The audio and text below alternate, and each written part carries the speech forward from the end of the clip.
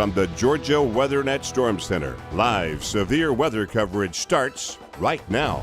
Good evening. It is 8:39. I'm meteorologist KJ Allen in the Georgia WeatherNet 24-hour Storm Center.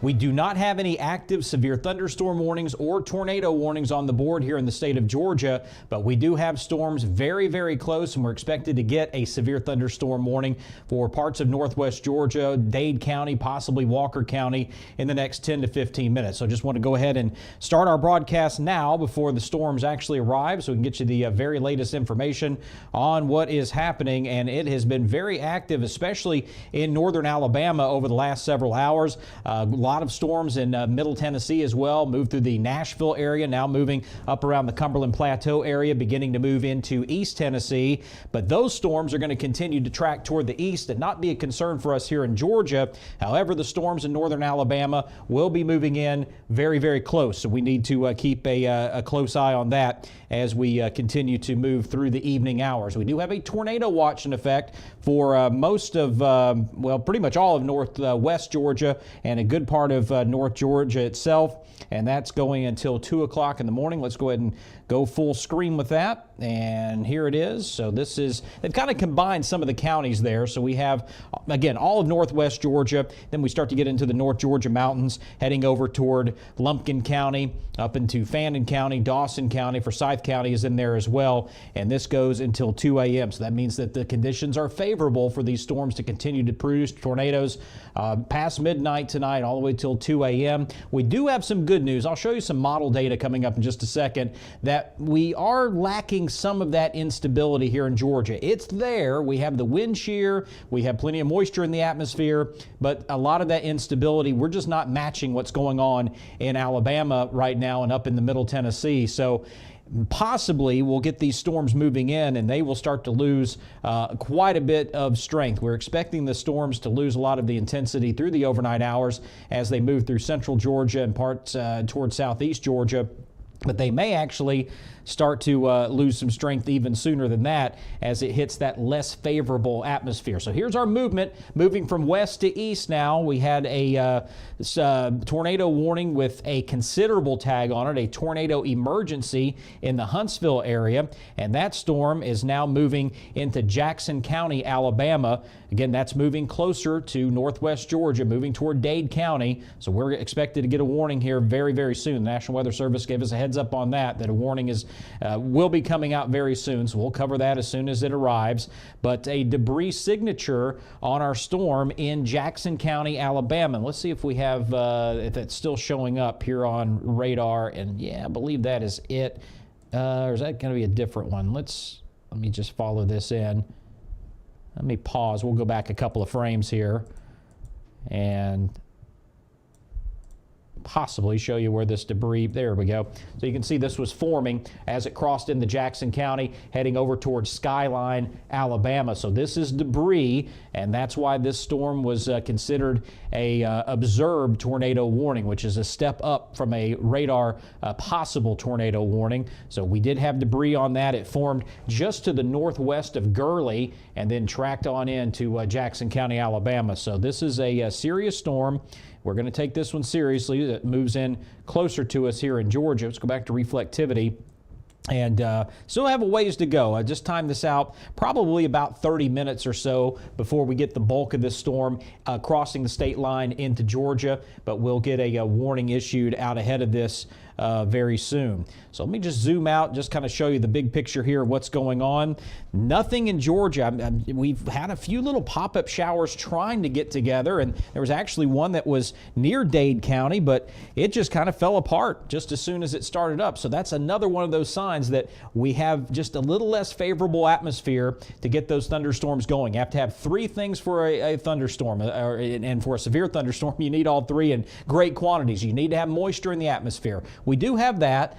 we need instability. We have it. It's not great. It's super strong in northern Alabama and up into Tennessee. But once you get into Georgia, it's just not as favorable. It's still there, so we're not going to let our guard down. And the other thing is we need lift. We need a lifting mechanism. And in this case, it's a frontal boundary. So this frontal boundary is helping to push that moisture up in the atmosphere, get that instability, and that allows it to rise and to continue to build on itself. So those are the three ingredients. Yesterday, we had a severe weather outlook for parts of North Georgia, and we were missing a lot of that moisture. We look at what we call the precipitable water in the atmosphere, and yesterday around this time, over most of North Georgia, we had about 1.5 inches. So that basically says if you were to wring out every single drop of moisture from the ground level all the way to the top of the atmosphere, how much would there be? And again, yesterday at this time was about 1.5 inches. That's just not a lot. You're never going to get more than half of that to actually fall from the sky, no matter what happens. So this evening, we have a little bit more precipitable water. We just don't have as much of that convective energy out there to deal with. And I'll show you some of the models here in just a second. We'll just kind of look at that and plus time out these storms, let you know when they are expected to arrive. But we're not going to let our guard down. Again, we do have that tornado watch in effect for 2 a.m. until 2 a.m. for all northwest Georgia, and then that spans all the way over toward Blairsville, down into Dawsonville as well. And so the conditions are favorable there. We may get that extended. We may get some of those counties dropped off. We'll just wait and see. We'll be right here to watch that live as it happens through the evening. But this storm, we're still looking at that considerable tag as it was moving across. And now we're back to a radar-identified possible tornado here with this system as it's moving through Skyline, Alabama, continuing to track east, heading over towards Stevenson, Alabama. And then next stop, we'll be moving in toward Dade County and Walker County. So that is what we're looking at right now. Just again, we're just seeing just a little bit of reflectivity here in southwest Dade County, right? Well, actually just crossing into the Walker County line here. But what we've been watching, this kind of starts to pile up a little bit, then it just fades right out. Up to the north, a little shower over Chattanooga. Same sort of situation here. We'll see what happens with this. Strong thunderstorm with great form up, looks like, just to the northwest of Cleveland, Tennessee. And so you got a little hook going on here, so good supercell form on that. So they'll be watching that. The storm will not affect us. That's going to continue to track through Bradley County, toward Bradley County. We're in Hamilton County, Tennessee here, Bradley County, and then tracking off toward North Carolina eventually if it holds together. But our storms here in northern Alabama, that's a big deal. Posted a picture on Facebook feed of the funnel cloud and possible tornado on the ground. Couldn't really tell if it was on the ground for sure from that picture, but that came out of Huntsville, and that was that storm that, again, it formed around Madison, Alabama, just between Athens, Alabama and Huntsville, and then moved almost just to the north of Huntsville, just slightly north of downtown Huntsville, and an enormous hail core over downtown Huntsville. Our radar was indicating up to 4 inches in diameter. Now, that's probably not what actually landed on the ground, but it very easily could have seen 2-inch in diameter hail there over downtown Huntsville. Some reports from some locations out there showing ping pong size hail, but some folks may have seen hailstones larger than that because it was a doozy, a big hail core that moved right over downtown Huntsville. So again, this is all Alabama. I understand this is the Georgia Weather Net, but the reason I'm talking about what's going on is because that's what's heading our way. And as advertised, there's that severe thunderstorm warning that has been issued. So this is going to be for all of Dade County and central Walker County and northwestern Catoosa County. So those thunderstorms capable of producing 60-mile-an-hour wind gust. May see half-dollar size hail with that storm. So yeah, getting bigger than the quarter size hail that we talk about a lot of times here on the Weather Net. 60-mile-an-hour wind gust, half-dollar size hail possible. So if you're in Trenton, Fort Oglethorpe, Rossville, Chickamauga, Lookout Mountain, the Chattanooga Valley area, Lafayette, Rising Fawn, Lakeview, Blue Spring, Coal City, Wildwood, Stevensville, Fairview, New England, I mentioned Chattanooga Valley, Morganville, Hooker, Cloudland, Canyon State Park. You are in the warning polygon, so just get ready for this very strong thunderstorm moving in. And once again, the possibility of that half-dollar size hail. See, maybe we can see if we can take a look at the hail core. And I usually don't have luck with this radar, so we can try our other radar, and which Usually gives us a much better view of that. So let's pull that up and see if we can. Been tracking the debris on our secondary radar here, but we'll go ahead and take a look at our hail. And there it is over between Hollywood and Fackler, Alabama. And that's Highway 72, US 72. Again, this is Jackson County, Alabama, but that's hail right there. That's really elongated as well. So this isn't a really tight, concise hail core. So that's kind of showing you there's a lot of disruption in the upper levels of the atmosphere, a lot of wind shear going on that's allowing that storm to possibly tilt quite a bit more. And with that tilt, that means more updraft. That means more fuel to keep those storms going. So yeah, we don't like to see these elongated hail cores, but that's what we have going on right now over in Alabama, there in central Jackson County, Alabama. Then out to the west of that, down in southeast Madison County, Alabama, we have a significant hail core as well, and also some strong hail moving in Madison, Alabama, again, right in that same area where the storm started rotating. Did not see any debris through Athens, Alabama, or Huntsville, or even as it moved to the east of Huntsville. That debris signature started popping up as it moved over toward the Jackson County line. So a little more rural area than downtown Huntsville. So hopefully we didn't have a lot of damage and hopefully no injuries there in northeast Alabama. But we're going to continue to track that and monitor that, and actually just keeping an eye on the weather chat coming out of Huntsville. Obviously, we're plugged into our weather partners here in Georgia. That's our primary concern. But just want to quickly scan here. Obviously, multiple reports of power lines down, as well as trees down in that Huntsville area. But so far, I don't see any reports of injuries. Yeah, so no reports of injuries at this time. So that's good news, and hopefully we will keep it that way. And just checking in with the Weather Service.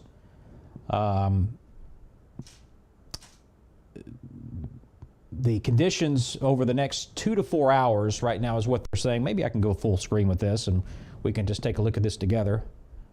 And so, yeah, the conditions for the next 2 to 4 hours will be favorable for those storms developing there in northwest Georgia. Their main concern is going to be up in the East Tennessee, but in parts of northwest Georgia, see the purple block there, and that pretty well overlays our tornado watch area. But those conditions are favorable for more development, and we could see those storms again over the next hour and a half to 3 hours or so. And then down in the parts of middle and south Georgia, going to be a little bit of a different story there. So we'll see how these storms react with just a little bit less favorable atmosphere as it continues to track to the southeast, moving down toward metro Atlanta, again down toward middle and south Georgia. Just a little different situation as far as the atmosphere is concerned. Now, it does start to bubble up again tomorrow, and we actually do have a severe weather outlook for tomorrow as well. Let me just clear off the screen here and show you what the Storm Prediction Center is saying.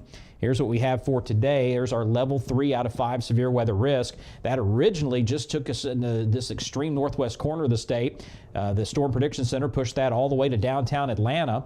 We have our level 2 out of 5 risk from LaGrange and then stretching up to Athens, up to Toccoa, to Clayton. Level 1 out of 5 severe weather risk, and a lot of this is going to have to do with timing because this takes us until 8 o'clock tomorrow morning. So these storms are going to be pushing on down towards southeast Georgia after daybreak tomorrow. But we do have that level 1 for Columbus, Macon, over to Thompson, and right there cutting right through the middle of Augusta.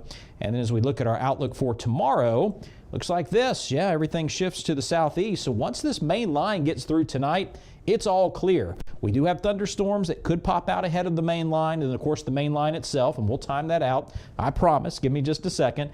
But then once it moves through, you're all clear, and we're going to have much drier air, noticeably less humidity over the next couple of days with this frontal system passing through. But a level 1 out of 5 severe weather risk for coastal Georgia and South Georgia. So from Savannah all the way over to Valdosta, we have that level 1 out of 5 severe weather risk. Not going to be a whole lot left with those storms, but again, there's going to be that instability building up again tomorrow as we warm up through the mid-morning and early afternoon hours that we could see those storms.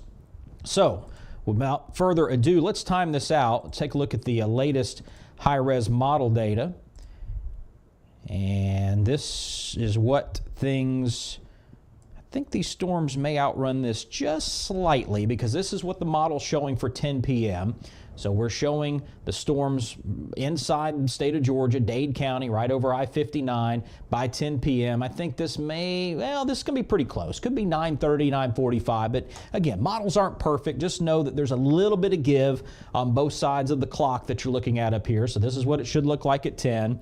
And then we'll just go forward hour by hour. This is 11 o'clock. Well inside Georgia now. Dalton, Calhoun, starting to move into Floyd County. Should be over just on the edge of that, moving into Rome. Then we go to midnight. We're continuing to move in slowly. This is 1 a.m. now into Atlanta and the northwest suburbs. Dallas and Marietta will be seeing that heavy rain stretching up to Gainesville. And again, heavy rain up in northeast Georgia up to Clayton. And then along I-20 around Carrollton, we should see those heavy showers.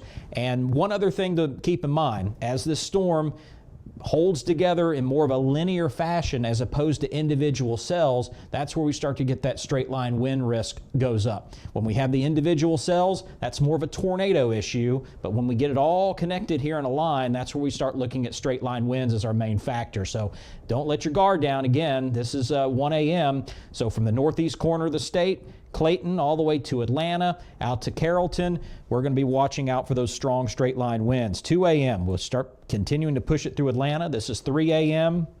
Should be out of the city by now. Storms up into Greensboro and then beginning to stretch down between LaGrange and Columbus by about 3 a.m. We're showing a lot of breaks here because, again, we're going to not be hitting as the most stable air. Plus, it's middle of the night, no solar heating, so some of the energy is going to die down a bit.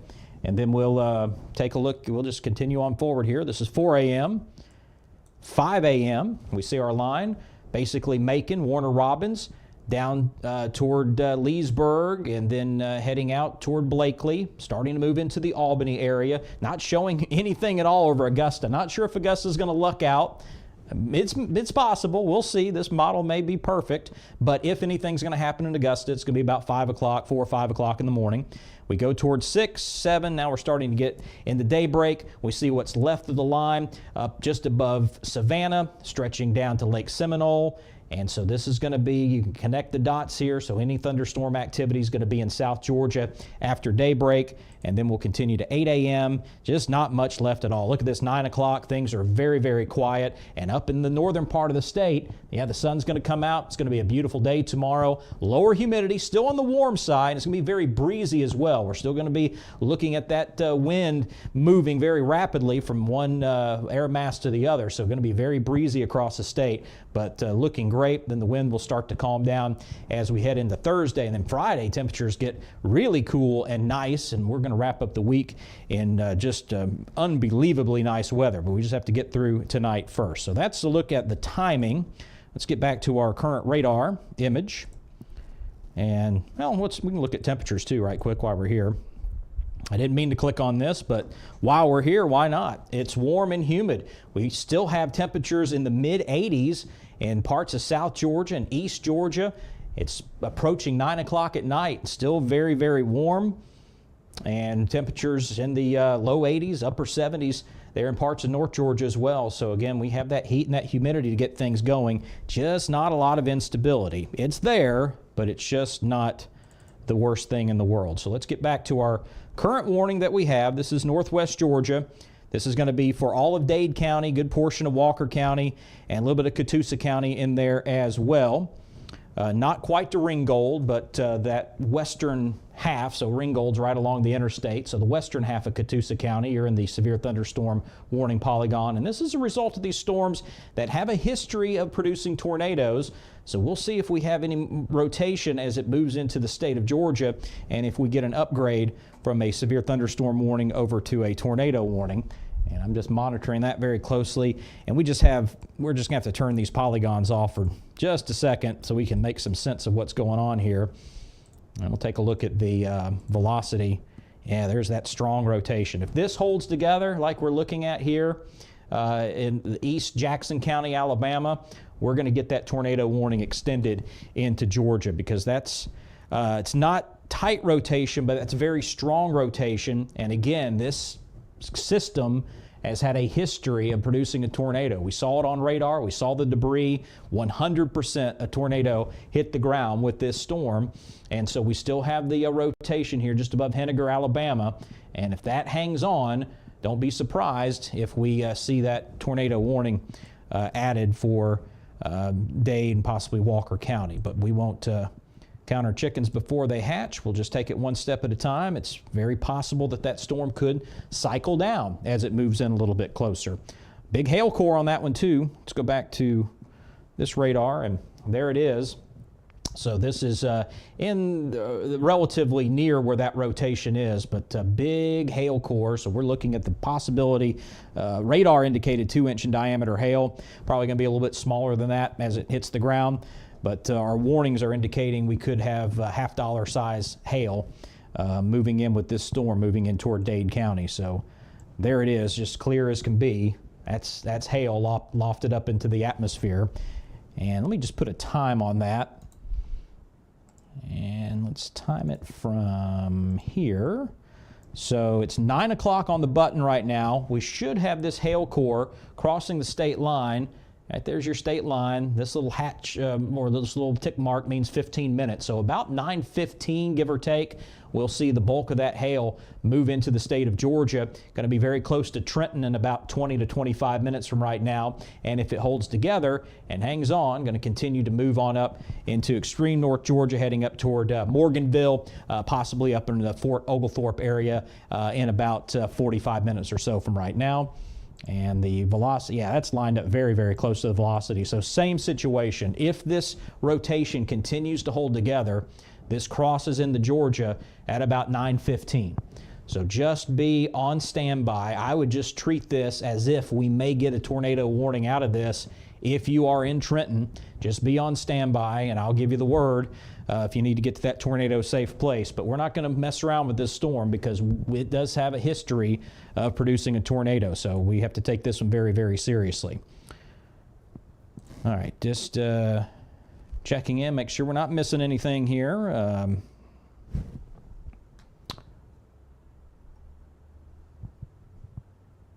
Yeah, the National Weather Service office there in Atlanta, they're watching that storm that we're watching here very closely. So they will be making a decision on that here over the next few minutes, whether or not to upgrade our tornado warning. Now, it's actually outside in Alabama. That rotation is actually outside of the warning polygon now. So this is being covered by their severe thunderstorm warning that they have here. This is out of the Huntsville office. This warning's out of the Peachtree City office, Atlanta. So the Huntsville office may be saying, hey, the rotation's broad enough. We're not concerned that it's a tornado threat at the moment.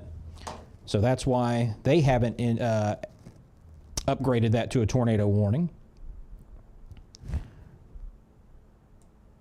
And let's just see what we have here. But each office, they're going to have a little different attitude about it. So we'll just see what the Atlanta Weather Service has to say about it.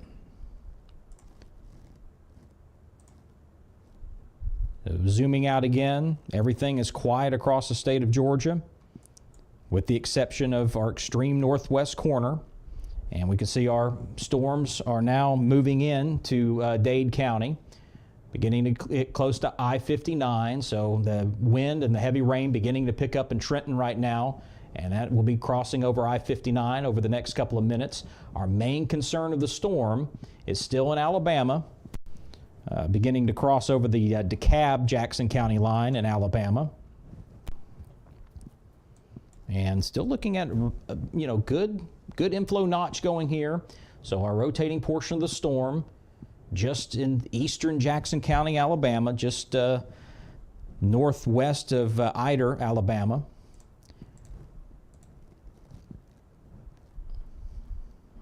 And looks like we have an incomplete scan there. Let's go on level up. There we go. So a little bit higher up in the atmosphere, and we can see this rotation. Very broad, but strong. So if anything, we're going to be getting very strong winds out of this storm. If the rotation has died down, that's a good thing, but the wind has not. We're still going to be looking at very, very strong winds coming off of that. And still very impressive storm structure. We have radar confirmed tornado now, and just above Grant, Alabama. So this is another very impressive structure. We show our inflow. So if we go back and look at our velocity, we should be looking at the rotating couplet. Let's go up another level here. Yep, right there. So very close to Grant. So all that lines up with the reflectivity. And not showing any debris. Was this debris? Let's see what we have here.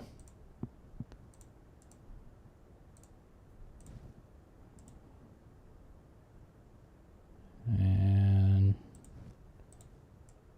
yeah, I don't think so. We may be getting a little bit of hail contamination here. I was just kind of looking at this little spot, whether or not that's debris or not. I'm not so convinced that necessarily debris, but nonetheless, that storm is rotating, so that we do have that tornado warning out there in northern Alabama, around New Hope, Alabama.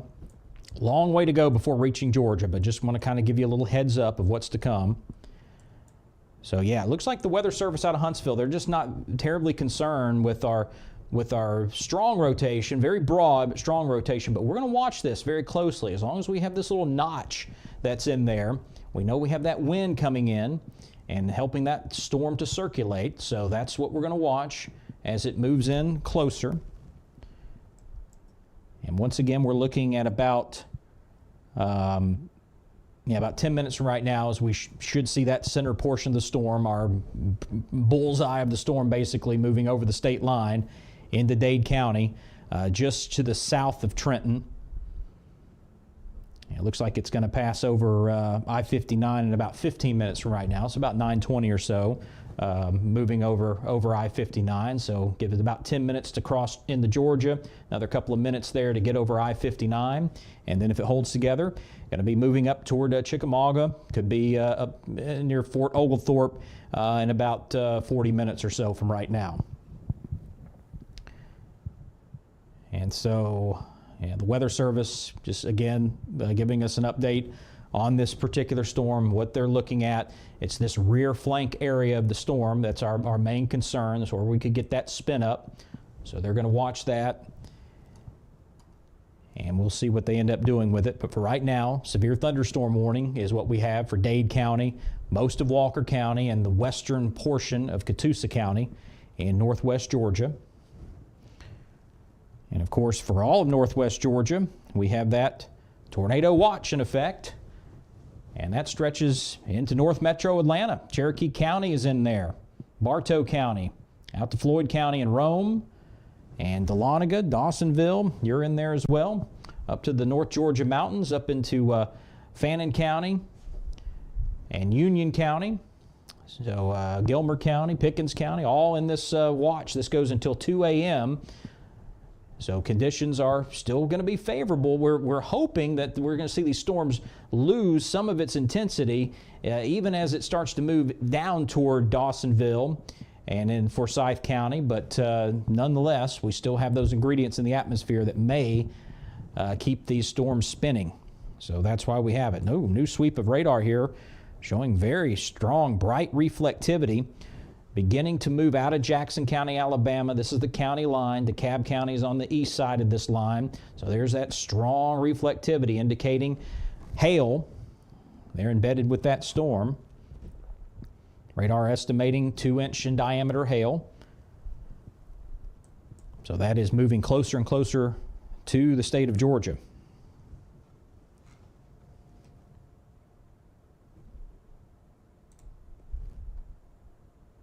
And just checking in.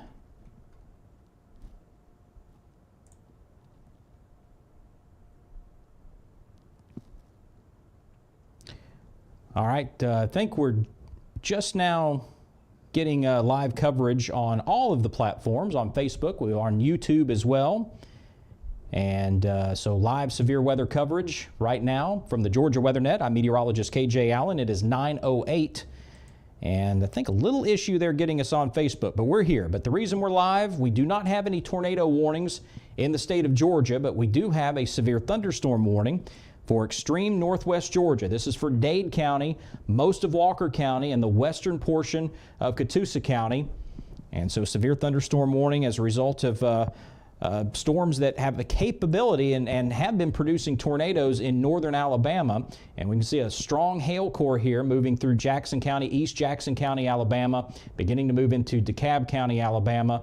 And this is going to be crossing the state line at about 9:15. So about 5-6 minutes from right now, we'll see that storm begin to cross the line. But just want to show you where we're looking at here. See a lot going on up in East Tennessee. These storms move through the Nashville area, now moving into East Tennessee across the Cumberland Plateau. We have multiple tornado warnings here west of Knoxville. These storms are going to continue to track toward the east, not be an impact on us here in the state of Georgia, but our storms in northern Alabama, this is going to be what we continue to watch pushing into northwest Georgia.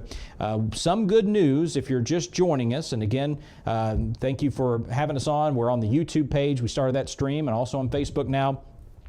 Some good news is here in Georgia, we have a little less instability in the atmosphere. You need the 3 ingredients to get thunderstorms to occur. You need moisture. We have that. You need instability. We have it. It's just not as strong as it is out in Alabama and up in the Tennessee. And you need lift. And we do have a lifting mechanism, and that's our frontal boundary. So this is a frontal boundary, so we get that little bit of push, and then the instability takes over from there. So the modeling is indicating that the instability is just it's there, but not terribly strong, especially once you get down into the mid-state parts of South Georgia. It comes back again tomorrow, so what's left of this line, and we'll time it out, we'll take a look at the modeling here in just a second, could reignite as we move through the day tomorrow. So everything is quiet across the state of Georgia. It is very warm, very humid out there. We take a look at our temperatures. We're still showing those mid-80s in parts of South Georgia, 80s up in Atlanta. It's 81 degrees in Athens and mid to upper 70s in North Georgia. So very warm, very humid out there, and that helps get the storms going. But then once that frontal boundary moves through and the storms are clear, everything's going to be quiet. You'll notice the humidity will start to drop a bit, and temperatures will really be dropping over the next couple of days. We're going to be seeing high temperatures in the 70s as we head toward Friday here across the state of Georgia. So big difference, and that's why these storms are so strong, because it's the difference between those two air masses. You have that warm, moist, humid air, that Gulf moisture here in the south, in the southeast and across Georgia, and then cooler air on the backside of that. So been monitoring this particular cell that's moving out of Alabama. This had a tornado debris signature on it once it moved east of Huntsville. It started to form. We got the rotation on it, looked very, very strong. We had a tornado emergency issued for the Huntsville area.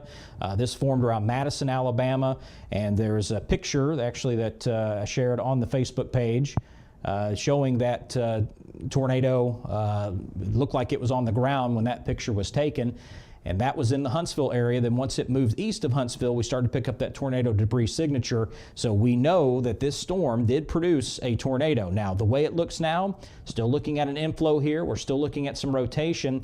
Very, very strong reflectivity, so that's a sign that we have hail. Could be 2 inches in diameter. The warning is indicating could be looking at $half size hail in addition to the 60-mile-an-hour wind gust. So the Weather Service is watching this cell very, very closely. If this starts to rotate anymore, we get a tightening of that rotation, we may get a tornado warning issued for Dade and Walker County. But we'll just take one step at a time.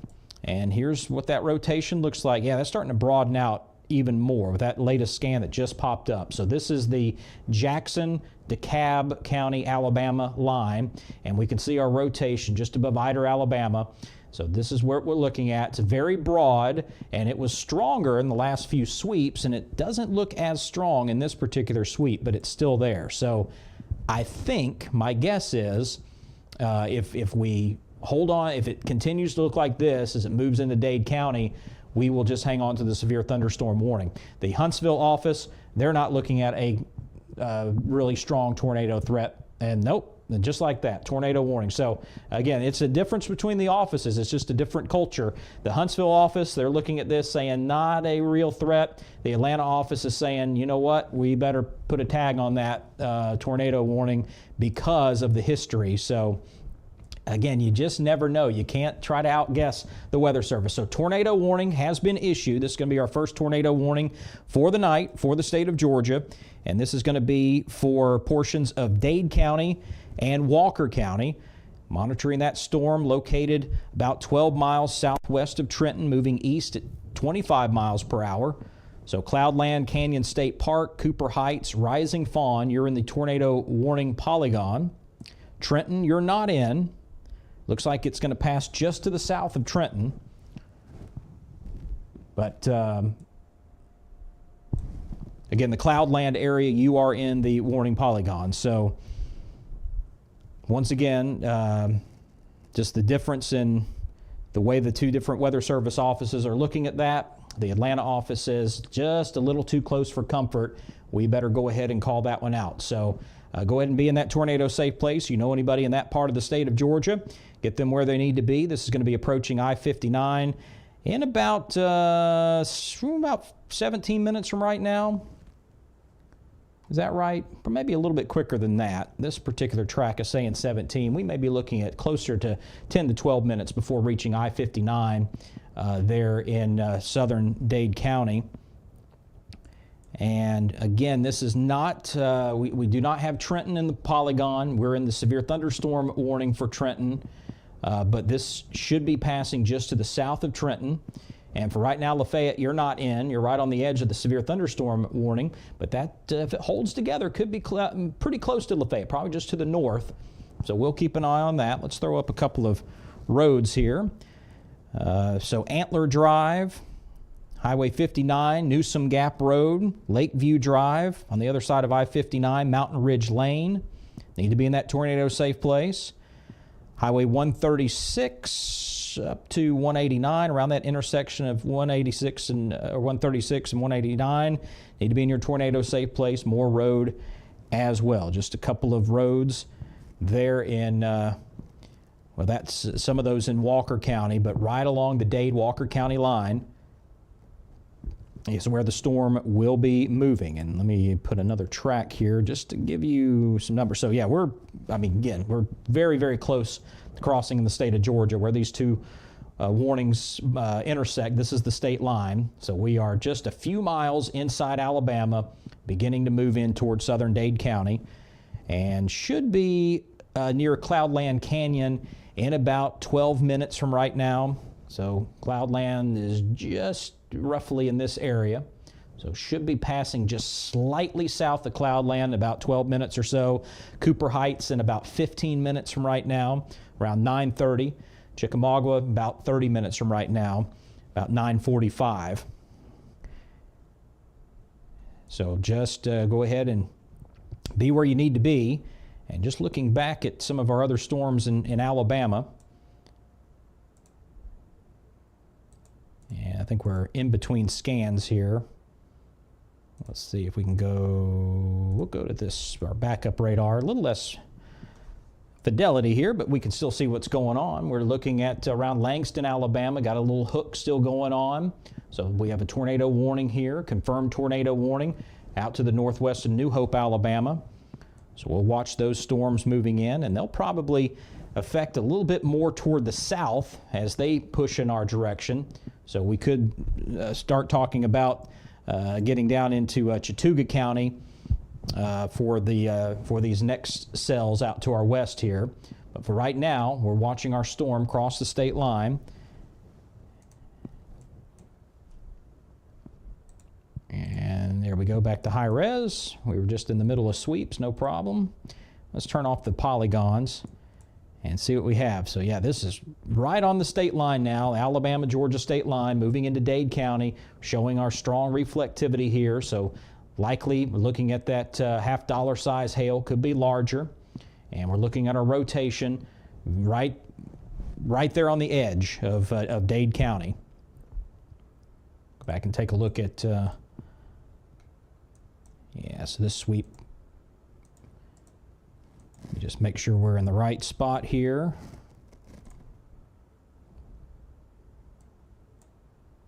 Okay, yeah, this sweep's about 5 minutes old, so this is actually going to be a little bit more in, so I think we're just inside Georgia now, so need to be in that tornado safe place in southern Dade County. Turn the polygons back on.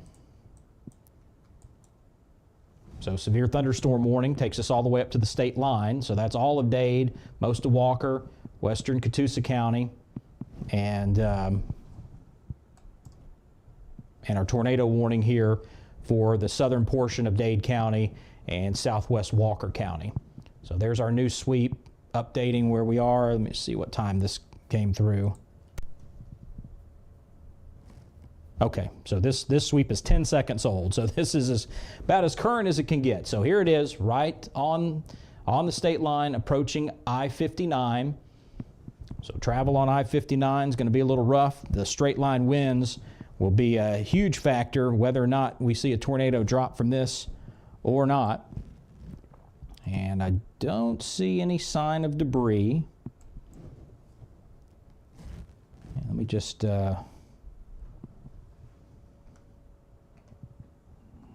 we can take a look at this together and put this in motion.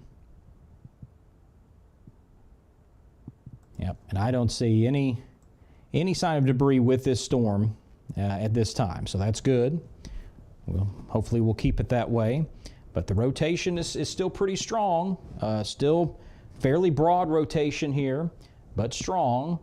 And just straddling the Alabama state line, DeKalb County, Alabama, Dade County, Georgia. This is what we're looking at, extreme northwest corner of the state. Emily checking in from Wilkes County. Yeah, let me go ahead and, while we wait for our next sweep, just take a look at the modeling. And we'll just take this hour by hour. And I think we should have some new model data coming in. So here we go. So this is what we should be looking like at 11 o'clock tonight. So you can follow along. This is what the radar estimated time is. So we see our storms stretching all the way up around just to the south of Chattanooga, up to Cleveland, Tennessee, and then moving into extreme northwest Georgia, starting to move in toward northern Floyd County. So about 11 o'clock or so, these storms are going to maybe outrun the modeling just a bit, so just give or take an hour on both sides. And if anything, it's probably going to reach you a little bit quicker than what this clock says. But at midnight, we should see the storms stretching from Hiawassee down into the Canton area, down to Carrollton, starting to move into the northwest metro Atlanta area. And then over Atlanta by 1, 2 o'clock in the morning, we see it up the I-85 corridor. So up to Lake Hartwell, heading down through Gwinnett County, Atlanta, then stretching down I-85 down to the south around LaGrange. That's at 2 a.m. And keep in mind, once this main line moves through, the backside is all quiet. Nothing else is going to pop up. This is going to be much cooler, drier, and stable air. So our main line here, we start to see some breaks, some cracks in here. As I mentioned, not as much instability here in Georgia compared to our states out to the west and to the north of us. So we're going to see some weakening. So this looks like about 3 a.m. for Washington. So 2, 3 o'clock in the morning or so, but it's just not looking all that bad. But don't let this deceive you. We see some spots in here that are still pretty rough. So just be on standby. If all goes as planned, we'll keep our fingers crossed. The storm, once it crosses really that I-85 corridor, it's going to be hitting a less favorable atmosphere. And also, we're in the middle of the night. We have no solar heating, obviously, so that's going to be another factor that's going to help us out just a bit. But just be on the lookout. Around 2, 3 o'clock in the morning for Washington. We're going to start heading through Lincoln County there and then stretching down to the south, metro Atlanta, beginning to move into Columbus around that same time. We head toward 4 a.m.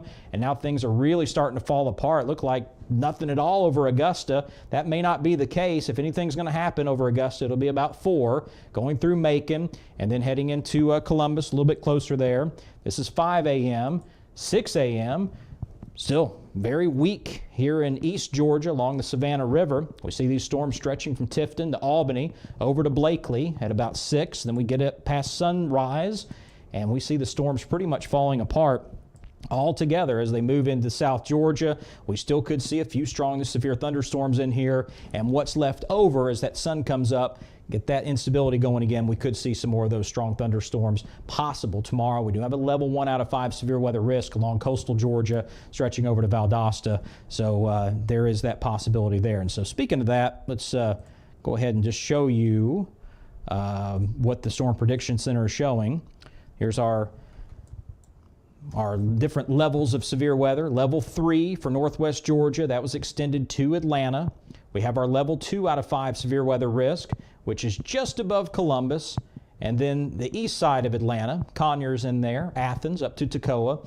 And then this thin line here, level 1 out of 5 severe weather risk, just above Augusta, and then stretching down to the south of Columbus. And this is going to be timing. This is our map that takes us until 8 o'clock tomorrow morning. So as we're looking at the modeling, all the storms are going to be past this line by 8 a.m. So we take a look at the day 2 outlook for post 8 a.m. And as I mentioned, there's that level 1 out of 5 severe weather risk for Savannah to Brunswick to Kingsland over to Valdosta. So coastal Georgia, South Georgia in there.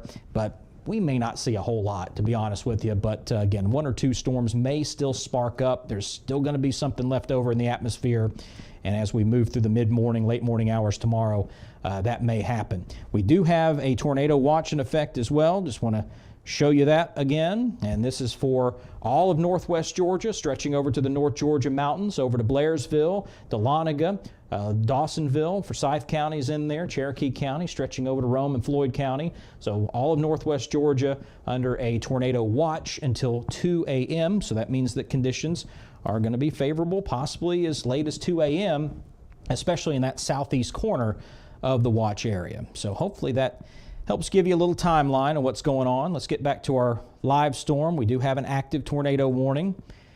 And the Huntsville office has jumped on board and agreed with Atlanta and said, yep, that rotation is there. So they're a little bit more reserved on issuing the tornado warnings, but in this case they did just as it's crossing into Georgia. So another sign that this is a warning that we need to take seriously, because we have both Weather Service offices in agreement that this storm is rotating and capable of producing a tornado. And yeah, that's some strong rotation there. Let me advance this. Yeah, we may have to switch radar sites. I think we're getting another scan coming down, because this should be across I-59 by now. Let's wait. It looks like a scan is coming as we speak. If not, that's okay. We'll flip over to, we'll change radar sites. Yeah, that's an old scan. Let's see if we can get a little bit more current scan out of Atlanta. Once the scan is more than about 2 or 3 minutes old, I'm ready to move on. So we need to know what's happening in the now. So we should be getting this data loading up here momentarily, hopefully. Let me see if we have. Yeah, I may have a storm over the high top radar, so that may be what we're dealing with there. We may have a little radar outage. There we go. So we'll flip over and take a look at this radar for now.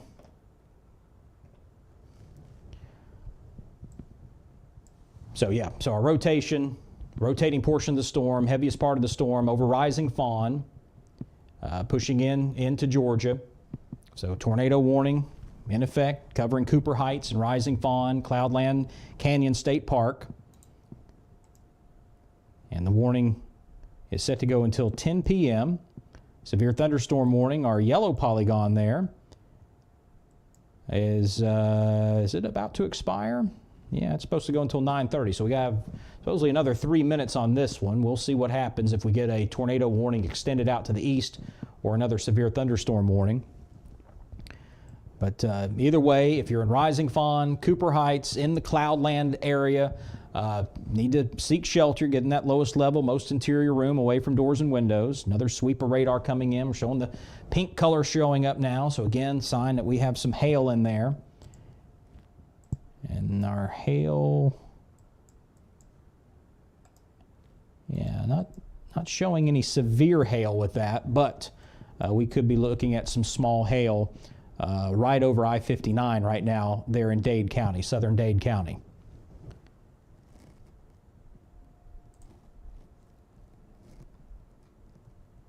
And Doris checking in from Columbus. Thank you for checking in. And we went through the timing of the storms. Again, we're looking at very, very early tomorrow morning, around 3, 4 o'clock in the morning or so. But we're looking at the storms losing a lot of intensity as it moves into the Columbus area, but still be on standby very, very early tomorrow morning. So you still have a few hours to go before that line moves in. And just going back to our other radar site here. Yeah, I think we may be getting some data that's not coming in from the high top radar, because again, we have the radar site is right here that we're looking at, and we have these severe thunderstorms all around. If there's one right on top of it, we wouldn't be able to see it because the radar can't shoot straight up into the air. So maybe losing some data coming out of the high top radar, which is unfortunate because that gives us a really, really good view here in northwest Georgia. Our warning polygons have disappeared. But yeah, that data is old, so we're just going to have to go with Atlanta radar for a little while and do our very best. Yeah, so again, a little bit harder. The information there is a little further from the radar site, so it's not as much fidelity, but we can still see what's going on. We still see this strong portion of the storm right over I-59. There we go, new severe thunderstorm warning. That's a good sign that may be losing some of that rotation of the storm. So this one's going to be a big one. This is going to cover Lafayette. This is going to cover southwestern Catoosa County, southwestern Whitfield County, Walker County, southwestern Dade County. And this warning is going to go until 10:15. So big area and a long duration severe thunderstorm warning. Storm located right over Rising Fawn, I-59, moving to the east at 25 miles per hour. So we have the possibility of 60-mile-an-hour wind and quarter-size hail. So locations in this warning, the yellow polygon will be Lafayette, Naomi, Rising Fawn, Suttles Mill, Noble, Wood Station, Mill Creek, Linwood, Beaumont, Cloudland Canyon State Park, Cooper Heights, and Rock Springs. Need to be ready for a severe thunderstorm moving in, and a storm. Let's see if they put the tornado capable tag on it. They should.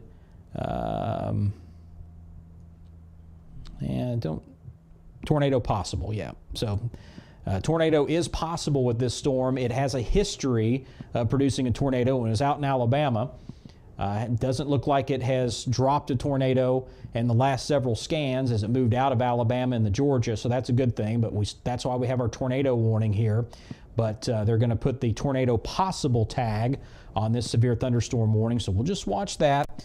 Going to be moving just to the north of Lafayette. Put some times on here, and not a whole lot of communities to pop up, but should be in just above Lafayette at about 10:03.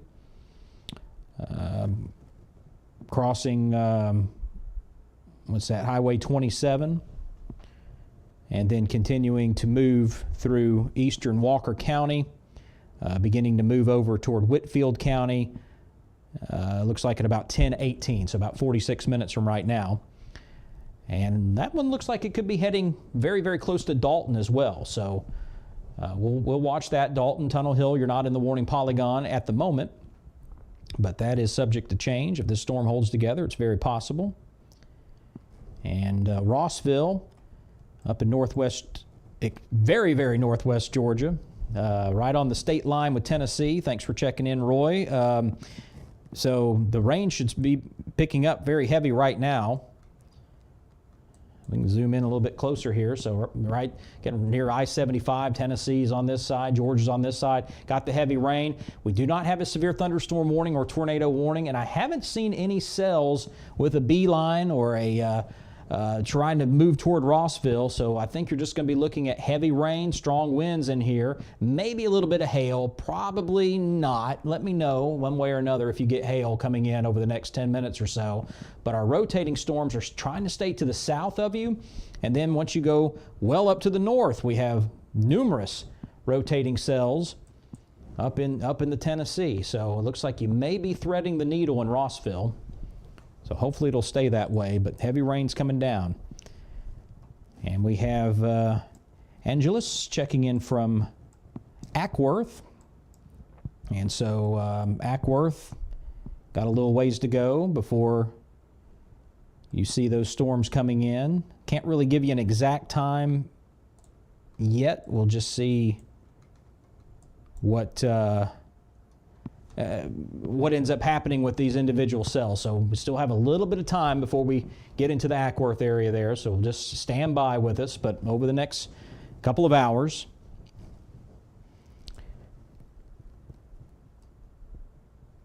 and all right, so thank you all for checking in.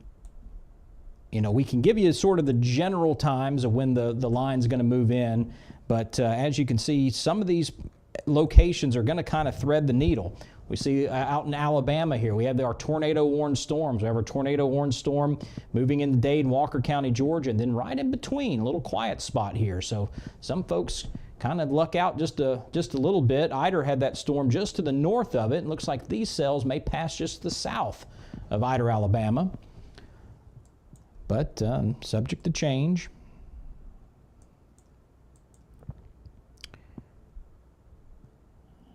All right, while we have a moment, just want to remind you, Tornado Watch is also in effect for all of northwest Georgia, down into north metro Atlanta, and off into the east over toward the mountains. Enjoying a refreshment here so I can keep broadcasting here. Don't want me to lose my voice, right? So all the way over to the mountains, over to Blairsville, Dahlonega, Dawsonville. You're in there as well, down into Forsyth County, so North Metro Atlanta. This is our watch that takes us until 2 a.m. So we'll just continue to watch the weather and look out for the potential of those tornadoes. Let me see if we can pull up the latest.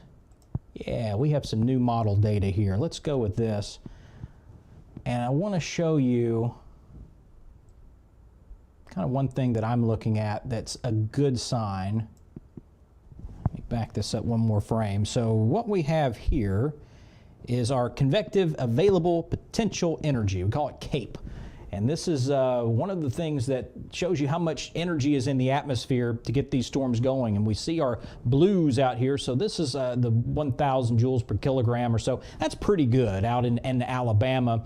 And we see some areas here from Atlanta stretching over toward, getting toward Augusta. And it looks like around Greensboro, Tolliver County area with a little bit higher CAPE, but for the most part, it's much lower than what we see out to the west and what's going on up in the Tennessee. And as I run this through the overnight hours, it doesn't really get a whole lot worse. And as a matter of fact, it starts to fade out quite a bit. So this is 4 a.m. and we can see that CAPE is still here.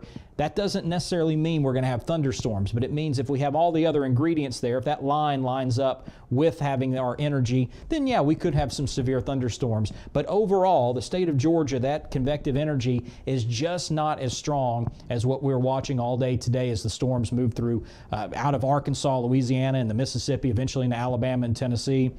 So that's a good sign. As we move through the overnight hours, I think we lose quite a bit of energy on these storms because they're just going to be running into an atmosphere that's just not very cooperative. So doesn't mean we can let our guard down. We still need to keep an eye out because these storms have been really packing a punch all through the evening hours.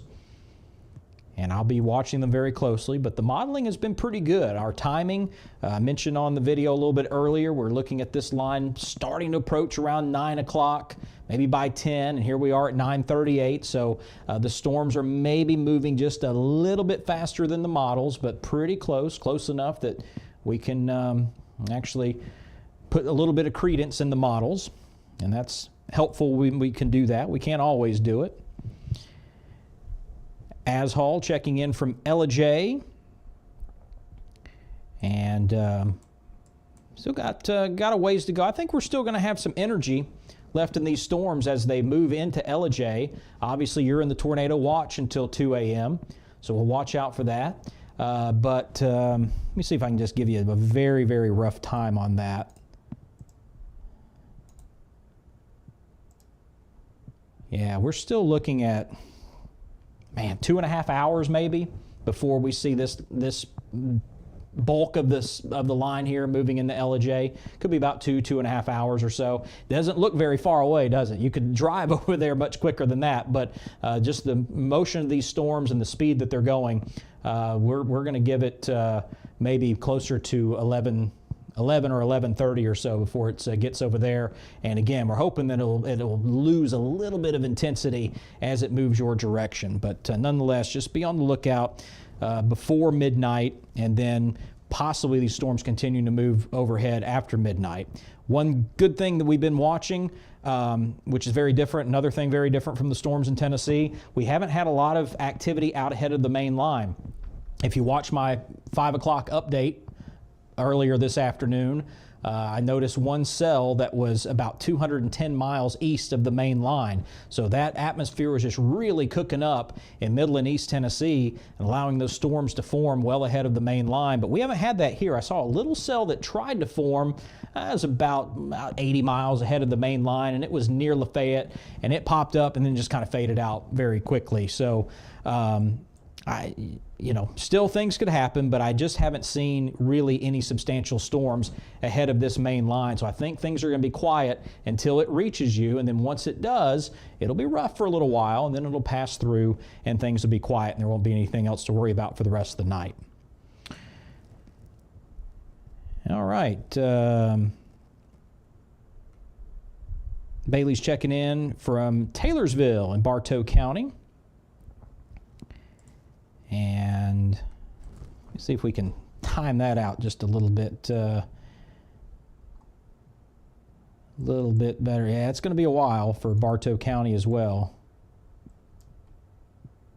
And once again, it's not far. Just heading up I-75. If you want to find the thunderstorms, you can get to them very quickly, but the thunderstorms reaching you, let me just put this in motion. You can kind of see what I'm talking about here. You can see how it is moving east, but the cells themselves are kind of got a little bit more of that northeast movement. So it's going to take a little bit to go. We're probably more than an hour before we get this line out here around Albertville, Alabama, start to move over toward Bartow County. So I think you're going to get the storms by midnight. Let's keep our fingers crossed they'll lose intensity. I do like what I'm seeing here in terms of no tornado warnings from Coleman down to Birmingham. We do have a confirmed tornado warning. This has been our hot spot between Huntsville, actually just on the other side of Huntsville around I-65 all the way to the Georgia line. This has been the hot spot of storms that want to spin up. I've been watching over the last few hours, and just not a whole lot here in the southern part of the line. Now, that can change. I mean, we can take a look at this cell here around Coleman and see if we have anything mischievous going on here. It's right on the edge of the line, but it doesn't look like it. That's around Eva, Alabama, just above Coleman. That doesn't look like it's trying to spin. That's severe. There's strong winds in there, but this is going to be the part of that line that's going to end up moving ultimately toward Rome and then over in the Cedartown and that neck of the woods. It's just really this extreme northwest corner of the state where we're watching these cells come out of Alabama and do what they do. So our next cell that we're watching, our confirmed tornado warning, that is going to be moving in toward Tryon. So we could maybe see a tornado warning extended into Chattooga County, but we'll watch it. So if you're just joining us, only one tornado warning, and that cell is beginning to move out of the warning polygon now. So that is to the northwest of Lafayette. We're about, let's measure it here. Yeah, got a little update there, about 7 miles northwest of Lafayette. And we can see a little portion here out in the Dade County portion has been dropped off. So Dade County, you're in the clear. Our tornado warning that came out of the Huntsville office, they issued this thing late, just as it was crossing the state line. That's really irrelevant as well. So understand we don't have another cell coming in to that southwestern corner of Dade County. That's just part of this warning. But they have not canceled that. They have other things that are more important than canceling that little polygon there. So just know that Dade County, you're in the clear now, and we still have our tornado warning though for portions of southern Walker County. And just looking at the rotation, it's still there. We can see our reds folding into the green folding into the red. So we see that rotation fairly broad. So if we have any issues at all, it's going to be there north of Lafayette. It's going to be up around 193 West Cove Road, moving over toward Kensington Road, Halls Mill Road. You're in the tornado polygon and you're near the rotation. It does look like, again, just crossing Highway 157, crossing the state line, or no, the county line rather. Let me turn the roads back off again. We can see the county line, a little hard to see there, but Dade County's on this side. There's Walker County. So just inside Walker County, still showing that rotation. And yeah, this is going to be close to Lafayette. We'll see if they keep it going or not. Maybe I can get a hint. Maybe they'll give me a little teaser here of what the plan is. Yeah, and we actually just got word here from the Weather Service that high top radar is down. So maybe thunderstorm got to it, which is interesting. If you look very close, that's the radar site we were using, high top, which is perfect. Very, very close, gives us a great shot into northwest Georgia. And it's showing that it's active, but it's not. If we look at it, if we pull up the data, it's old data. So that's why you always have to look at the time stamp on your radar to make sure that you're not looking at old information. But we still have the Atlanta radar. So this isn't down just for us. This is for everybody. So we're able to pull the data from any radar site that we want. We even have a super secret radar site down in the Gwinnett County area we can pull from every now and then. But that's we keep that a secret. Just kidding. This is all public, that's what's great about our weather service, our weather system. We're able to get this information out and share it with you very easily without jumping through a lot of hoops. But again, our high top radar is down. We're looking out of Atlanta and we're still seeing our strong thunderstorm here, our severe thunderstorm moving into Walker County. And our tornado warning is still in progress. And we'll see if they keep this one going. Supposed to end in 14 minutes, but we are seeing the bulk of the cell, that rotating portion, starting to move out of the polygon now. And that's why we have our severe thunderstorm warning. Takes us all the way over to I-75. So that has that western portion of Whitfield County in there as well. Dalton, you're not in it yet, but it does look like the cell is trying to move that direction, move close to Dalton. All right, so right now the plan is no tornado warning to be extended past what we have here on this cell. Now we're going to watch our cell coming out of Alabama, our next cell coming out of Alabama, just to the south of Scottsboro, near Section, Alabama, right over there. This one we're going to watch, but our cell that's in Walker County, right now the plan is to not extend the tornado warning, so that's good. The rotation is just not strong enough to warrant that. If it tightens up, or if anybody up there sees any sort of rotation, then that will change in a hurry, but for right now, it looks like they're going to just let the severe thunderstorm warning take over. Peggy Sue checking in from Fayette County, South Metro Atlanta. And what time did I have on that? Let me pull up the model.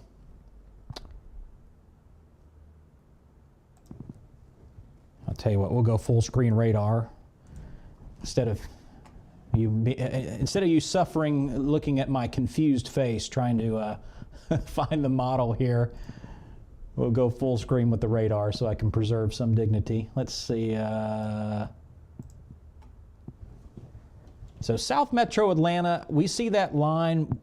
It's going to lose a lot of intensity, but I'm seeing it cross in around 2 a.m.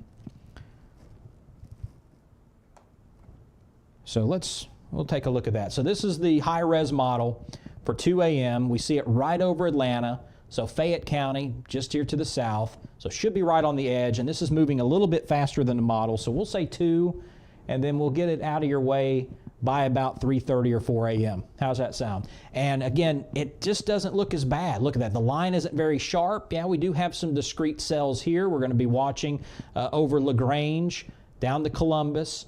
We'll watch out for this. Taylor County. We'll watch out for some of these. It still could go severe. But for the most part, this line is just getting pretty weak as we move through the overnight hours. So hopefully that helps. Just don't be alarmed. Don't be panicking over in South Metro Atlanta, but just be aware that in the middle of the night when you're trying to sleep, it may be thundering and lightning out there. As checking in with some linemen heading out there. I saw a picture of a bunch of the Alabama power trucks all lined up ready to go because they knew it was going to be a doozy. And I've been seeing the reports coming out of the Huntsville area about all the trees down, power outages, and lines down. So I know they were ready. And yeah, I know a lot of folks here in Georgia and the Southern Company, they get out there and mobilize fairly quickly.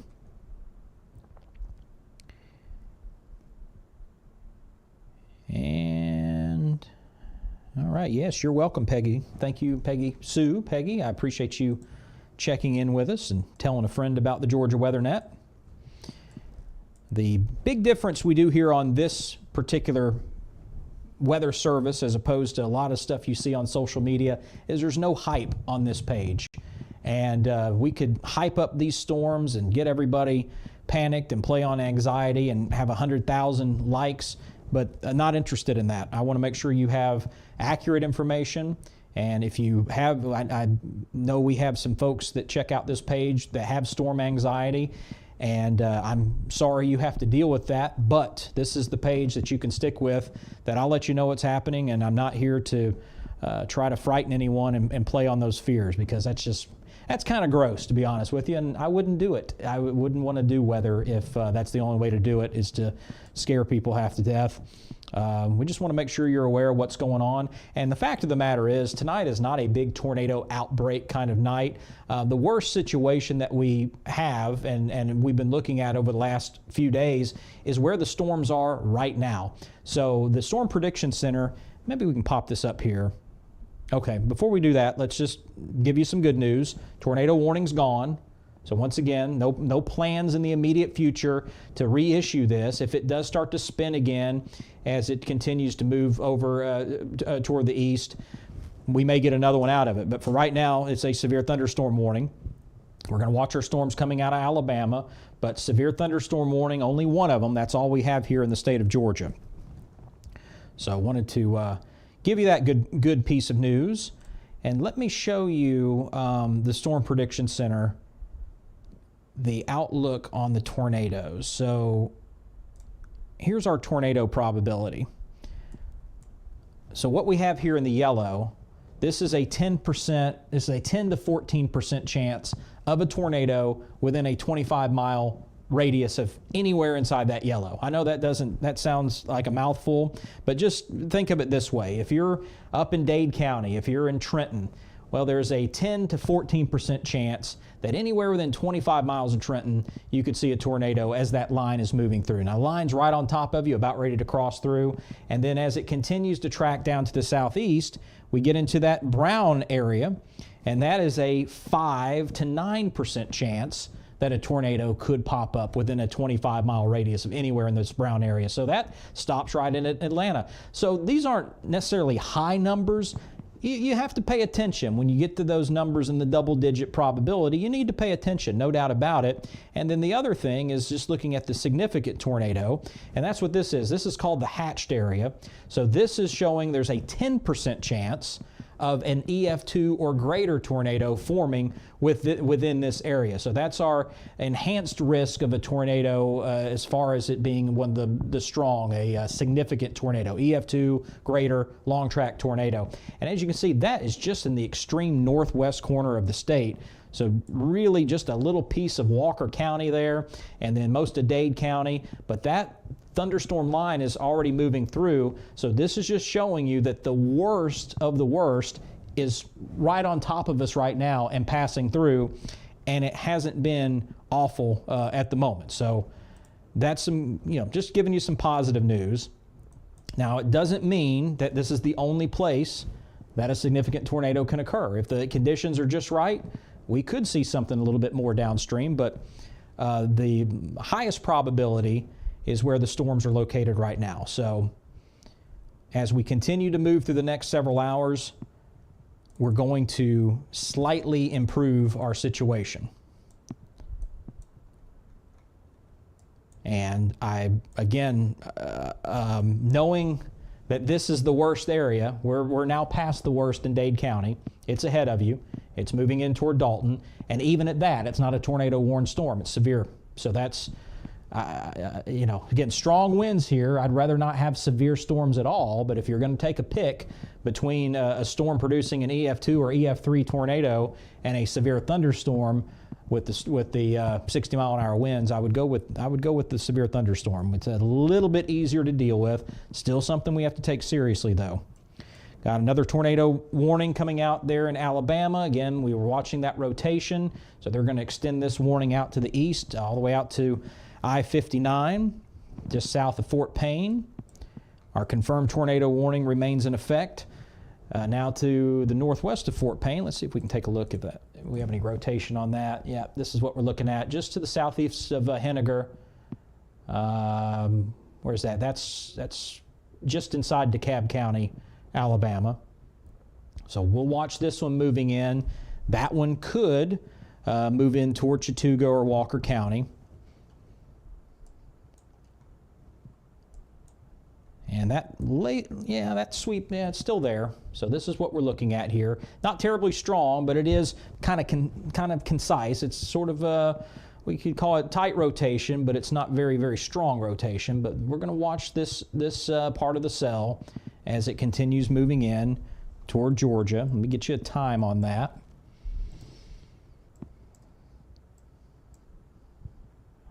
Let's see. So is that near Sylvania? Oh, there it is. Okay. So we'll put the storm track there. And we're looking at that crossing the state line in about 20 minutes from right now. So roughly 10:20. And that should be, again, right on the Chattooga-Dade County line if it holds together. And we'll be moving towards Center Post. Should stay above Tryon and between Tryon and Lafayette. So that'll be our next cell to watch right here. Continue to track. There's your county line, Chattooga, Walker, up here's Dade County. So that's going to be moving very, very close. So just be on standby. You don't have a warning yet, but it could come out. And the Weather Service, looking at that storm in Walker County, we are seeing that rotation still there. Got a little bright green starting to show up. So this may be showing some signs of getting back together again. So we're just above Lafayette, up Highway 27. No tornado warning yet, but if this next scan comes out and it looks a little bit brighter, if we get the bright greens and the reds close together again, a little bit closer than what we're showing right here, we may get another tornado warning out of this.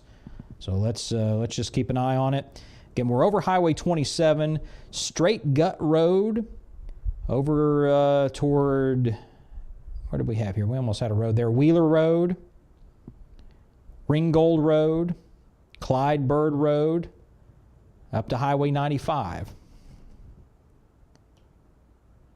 And just showing you a couple of, I'll go full screen so you can see that a little bit better. So our storm is trying to rotate again around Straight Gut Road there above Lafayette and Walker County.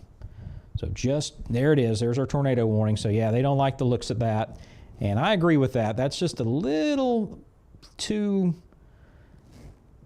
much. It's right on the verge. Again, some meteorologists and some weather service offices may not call that one, but the Atlanta office is saying we're not going to play around because these storms are not playing around. So tornado warning for southwestern Catoosa County, southwestern Murray County, Whitfield County, and southeastern Walker County. That storm over Linwood, just to the north of Lafayette, moving east at 25 miles per hour. So possibility of a tornado with this storm and quarter-size hail. So this does cover Dalton, and the storm is going to be moving right into the Dalton area. Get you the time on that, about 10:41.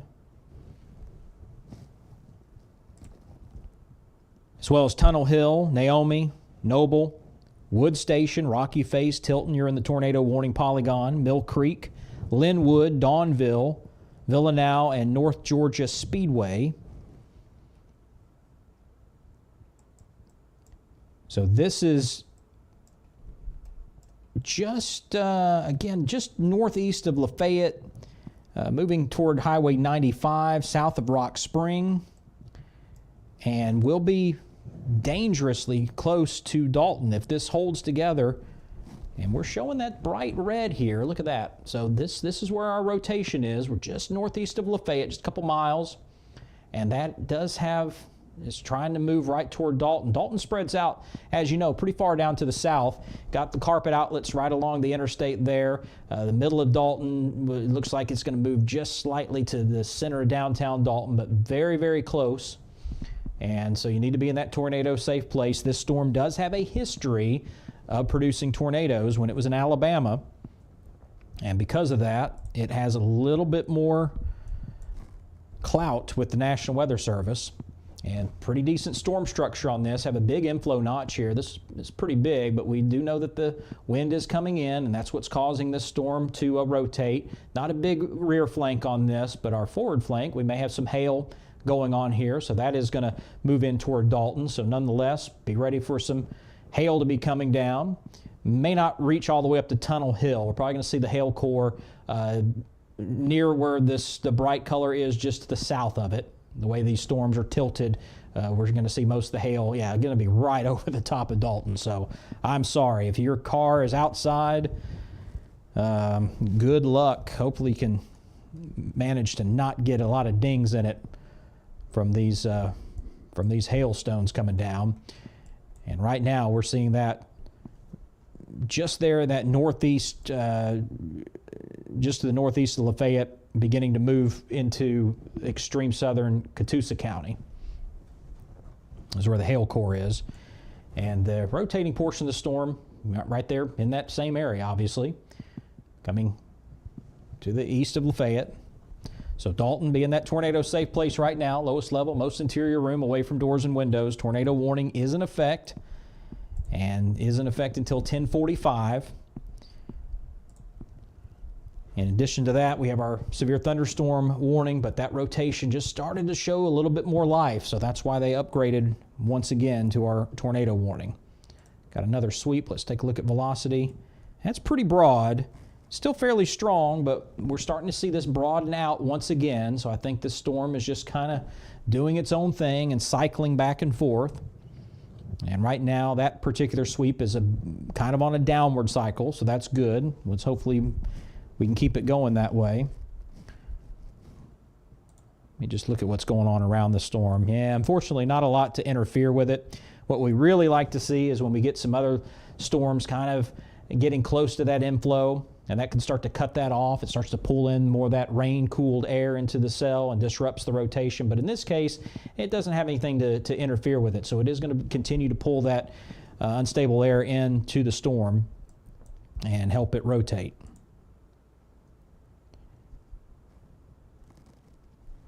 All right, let's see what we have.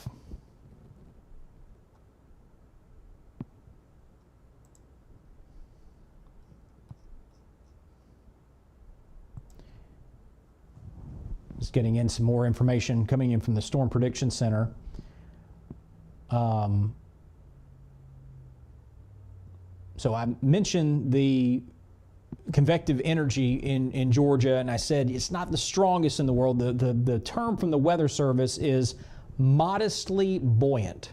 So not extreme, not anything that you need to worry about tremendously, but enough to keep these storms going. So modestly buoyant, I like that term. I'm going to borrow that next time.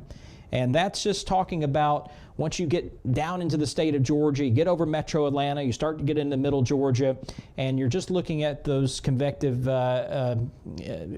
values around 500 to 1,000. I know that doesn't mean a whole lot, but really what we were looking at out in Alabama, we're looking at over 1,000, 1,500 joules per kilogram, and that's some pretty unstable air, and that can work with that. But we see those values drop off tremendously as we move through the state of Georgia. So that's going to be another thing that's going to help us through the overnight hours, that the storms are just not going to have as much favorability. There's going to be some favorability there, but not as much as what we were looking at up in Tennessee and Alabama and Mississippi through the evening hours. So I appreciate that that term, modestly buoyant. I was just trying to figure out a elegant way to say it's not extreme, but it's not invisible as well. It's there, and I think that's a good way that they put it at the Weather Service. So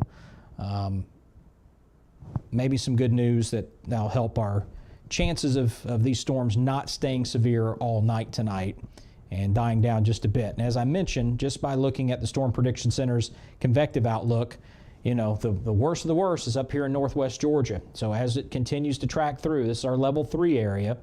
Once we start to cross Atlanta and cross I-85, we get into our level 2 area. So that's just a sign that things are just not going to be as strong as it has been over the last few hours. All right. So if you're just joining us, we're in northwest Georgia. Tornado warning is in effect for southwestern Catoosa County, southwestern Murray County, Whitfield County, and southeastern Walker County. This goes until 10:45. We had our storm that was showing some rotation as it moved into the state of Georgia out in Dade County, crossed into Walker County, and then it lost that rotation. Then it started to get it back together again. So because of that, yeah, that looks pretty convincing right here, right over Highway 151. Here we are. That's our rotation. And we're getting to the point here that I probably just need to be looking to make sure we don't have any debris.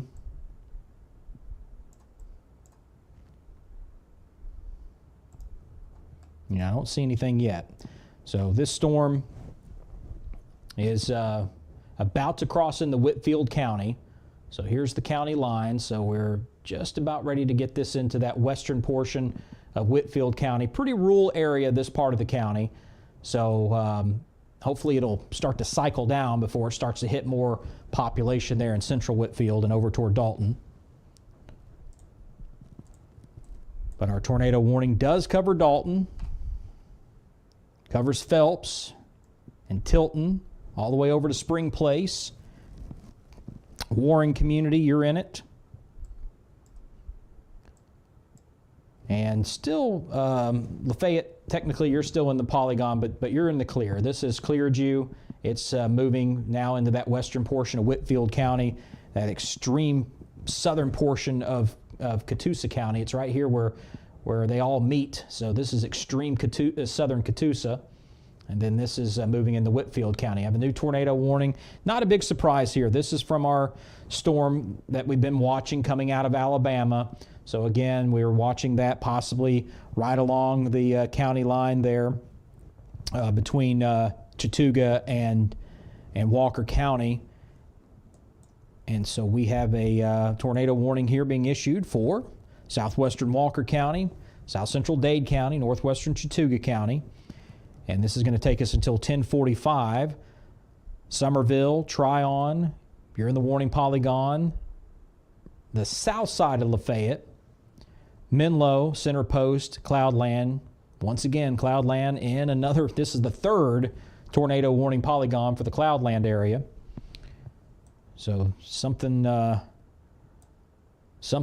the Cloudland Park area attracting these storms, it does appear. But no surprise here. We've been watching that rotation just now crossing I-59. So we're getting that closer to the state line. And as we're talking about, we're going to watch it right there on the county line between Chattooga and Walker County.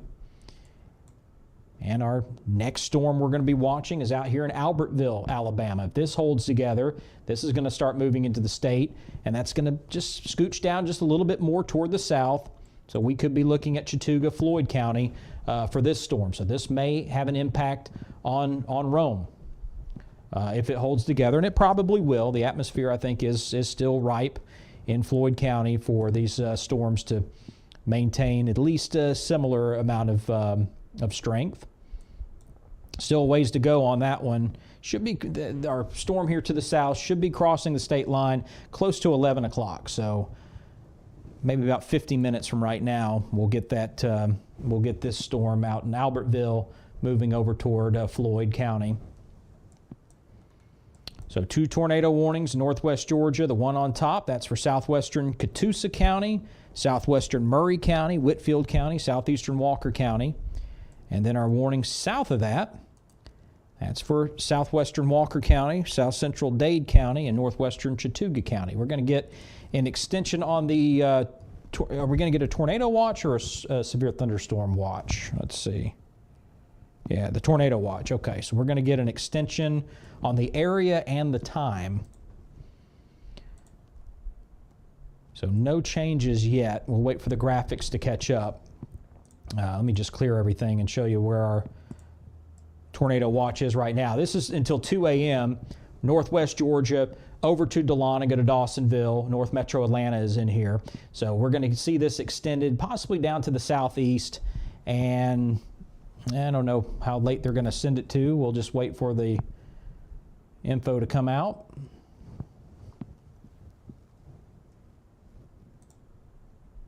And let me get back to our radar.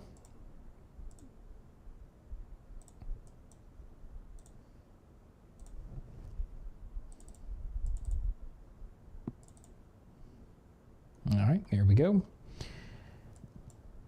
So heavy rain coming down in Dalton, all the way stretching up to around Tenga, up to the Tennessee state line with Georgia. Over here is McKaysville, Copper Hill. We have some heavy rain going on as well. And then the severe thunderstorms with our possibility of our tornadoes. 2 cells that we're watching. One's not quite in Georgia yet. It's moving out of Alabama, moving in closer. Let's see if we can see the rotation on it. Yeah, this... Let me just take a look at our other radar here.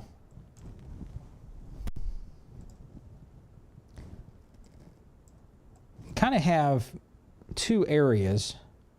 So just to the east of Sylvania, Alabama, we see some rotation here, and we're starting to see another little area just above Valley Head. So this is closer. This isn't the part of the storm where we got the warning from. We're really watching our storm here between Sylvania and Valley Head, moving in toward Georgia. But this part of the storm right over I-59, that's something worth paying attention to as well. So we may be getting another vortex, another part of the storm that's starting to rotate just a bit. But nonetheless, tornado warning just sitting right on top of the Walker-Chattooga County line, and a little piece of Dade County in there as well. Tiny. That little tiny piece of Dade County right there is in your warning. So Walker County, Chattooga County, you're in the warning until 10:45. And again, that does include Menlo, Summerville, and Tryon. You are in the warning polygon. So if you know anyone in that area, or you happen to be in that area, just be in that tornado safe place until the storm passes. And going to be a little while before it gets there. Should be just north of Summerville. I think it's going to miss Summerville, but going to be north of Summerville about 10:45. Crossing US 27 at about 10:49, 10:50 or so. Still showing some Decent rotation on our storm now in western Whitfield County. Here it is.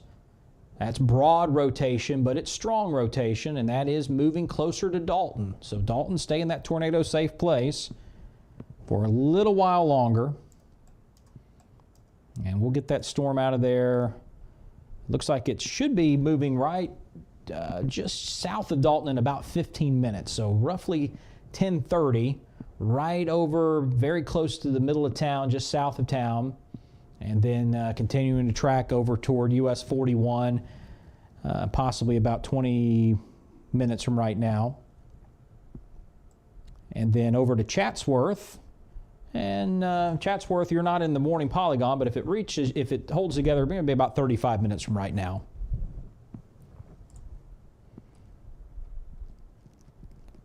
Dustin checking in from Coleman, Alabama. I think everything's in the clear in Coleman by now, right?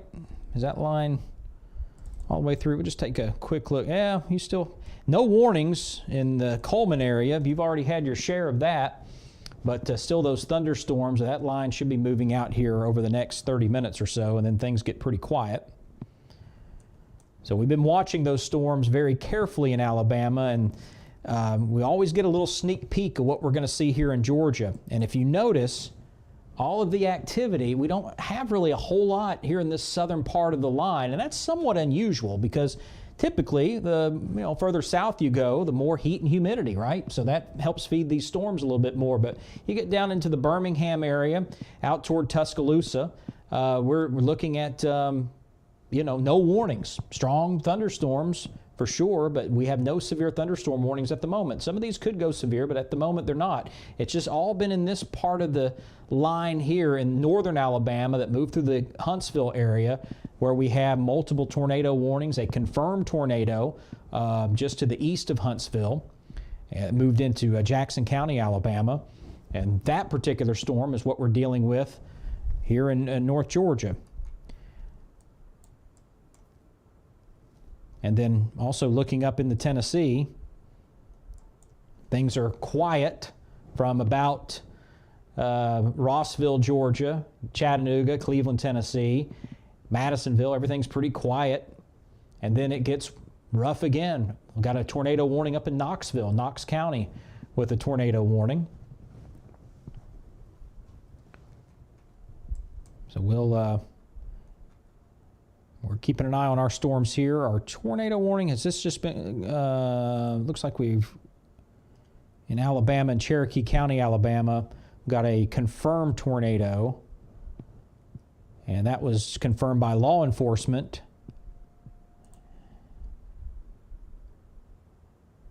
And that was just north and west of Fort Payne. So let's get back to our high-res radar. I'd love to see if high top's back again. That would be, no, that's too bad. So our radar site up here in northern Alabama, the high top radar is out for everybody. So we are relying on the Atlanta radar, which is fine. But the report just to the northwest of Fort Payne, law enforcement reporting a tornado. So this is why we have a confirmed tornado warning for this storm, and that has been upgraded here in Georgia as well, since there were eyes actually put on a tornado. So our tornado warning for that portion of Dade County and Chattooga and Walker County is now a confirmed tornado warning as a result of our rotation in Alabama. So let's take this one seriously, be in that tornado safe place, especially between Lafayette and Summerville. South of Summerville, you're fine. North of Lafayette, things are, it's still going to be raining, but the worst of it is now on through. And then up in the bulk of Dade County, obviously our little southern portion of Dade County is under our tornado warning, but that's moving out. The rest of Dade County, Trenton, you're in the clear. And then heading on up toward the east, up in the northern Walker County and northern Catoosa County, things are going to start to get quiet as well. Still a little bit more rain, but the severe weather threat is now past you. But still looking at a long way to go for other parts of North Georgia. Metro Atlanta, you still have a few hours to go before the storms move into your area. And if you're just joining us, we did run through the modeling, but I'll pull that up again so we can just give you an idea of when the storms are going to be moving in. Charles checking in. Had a bad smoke detector and now severe weather to keep you awake. Yeah, you can't, maybe you get it all out of the way at once, right, Charles? If you can get all of it done at one time, and then the rest of the week the weather's going to get nice. It's going to be cool at night. No smoke detectors going off. You'll open the window. It'll be about 50 degrees, 55 degrees outside, and it'll be pleasant. Thinking positive thoughts for you there, but thanks for checking in. Charles checking in, from Big Canoe.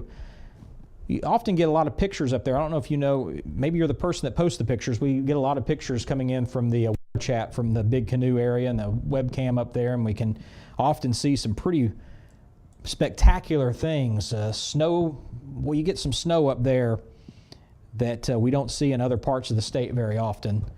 So really beautiful place up that direction. So yeah, you may see temperatures in the low 50s before this week is over. Maybe upper 40s. Wouldn't that be something?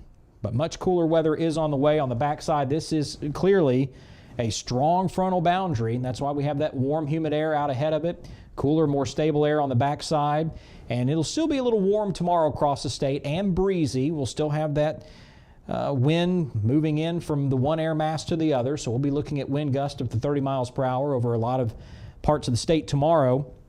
But then we'll just slowly keep cooling things down as we head toward Friday and into the weekend.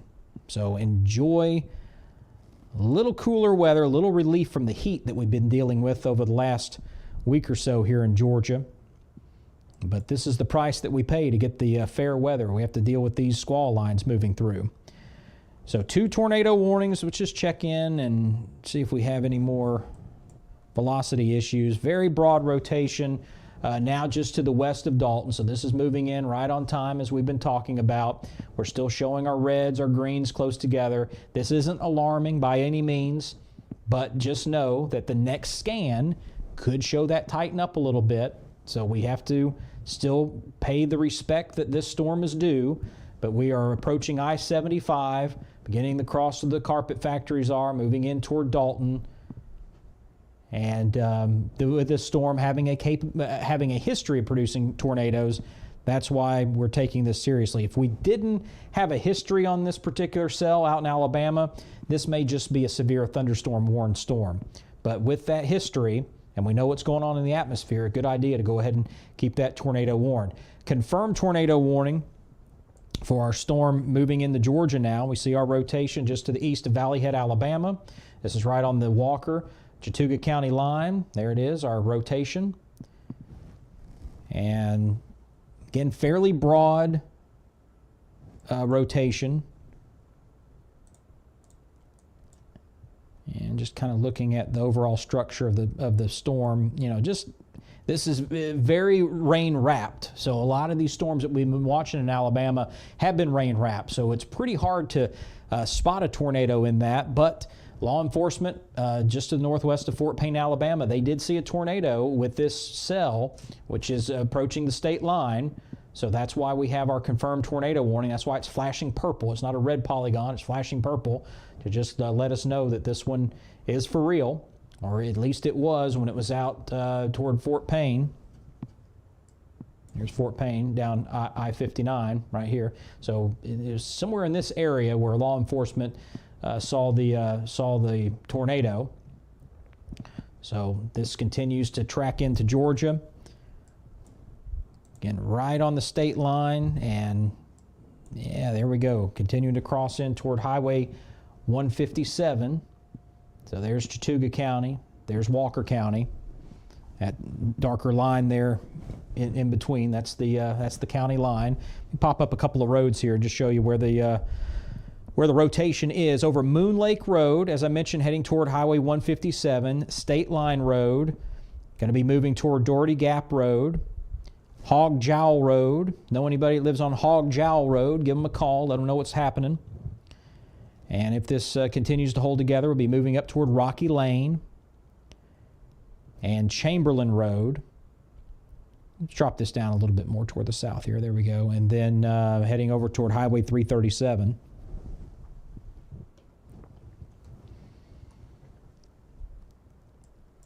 So yeah, that rotation is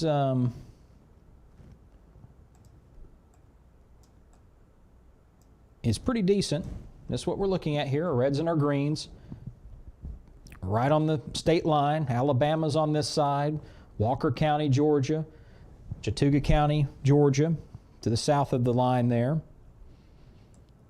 So this is going to be very, very close to Tryon. So especially north of Tryon, you want to be in that tornado safe place. This is the way that the storm is tracking.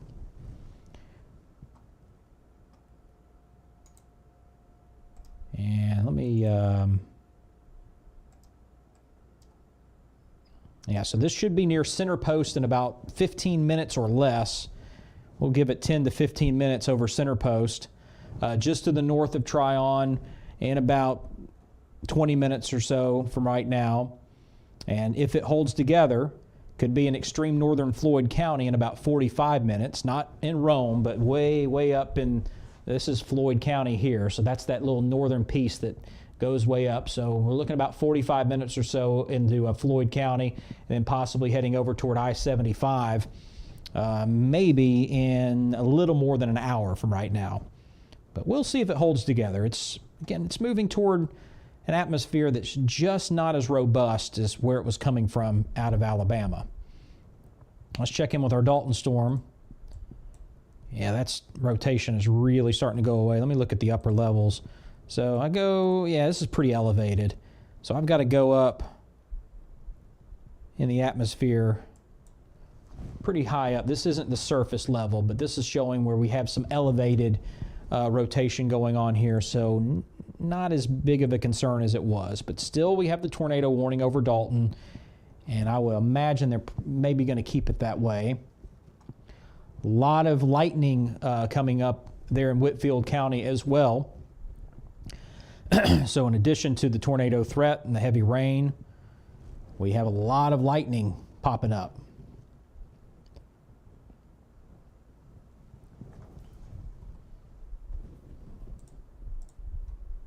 I'll put this in motion for you and just go full screen for just a moment and grab a little sip of water here.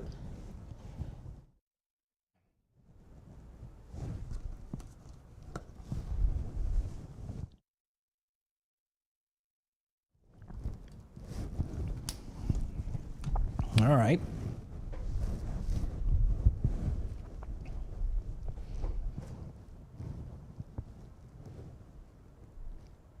So we'll run through the modeling again in just a second. Let me just take another quick scan of our active warnings. Yeah, that rotation is still, I need to maybe back up a frame, maybe. Yeah, so just above, there's Menlo, so right on the county line, Chattooga County, Walker County, this is our rotation, and that's pretty strong. The last sweep that I saw was also pretty strong, so that certainly a good idea to have that tornado warning in place, and it's probably not going to go anywhere for a little while. And it looks like we're going to get an extension of our Dalton tornado warning into Murray County. Rotation's still there. Like I said, it's not alarming rotation, but it's still hanging in there. So Murray County, Chatsworth, Ramhurst, get ready. A warning is coming for you.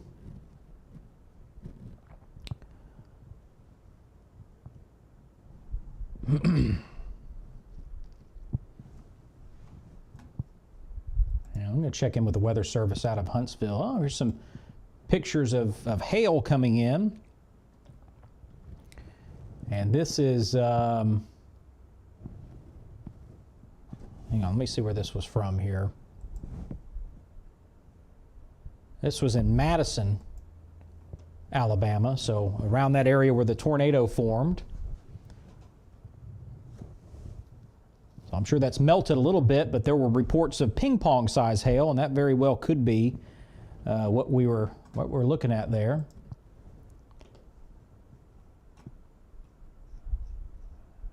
and some storm damage.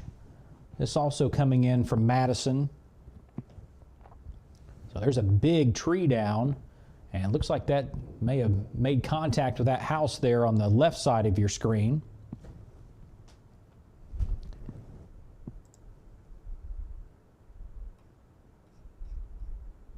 And another impressive tornado picture coming in. And this is around Woodville, Marshall County, Alabama. See if you can see this. So there's that lowering. We can see where the inflow is coming in. I was just looking for some streamers. I don't see any streamers there. That would be a really good sign that that's a pretty aggressive tornado. Now, you have to be really careful when you don't have an actual moving picture because sometimes you may have a lowering of that wall cloud. Sometimes you can have scud clouds. This isn't scud, but that's why video is always very, very important because you can see that rotation occurring. But this was part of that confirmed tornado that we had, again, around Woodville, Alabama. And yeah, we do see some pretty decent structure there of that storm. And you can see that brightness there reflecting that heavy rain coming in on the storm. So that's a really impressive picture right there, really something. Hopefully the person that took that picture, they were being safe. Obviously they were in a tornado-worn polygon at that time and outside photographing, but hopefully they're all right. More damage pictures coming in from Alabama. This one out of this Harvest, Alabama. So we'll just visit another picture here. Look at that tree, just cut that house in half. I mean, this is why we talk about you got to be in a substantial structure, because even in a brick home, you see what this tree does. And in a manufactured home, I mean, it acts like it's not even there. I mean, it doesn't. And the tree doesn't have to be this large, and it'll cut right through a manufactured home in a hurry. So that's why we always talk about being in a substantial structure. But even then, you got to be in that interior room if you want to avoid situations like that, or at least improve your chances of making it through those storms when you have big trees like that falling. And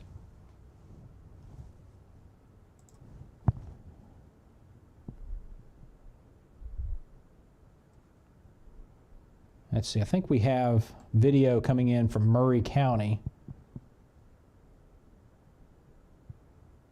Wow, look, let's see if we can go full with this. So this is a live picture coming in from Murray County. And look at that lightning show. My goodness. Understand there may have been a funnel spotted here on this particular live feed, but haven't seen where that was. There's a big lightning bolt right there. That is really something else. Go back. So again, this is live. This is not on tape. This is happening right now, and you can just see that intense lightning going on. Whew, it's like a strobe light. All right.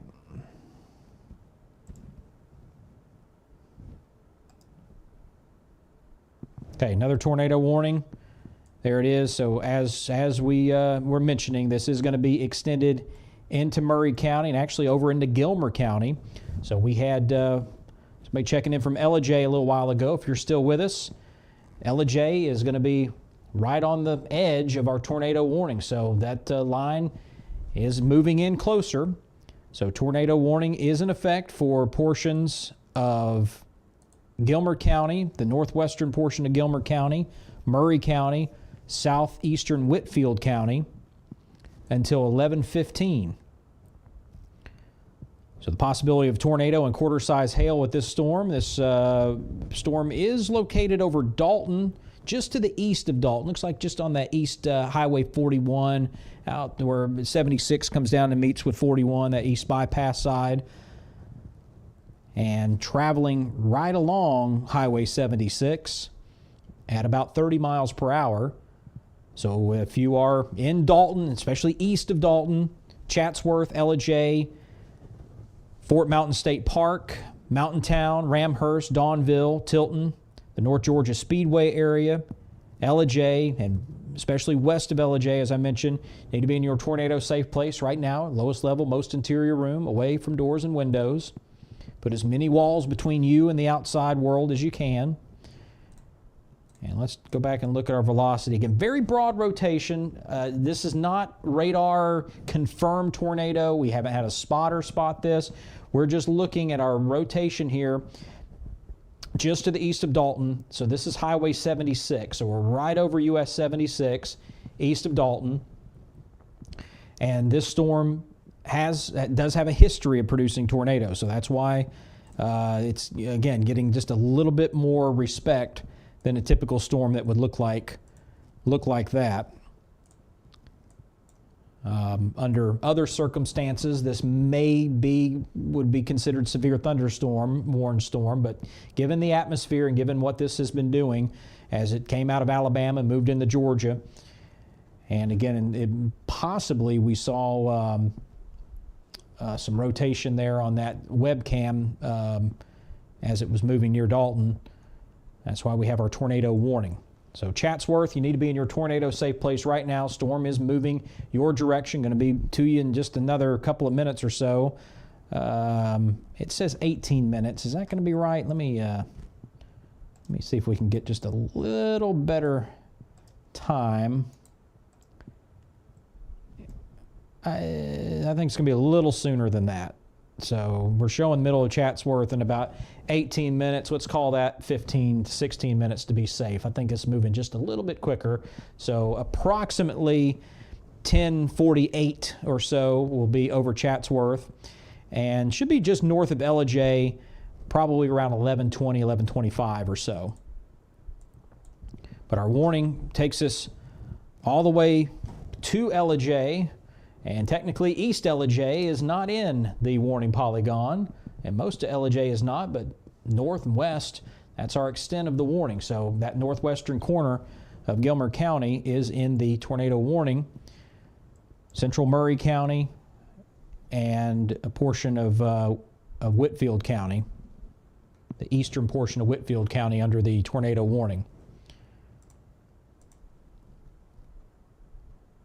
All right. We're just going to take a quick look at the modeling. Before we do that, though, let's check in back with our storm because we are monitoring 2 storms. There we go. That's still some very decent rotation.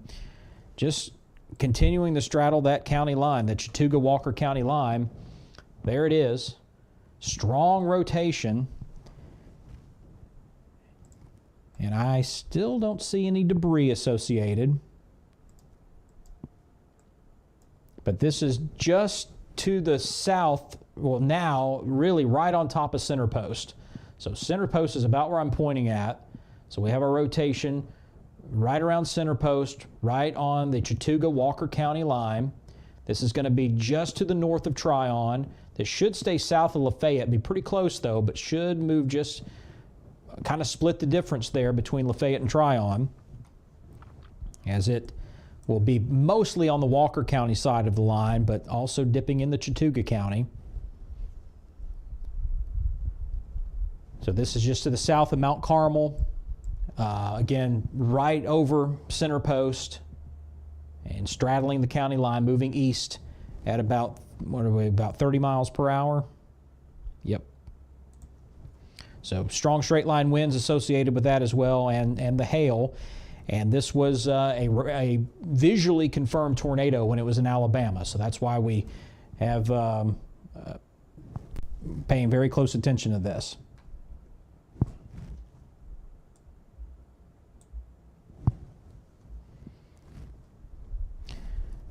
All right, so we can take a look at the modeling. And yeah, I think we can look. We got a new batch of model information that just came in, and so we can look about 18 hours into the future on this. So let's see what we have. We'll take it. Well, let's see how close we are here before we pay a lot of attention to this. Let's just see how this is lining up. Yeah, not doing great. Yeah, these storms are outrunning the modeling by about an hour now, maybe even a little bit more than that. So here we are at 10:37. So this is what the model. This is showing more about around midnight. So again, our storms are basically where the model is saying at midnight. So the storms are running about an hour and a half quicker than they're supposed to. So we'll just keep that in mind. So 10:30, 11:30, 12:30 should start seeing those storms really up from Habersham County. Looks like it's hitting some stable air, spreading out a bit, but severe over Atlanta, North Metro Atlanta, down around Villa Rica out to Carrollton here in the next couple of hours. So let's do it this way. About 3:30 in the morning, it looks like 3:30 or so, we'll see our line stretching from Athens. We're going to start picking up that heavy rain in Oglethorpe County, Wilkes County. Just doesn't look like a lot of severe going on there. And then our line that maybe we get a few of these cells going severe, South Metro Atlanta, and then stretching on down toward LaGrange. Again, about 3:30 in the morning or so, 4:35. We'll see the storms begin to move into the Macon area, but you can see that just fizzling out. So after daybreak, look at that. Just according to this model run, there's not much left, just a couple little cells here and there. So our severe weather is really going to dry up as we head toward daybreak. So we have another tornado warning coming out now, and this is going to be for portions of Chattooga, Walker, Gordon County. So let's pull this one up. Getting a little hard to see here with everything going on, multiple warnings, but here's our latest one. I have it centered right here in the middle of the screen. And we have northeastern Floyd County in there as well, that little northeast corner. So this doesn't include Rome, but this is technically Floyd County here. So that north piece of Floyd County's in. South central Whitfield County, southeastern Walker County, northwestern Gordon County, northeastern Chattooga County. Tornado warning until 11:30. Looking at that severe thunderstorm capable of producing a tornado about 7 miles north of Summerville, just to the northwest, about 4 or 5 miles northwest of Tryon. Moving east at 35 miles per hour. So Calhoun, you're in that southeastern corner of the warning polygon, but technically should pass to the north of Calhoun, this particular cell anyway. Lafayette, you're in there. Sugar Valley, Everett Springs, Villanelle, Suttles Mill, Lake Marvin. So tornado warning until 11:30, and really this is that same cell, right here it is, that's on the county line that prompted our warning here. So this isn't a separate storm that just popped up. This is the same cell. It's just shifted a bit to the north. So they've shifted the polygon to the north and then pushed it out to the east. So that's what we have. We're still looking at that rotation sitting right over Highway 337. And we'll pull up another couple of roads here. Or no, we have another tornado warning coming out. Let's see, have we gotten to this one? Yep, we already got that one.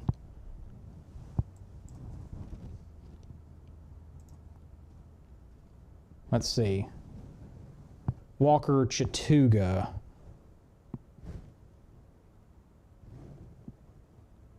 Okay, I got you. What's going on here? So this is, again, basically, this is part of our cell here coming in from Alabama. We've been talking about this. This is part of that warning polygon that's about to expire. So they've issued another tornado warning polygon, and this one's it right here. So that's kind of to the south. So we have our polygon to the north that's covering our rotation here. Then we have rotation right on the state line. So tornado warning for southwestern Walker County and northern Chattooga County until 11:30. This storm moving east at 30 miles per hour. This is about 10 miles northwest of Summerville. So there's Summerville and 10 miles right here on the state line. There's our rotation. Pretty strong rotation and moderately broad, or not necessarily tight rotation, not terribly broad rotation. We'll take this one seriously. So just above Menlo, this is roughly the same spot, just a little bit to the south of where this cell was. This kind of shifted a little more toward the north, and then we have our cell here that's a little bit more toward the south. So this one is going to stay mainly in Chattooga County. Could move into extreme southern Walker County, but mainly this looks like a Chattooga County storm. So it's kind of the same. A lot of the same folks need to be in the same tornado warning safe place until this passes through. And again, should be just to the north of Summerville. But we'll be moving right into Tryon. And let me get a time on that. Tryon, you have about a little more than 15 minutes. So 15, maybe 20 minutes. Tryon is under the word warning right here. So we have about 15 to 20 minutes for it moving into Tryon. So let's take this one seriously. We can see pretty good form on this. This one isn't like some of the other rotating areas that kind of broaden out and kind of not a really good form. This is pretty good form. And there's our new sweep there, still showing that the reds coming into the greens into the reds. So we know we have our rotation, and it is fairly organized. So that one is a good one to keep an eye on. Our storm moving in toward Chatsworth. Again, the rotation on this one is not as extreme. This is what we're looking at.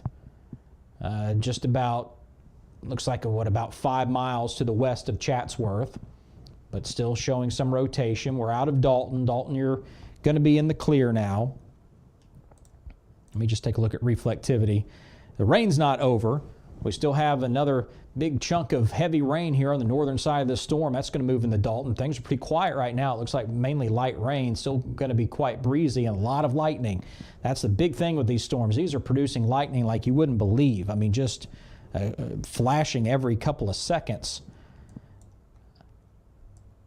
So be on the lookout for that lightning. And we're showing maybe, you see on a little bit of hail possibly beginning to form now just to the west of Chatsworth. That was a little bit stronger earlier. I mentioned that before, to bring in your cars if you can, but now we're starting to see that reflectivity brighten once again. So it looks like we are looking at the possibility of some hail, probably going to be just slightly to the south of what we're showing here on the radar. So this may miss the middle of town and then just cruise just to the south of Chatsworth across Highway 441.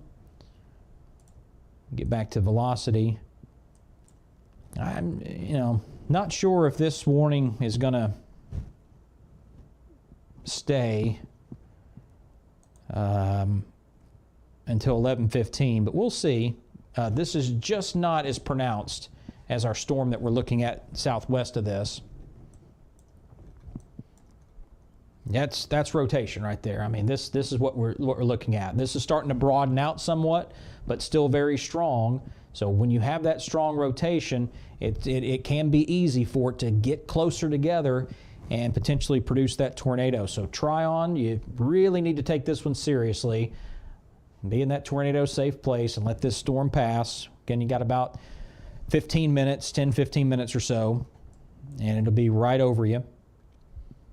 And then we'll get it out of there. We also have our rotation a little bit stretched out, kind of northeast to southwest of our cell just inside Walker County. This is approaching Highway 151. I don't think we have any communities down there that I can point out. I mean, we're now to the east of Center Post, so pretty rural area there in Walker County. So let me throw a couple of roads up. Tryon Highway in US 27, moving across toward Lee School Road to Highway 151, Monroe Green Road. Eventually going to be near Smith Gap Road, Bill Orr Road. So just a few spots there in Walker County where you need to be in that tornado safe place. And looking at our storm moving into northern Chattooga County. That rotation is right over Turkey Ridge Road, crossing Highway 57, moving toward Blowing Springs Road, Cooper Road, Highway 337 around where, let's see, Tryon to Loga Road. Woods Road will be next in line over the next 5-10 minutes or so. And that's in northern Chattooga County. So 2 decent areas of rotation there. Let's take a look at reflectivity. I just want to see the storm structure. Yeah, these are not discrete storms by any means. These are all connected together, so you'd think that they're going to throw each other off just a bit, but there's just enough inflow in 2 little pockets of this line that's allowing for this rotation to occur. So that's why we have our 1 under the box here. A little hard to see, but there's 1 and there's 2, and this one's our strongest of the 2 there in northern Chattooga County moving towards Summerville.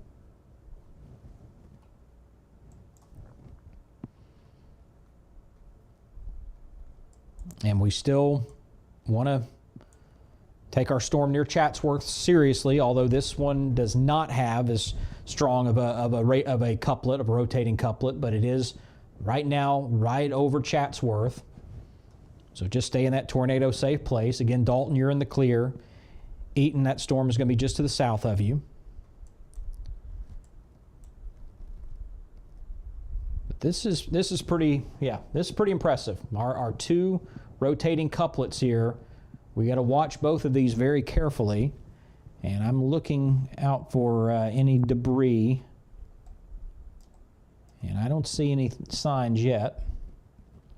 The Whitfield-Murray County storm warning is going to be canceled here soon, so that's good news. Got reports of multiple trees and power lines down south of Ringgold. Houston Valley Road is nearly impassable, so just want to pass that along. We're looking up in Ringgold, just south of town. Not sure if I-75 is affected by that, but some of those surface streets there in the Ringgold area, impassable. And that's going to be the case in a lot of areas in northwest Georgia.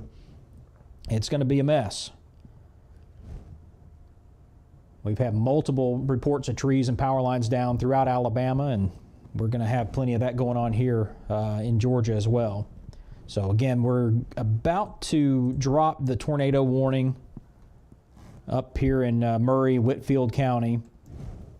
This part of the storm here very soon, so that is no longer a concern. We'll make it official as soon as the polygon goes away, but you can breathe a sigh of relief in Chatsworth. Should be all right for now. But absolutely, let's take these storms seriously in Walker and Chattooga counties. The 2 different cells, and the one that's really, look at that S shape coming in. You can see that wind coming in, coming out this way. This is our rotation. So if we have any tornadic activity, that's where it's going to be. Let me throw these roads back up here again. Neal Gap Road, Old Tologa Crossroads, Harrisburg Road, going to be near you soon, Woods Road, Tate Road, eventually toward Club Drive, heading into the Tryon area. And then a rotating storm over Halls Valley Road. So this is in southern Walker County. There's Ramey Road, Armucci Road, Smith Gap Road. We'll be moving toward Cantrell Road. So our storm, our tornado warned storm, is gone, but they're just going to go ahead and replace that with a tornado warning up there in Murray and Walker counties, or no, I'm sorry, Murray and Whitfield County, and then over in the Gilmer County. So actually the Whitfield is going to be cut off, so that's good news. All right, so instead of me just eyeballing it, let me tell you what the Weather Service says. How about that? National Weather Service has issued a severe thunderstorm warning for Gilmer and central Murray County until 11:30. That severe thunderstorm near Chatsworth, moving east at 30 miles per hour. Still have the possibility of 60-mile-an-hour wind gust and penny-sized hail. So that can do damage to roofs, siding, trees. So the storm passing over Chatsworth, and just like Dalton, you're going to see a little bit of clearing for just a few minutes, and then another cell is going to move in right behind it. This is not severe, but we are looking at heavy rain. We're looking at a lot of lightning in this particular cell, so that's going to move over the top of Chatsworth. But right now, here's our severe thunderstorm warning, and this will continue to push on toward the east, heading out just north of Ellijay and out toward Cherry Log. So just know that strong winds coming your way and possibility of some hail, but the rotation has deteriorated significantly on that particular storm. Let's get back and look at our storms where there's still the rotation, and it's there. It's if I'm gonna say it's broadening just a bit, but we're still showing number 1. That's right on the Walker-Chattooga County line. There's number 2, northern Chattooga County, just to the north of Summerville, dangerously close to Summerville. Doesn't mean that these are confirmed tornadoes. It just means that's the first step that we need to get a tornado to form. As we get this rotating mesocyclone, and when you get this rotation, especially as it tightens up and gets strong, that's the best opportunity for a tornado to form. And yeah, Charles, the storms, I'm sorry, that's 15 minutes ago. Hopefully you're still tuned in. I just haven't been able to get over to chat in a while. The line itself, and we see this quite often, the line itself is moving pretty much east. The cells kind of have a northwest motion to them. So overall, you look at the big picture, and we see how this is moving kind of to the east and dropping to the southeast just a hair, and then the cells are kind of making a left movement. And in some cases, we're getting some cells, if you look closely, actually there's one here in Alabama, just to the southwest of Gadsden, that's splitting. And so what you'll see oftentimes, you'll see the left mover is moving significantly more toward the northeast compared to the right mover, which is kind of staying more on that eastern motion. So that's a sign that the cells are losing strength as well. When you get them to split and they kind of go their separate ways, that's why we don't have a lot of severe thunderstorms here south of all this mess that we're talking about up in northwest Georgia. Once you start heading down I-59 toward Birmingham, Gadsden, Anniston area, you see these storms are beginning to split, and I like that. That's a good thing. Doesn't mean we're out of the woods, doesn't mean we're not going to have severe weather in Rome, Cedartown, and Carroll County and all that, but it just means that just as you can see here, let me just turn off the radar for just a second. Maybe it makes it a little bit easier to see. We got one little warning here north of Birmingham. I don't even know what that's about. That looks like that covers maybe one neighborhood, but outside of that, there's not a single warning down to the south, and we really haven't seen a lot down here. And then you have that big quiet area until you get up into Knoxville, and then it's just been this little chunk right here that came through the Huntsville area where we saw those storms spinning up. So yeah, good observation on how the overall line, you see those cells that are moving just a little bit offset from the line itself. And Kara checking in from Forsyth County and coming. I don't think, again, some of these cells, they could prove me wrong, but I think overall, by the time we start getting down into Forsyth County, things are going to start to lighten up a great deal. But again, I don't want to say with absolute certainty you're not going to have a severe thunderstorm warning or a tornado warning incoming. It could happen, but I think overall this line is going to show a lot less intensity as it starts moving into North Metro Atlanta. But we're still going to see a few storms holding on to that energy because it brought it with it. The atmosphere down in Atlanta and especially south of Atlanta is just not as ripe for the severe weather as we're watching up in Alabama and parts of Tennessee. But still, there is some energy there. So we'll see. But you still have a few hours to go before it's going to be in your neighborhood. So hang in there.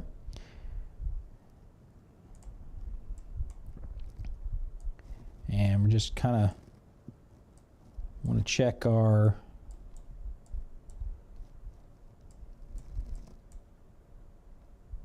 current storms. We have a new sweep. Yeah, that rotation is starting to broaden out significantly on our Summerville storm. You can see how it's not close together anymore. It's still pretty strong, and we're still seeing the reds come into the green and the green go into the red. When you get kind of that yin-yang kind of look, you know that we have some decent rotation, pretty strong. Little tighter rotation right on the Walker-Chattooga County line, so we're going to continue to keep a close eye on that. And I'm also just going back and forth looking at our debris tracker. I just want to make sure that nothing slips up on me or sneaks up on me, and I haven't seen any signs of debris. So that's good. Isabella checking in with Chatsworth. I think Chatsworth is going to be A-OK. No problems.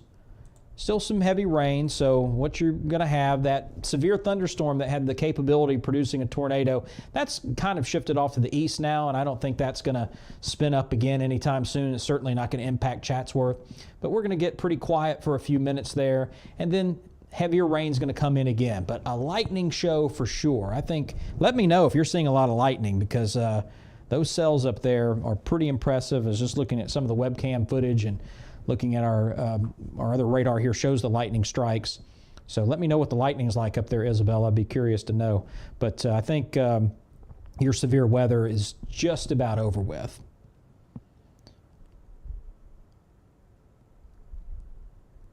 And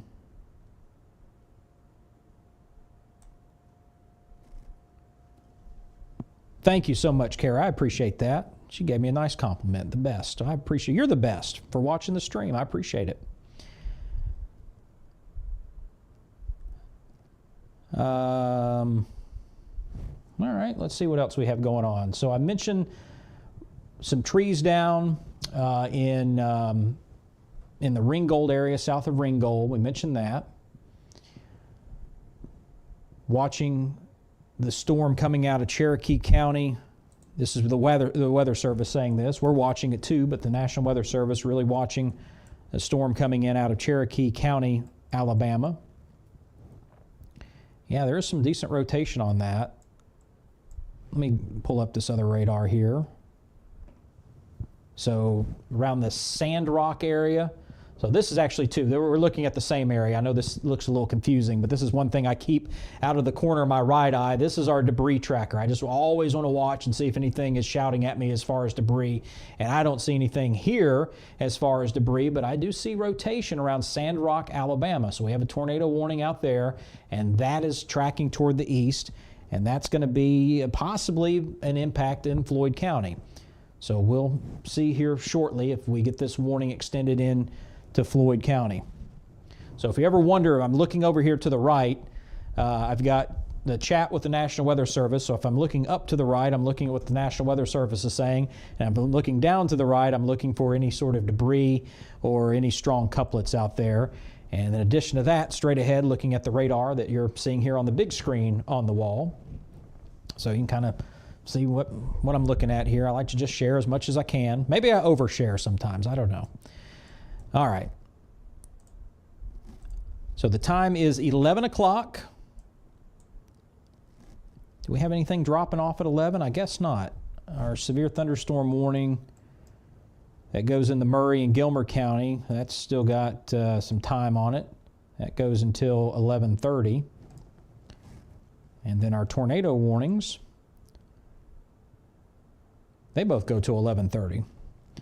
And I wouldn't be surprised if we get a warning for Chattooga and Floyd County. This is our storm that we're watching here in Alabama, Cherokee County, Alabama. So I think just given that rotation that we're looking at here, we see our inflow area of the storm. This is a pretty impressive structure.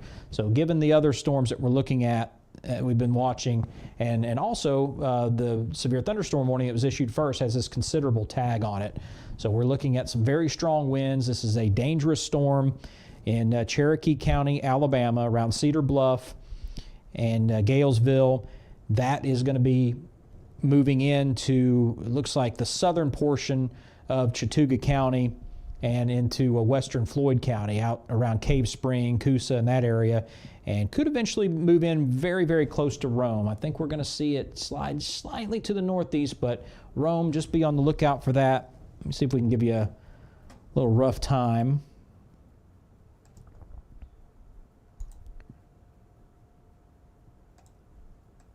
Yep, that's not right. Let's try this again. Nope. How fast is this storm moving? Let me just check this again. So we're showing the possibility on this storm around Galesville, Alabama, possibility of 70-mile-an-hour wind gust and golf ball size hail. And how it says it's moving at 45 miles per hour. Well, that may be. I think, yeah, these cells to the south are moving a little quicker to the ones to the north. Well, if that's the case, if it's moving at that speed, should be in Rome in about 35, 40 minutes from right now. So approximately 11:30. And we may get a tornado warning for Floyd County and Chattooga County. So just hold tight, and I'll let you know for sure. Let me just zoom out to give you the big picture. We have one severe thunderstorm warning. We have two tornado warnings. Maybe going to get a third here soon. But two rotating portions of our cell around Walker, Chattooga County, southern Walker, northern Chattooga. Two individual areas of rotation that we're watching. And pretty broad rotation. We're starting to see a little bit of weakening now on our northern storm. So let's see if we can keep that up. And our southern storm still pretty strong, just above Summerville. So just barely scraping by the Summerville.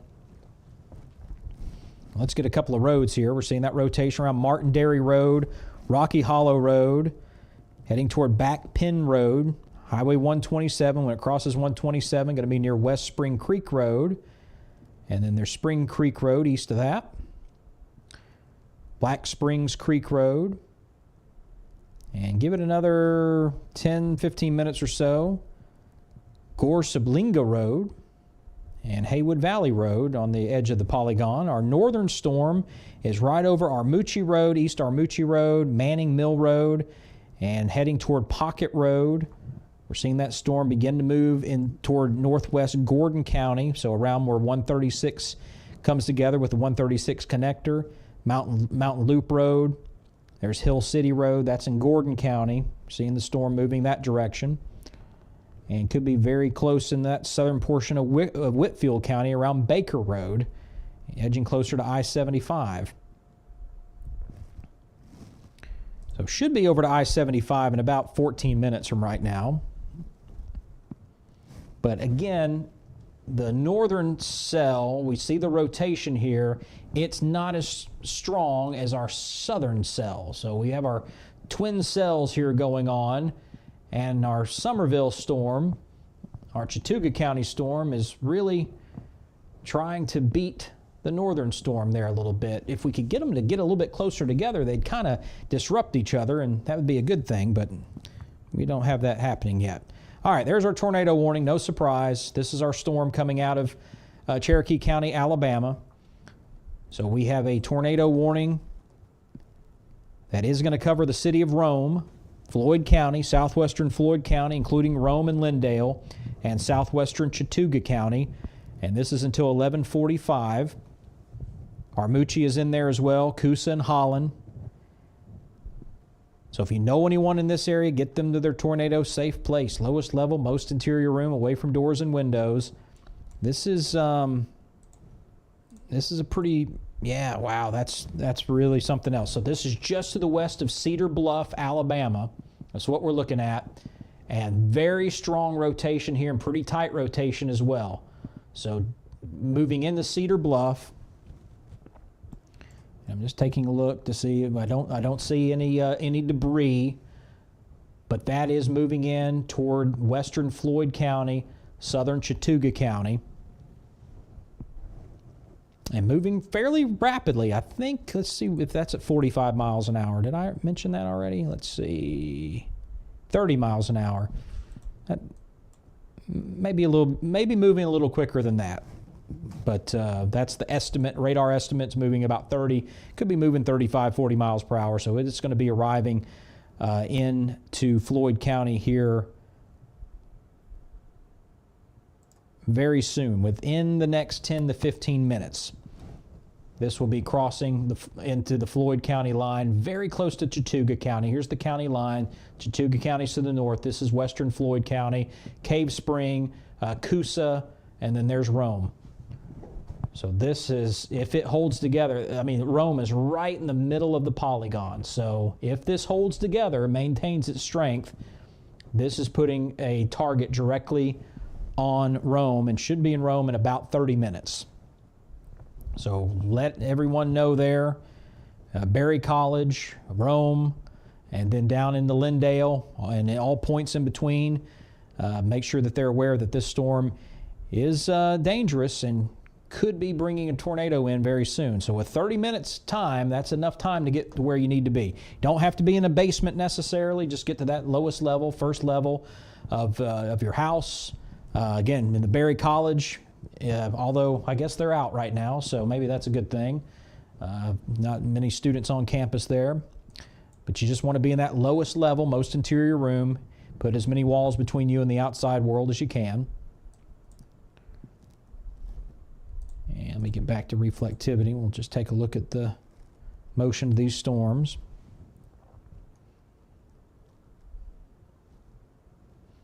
And again, this is kind of that, once you get south of these storms, we see some pretty strong storms over Gadsden crossing I-59, but no warnings on those storms, and haven't really seen many tonight once you get below this marker. But it's just been kind of this little central area where we've seen multiple tornado warnings, and that just continues to happen. Jessica checking in from Calhoun. You are under a tornado warning right now in Calhoun.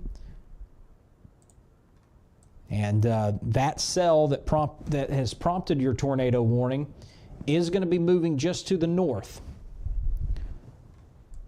And let's just kind of take a look. And we were losing it's still showing that rotation here. But you're going to pick up the strong winds over the next couple of minutes. But this rotating portion of the storm is going to be closer to Resaca and above Calhoun. So as that moves toward I-75.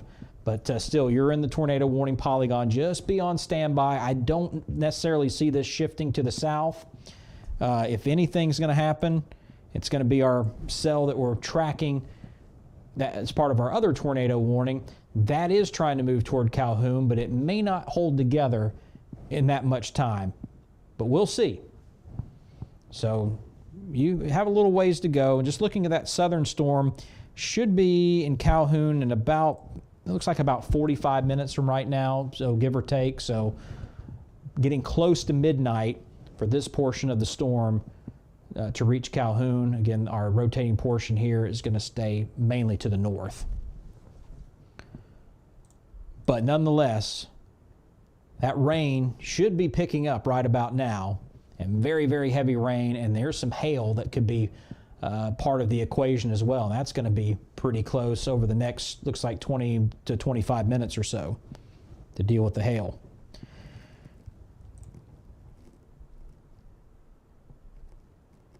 And let's see. Making sure I don't miss anybody. Again, thank you all so much for watching, staying up with me here on the WeatherNet. I almost said staying up late on the WeatherNet, but we've done some all-nighters on here, and I don't really consider it late until the sun comes up the next morning. I don't think we're going to be on here until the sun comes up tomorrow. I really believe that these storms, especially once they start to get down below I-85, they're going to really start to fall apart. And the weather models are starting to come to that conclusion as well. There's just not an enormous amount of convective energy in the atmosphere. And we have plenty of moisture. We have the lift that we need with this frontal boundary, but we need to have that instability. And it's there once you get into the mid-state, but it's just not impressive. It's modest. That's what the National Weather Service called it a few minutes ago, and I appreciate that term because that's the best way to describe it. Just going into Alabama here, looking at it around Asheville, Alabama, Rainbow City. Pretty strong cell. They're not calling it severe, but nonetheless, looking at heavy rain, maybe a little hail with that. And that's going to start moving over more toward Carroll County, eventually Polk County, once it moves into the state. But we're still looking at an hour and a half to 2 hours before that happens. So a lot to get to before we start talking about Carroll County and south of I-20. So 3 tornado warnings on the board, 1 severe thunderstorm warning. Rain is beginning to move out for the second time out of Dalton, so things are going to get quiet and only improve from there. And then we have the heavy rain starting to pick up again in Chatsworth, and then we'll get that out of here and all will be quiet. Ellijay under a severe thunderstorm warning, East Ellijay, and that rain is beginning to move in as we speak. And then our 3 rotating portions of the storm. Let's check in on everybody here. So we're looking up in extreme northwest Gordon County now is where our storm showing that rotation. Not the most impressive thing in the world, but it's there. It's still there, still capable of producing a tornado. A little more impressive on our cell here, starting to move into that extreme northern portion of Floyd County, moving out of Chattooga County, still in northeast Chattooga County, but that's much stronger rotation. And we see part of that warning was just cut off. So Summerville, you're in the clear now, Menlo, and then all the way out to the Alabama state line at southwest corner of Dade County, you're in the clear. So just a small little piece here. We'll see if that gets extended out. That may get extended, and Calhoun may be under a double tornado warning here, but we'll see. But I think if that rotation stays like that, I feel, well, watch this buzz. So a warning is about to come out. Are they going to double this one up? We'll see. And then our tornado warning for our storm that's beginning to move toward Floyd County coming out of Alabama. And there's that rotation just above Cedar Bluff now.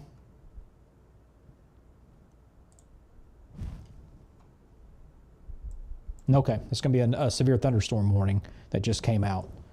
So should be popping up on the screen here any moment. We're going to be roughly in this area, and it looks like it's going to be moving over toward Cartersville, maybe going to get a piece of Bartow County in there. We'll wait for that to come out.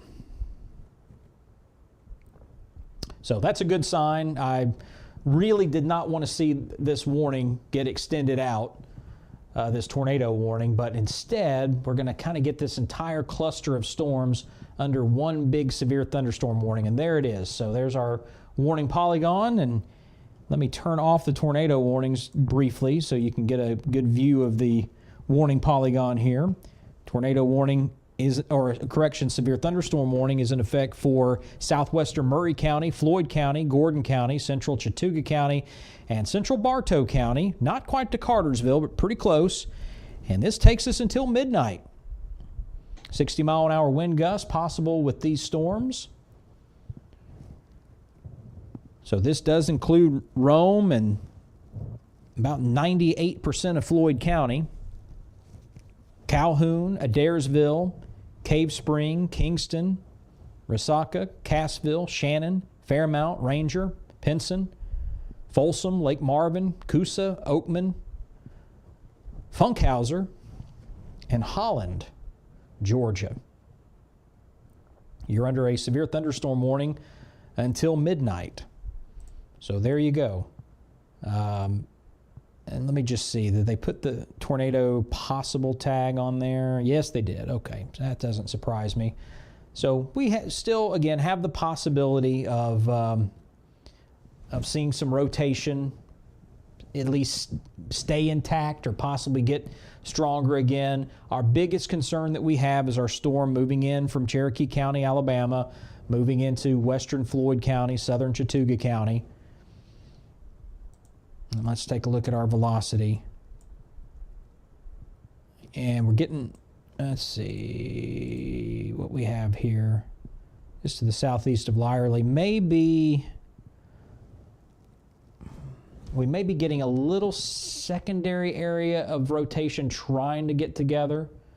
So this is, again, just about as extreme western Floyd County as you can get. We'll watch this part of the storm. That's not the warned portion. This is our warned portion that is still in Alabama, just barely. This is the state line. You can obviously see where the state line is from the warnings on the west side and the warnings on the east side. So our warning is still in Alabama, but moving in very close to where Floyd County and Chattooga County meet there at the Alabama state line. Another tornado warning coming out. Yeah, that's the one I didn't want to see.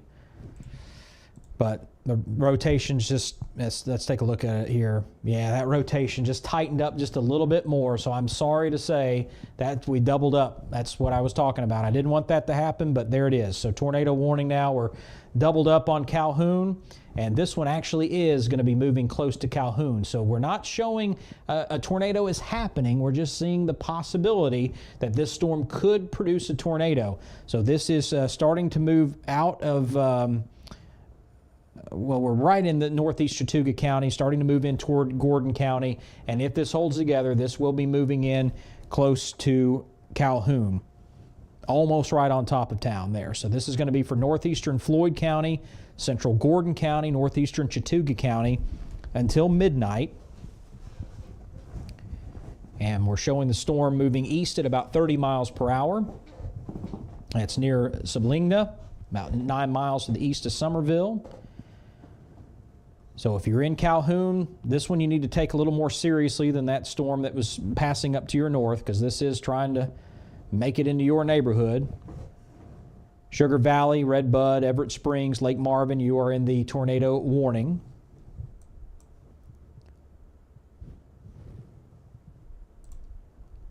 And so again, our storm up to the north, let's pull this a little closer to me here. I'm sitting down for a few minutes here, taking a little breather.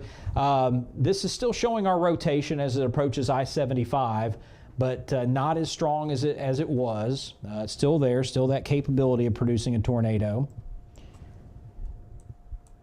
But our rotation coming into western Bartow County, beginning to approach the county line here, that's pretty strong rotation. So that's why we have that additional tornado warning that was issued. I was hoping we could get by with just the severe thunderstorm warning, but that's not the case. So seek shelter, stay in your tornado safe place in Calhoun.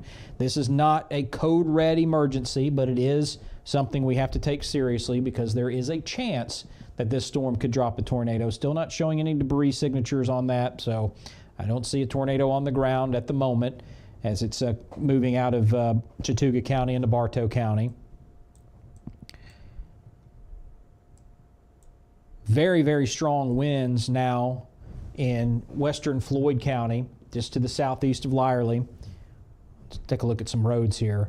Not necessarily looking at tornado around Big Texas Valley Road, but looking at big winds, big Texas wind for sure over Big Texas Valley. Sand Springs Road, heading up toward Antioch Road, looking at those strong winds right now. And our rotating portion of the storm moving into western Floyd County, now to the east of Cedar Bluff.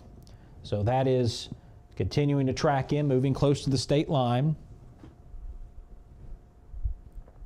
This sweep of radar is 2 minutes old, so we can just imagine this forward just a bit, so really getting close to the state line now, and that's going to be close to Cave Spring and Coosa over the next 10 to 15 minutes.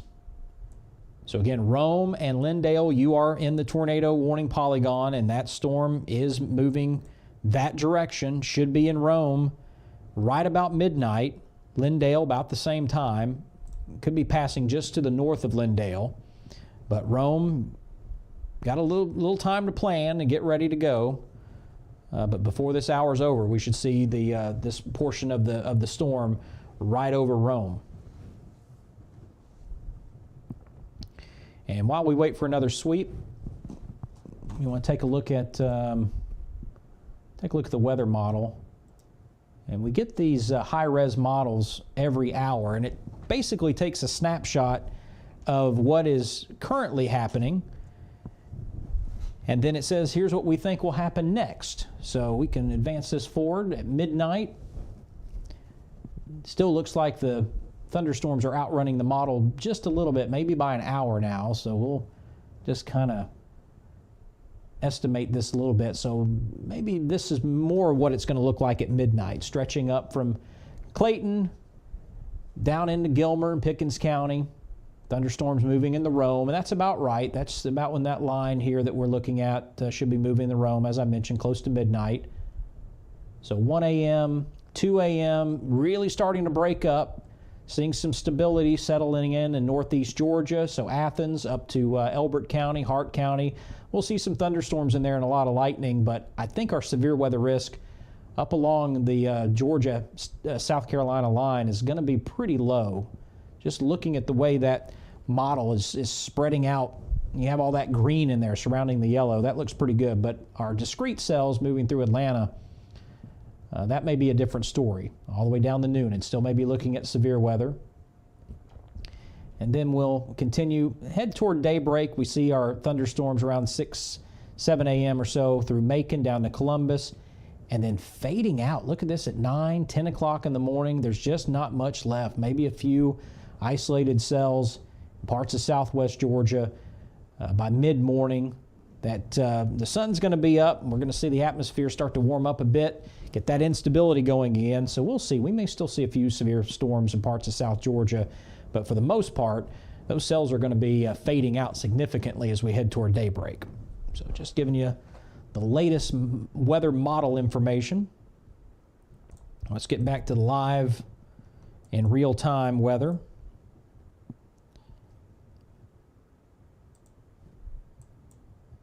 And again, we have an extension on our tornado warning for our cell that is moving into Bartow County. That's going to continue tracking in toward Calhoun. Let's take another look at velocity, and there it is. There's that couplet. Very obvious. And here's the county line. So Bartow County there east of that line, or Gordon County rather, I'm sorry, moving through Floyd County into Gordon County. My apologies. Bartow is to the south, and we do have our storm that, if it holds together and continues moving through Rome and past Rome, we could end up seeing that moving in toward Bartow County. So we do have severe thunderstorm warning there that does cover Kingston and up to Adairsville. But Gordon County, again, my apologies. I do not like to get the counties wrong. I want to make sure I got every city and every county and all 159 counties straight, because everybody's important in this state, and that's I do my best.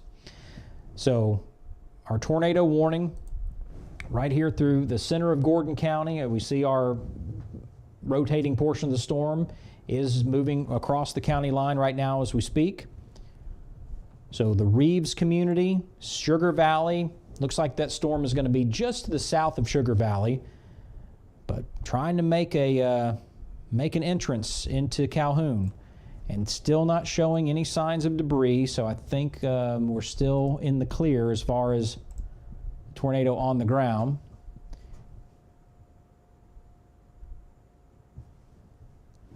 And is this going to get canceled? To the north? Okay, I think they're going to.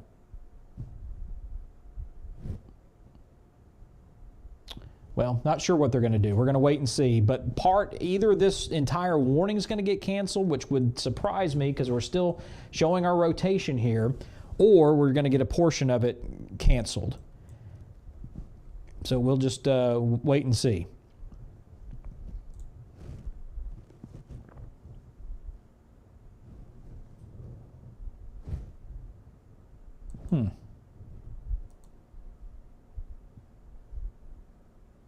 Maybe we're going to drop this original warning off. That was supposed to go until 11:30.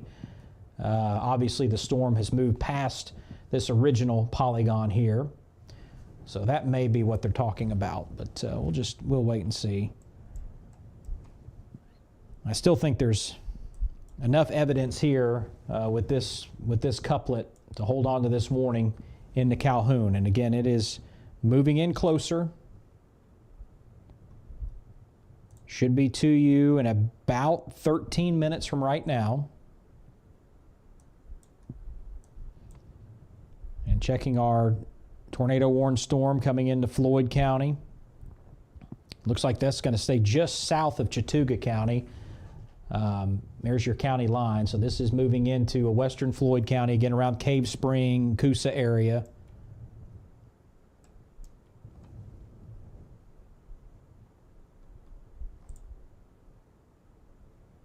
And showing that's moving a little bit quicker. So let's put this into Rome at about 11:50. Originally I had midnight, but I think this is not moving 30 miles per hour. I think it's moving a little quicker than that. So probably a little bit closer to 11:50, and we'll be near Lindale or just north of Lindale around that same time. So still some time to get where you need to be in Rome, in that tornado-safe place. And severe thunderstorm warning remains in effect for a large area there, including portions of Murray, Floyd, Gordon, Chattooga, and Bartow counties. And that's part of this overall line here. Still the possibility of getting some spin-ups anywhere within this line. We just want to watch out for places like near Plainville. We have a little inflow trying to form here. This is where you can start to get a little spin. We go back and look at velocity. It's trying to get going. It's trying. That forward momentum may be throwing it off a little bit, but we just got to watch little pockets like this.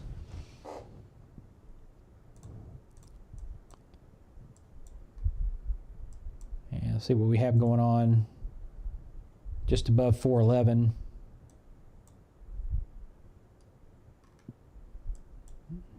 Yeah, our main portion of our rotation here inside Floyd County.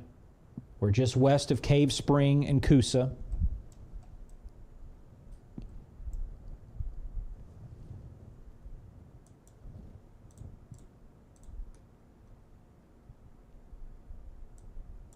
And if we're lucky, just watching how the storms are looking out here in Alabama, maybe we can keep our severe weather from Polk County south to a minimum. I'm not saying we can eliminate it altogether, but again, if things hold like they are right now, maybe we will not have severe thunderstorm warnings just like they have in Alabama. And then, as I mentioned, once you get up in the northeast Georgia, up toward the mountains, you're starting to get a little bit more stability going on here. You see how the storms are spreading out quite a bit. And that's a good sign of a reduced severe weather threat up in Blue Ridge and Blairsville, Hiawassee, Rabun County. Still heavy rain, lightning, strong winds, but our severe threat is just focused. Look at this, just in this one spot right here of the squall line.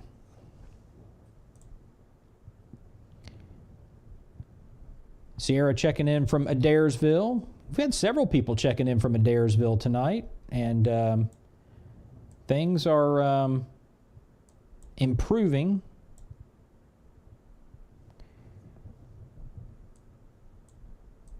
Or will be improving soon. Sorry about that. Let's take a look at it. So you are not in a warning at the moment, but the heavy rain is going to start moving in your way, and we do have some areas here that are trying to get a little spin going, but you're not in a tornado warning. You're under a severe thunderstorm warning as a result of this big line moving in. And so, yeah, things will improve soon, but we got to get the line through first, and it is moving your way. Let me see if I can get you a little better timing on this.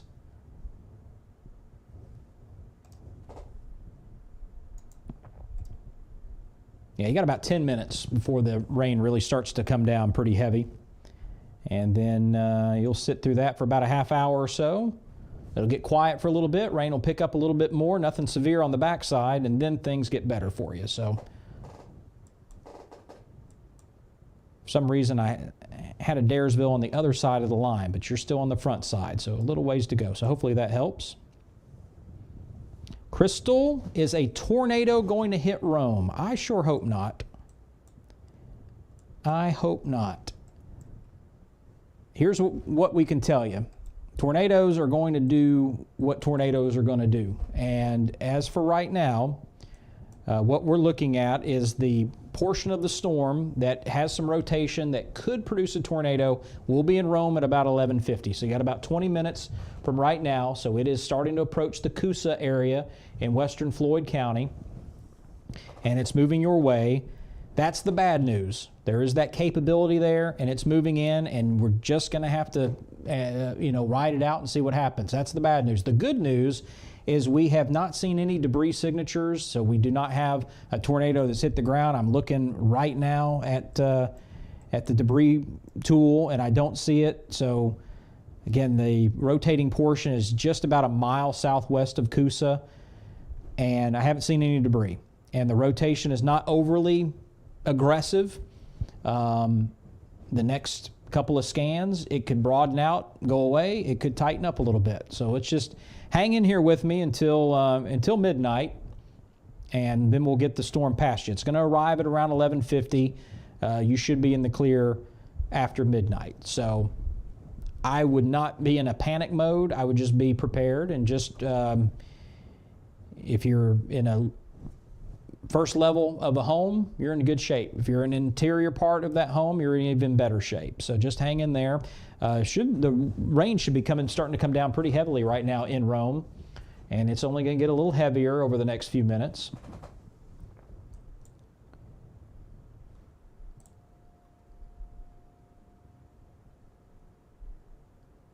Road tracking in Calhoun. Yeah, let's go back up to Calhoun. Let's take a look at it.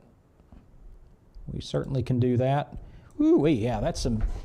I have to stand up for this. All right, so let's take a look what we're looking at here. Our rotation shifted just a bit to the south, so it does look like this is going to be just south of town. Here's our rotating couplet. It's strong, but it's very broad. So once again, this is not a sign that a tornado is on the ground and barreling towards you. This is just a sign that we could see something in this general area. And so this moves sort of like this, right to the edge of downtown Calhoun and the south side. So let's take a look at some of the roads where the rotation is right now. So Reeves Station Road. How in the world? Wow. I would hate to have to live on that road. I may have to move. Oostenaula? Is that how you say that? Bend Road? Highway 156, I can pronounce that. Beamer Bottoms Street. So we're starting to get in the west side of Calhoun, getting into the city limits there. Harris Beamer Road, heading toward the spur. That's where the rotation is right now. And so if it holds together, we're going to be talking about Peter Street, East Belmont Street, south side of town there, Highway 53, crossing I-75 around Highway 53, which is the first road I took when I moved to Georgia almost 30 years ago. Came down I-75 and made a left on 53 there in Calhoun and drove through the hills to Gainesville. So I'm very familiar with Highway 53. And it was a stormy night, too, if I remember correctly. And taking all those curves through the mountains, quite something. But again, we're watching this rotation. It's strong, but it's broad. And I'm watching for any signs of debris, and I don't see it. So this is the other radar that I'm looking at here. So this is a split screen. We can see our rotation there in really south central Gordon County near Calhoun. And then we compare that over to the other side. We're looking for any signs of debris, and I don't see it and haven't on any of the scans. And then also looking at our storm near Coosa. So again, side by side, we see our rotation. We're seeing this weaken somewhat, and if we had any debris, it would be near the Coosa community, and I don't see any debris. So that's good. That's good news for Calhoun, good news for Rome.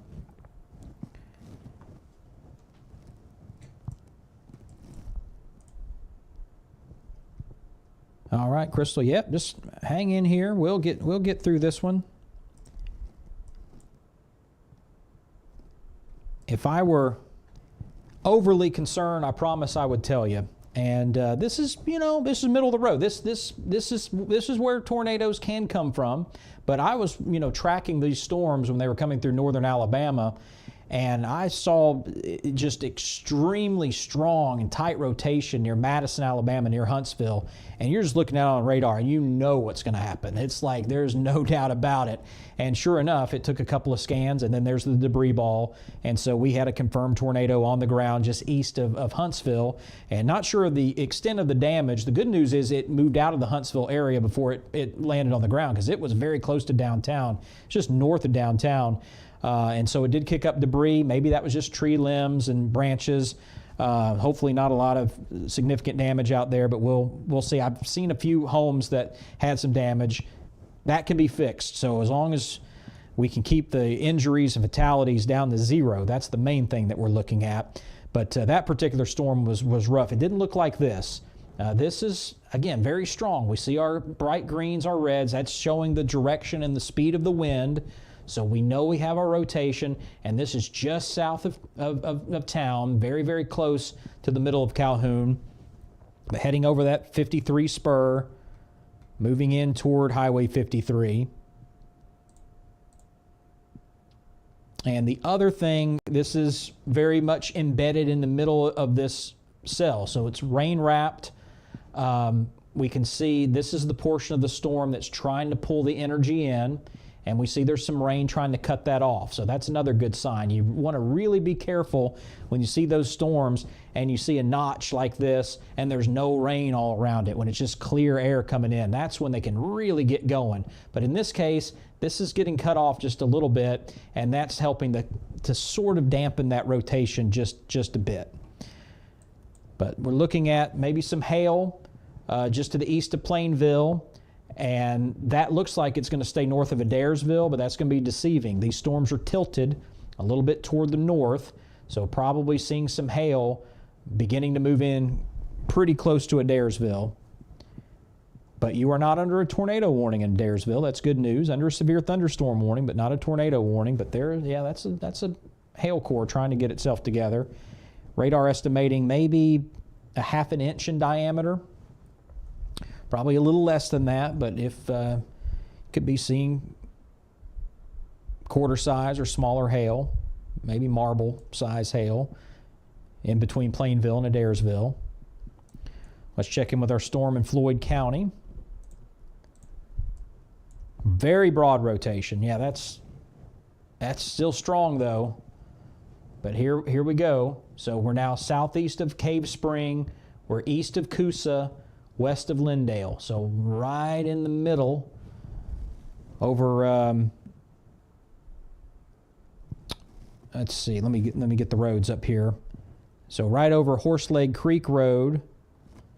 There's Mount Alto Road. So yeah, this is, looks like it's going to just be very close to Mount Alto. Here's Black's Bluff Road.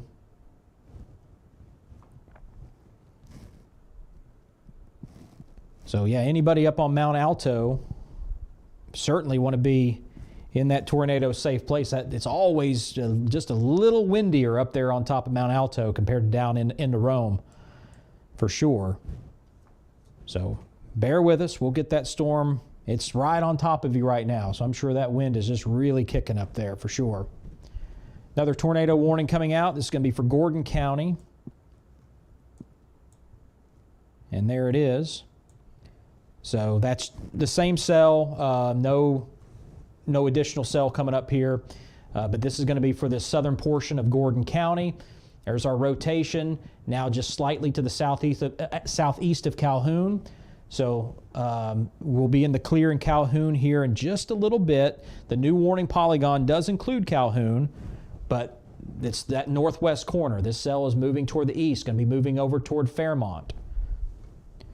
Or Fairmount, rather. So this is going to go until 12:15. This is for southeastern Gordon County. So again, Calhoun, technically you're in it, but you're just about going to be in the clear another 10 minutes or so.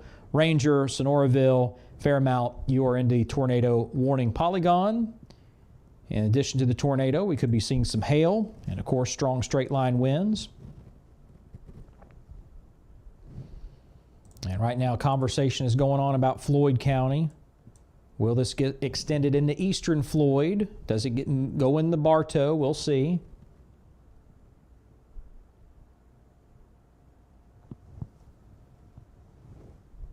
And possibly,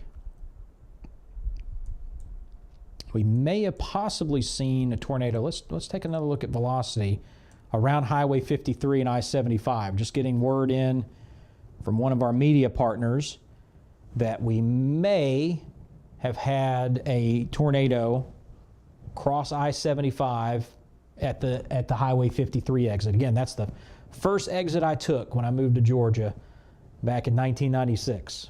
Was Highway 53. So there may have been a tornado in this general area. We're going to wait and see. Good news for Floyd County. That rotation is still strong, but as I mentioned, very broad. So they're going to let that warning expire. And if we can keep that rotation this broad, this is just pretty difficult for a tornado to form in a situation like this. It's just a very broad. All these storms are rotating somewhat. But when you broaden it out like this, and there's a new sweep that even showing it broadening out just a little bit more, that's good news. So Rome, just stay in that tornado safe place for right now. Again, hang with me until about midnight, and we'll get this across Rome and moving out toward eastern Floyd County, moving toward Bartow County. But it looks like the severe thunderstorm warning is what's going to cover this storm here on out, unless it tightens up again. So that's some good news. Still waiting on word to see what's going on up in Gordon County. Checking with chat.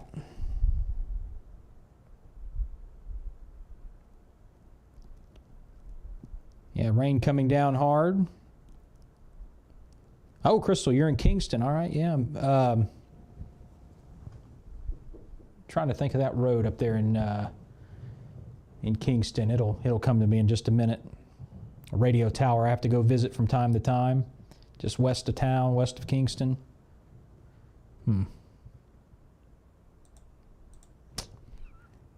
It'll hit me. It'll hit me at 8 o'clock tomorrow morning when I'm at home.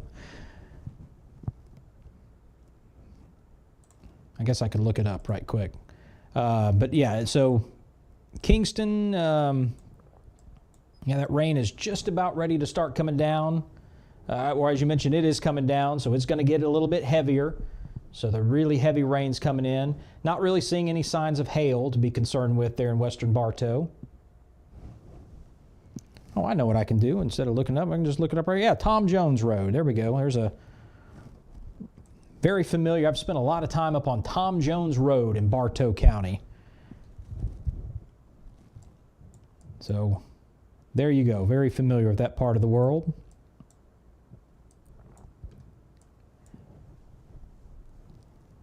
So good news again for Floyd County. We're going to get this tornado warning off the board here in just a bit. That's going to be allowed to expire. And there it goes, just like that. So Rome, Lindale, you can just batten down the hatches for the heavy rain, strong wind. There's that inflow just still trying to hang on by a thread. It's not really doing well, but that heavy rain is just going to continue to move through, and quite a bit of lightning as well. But that has crossed out of Coosa at this point. And yeah, it's going to be about as heavy a rain as you're going to get right now over Rome. And Lindale, you got another minute or two before it really starts to come down in buckets. But the tornado warning is gone, so that's good news. All right, getting a little more information on the possibility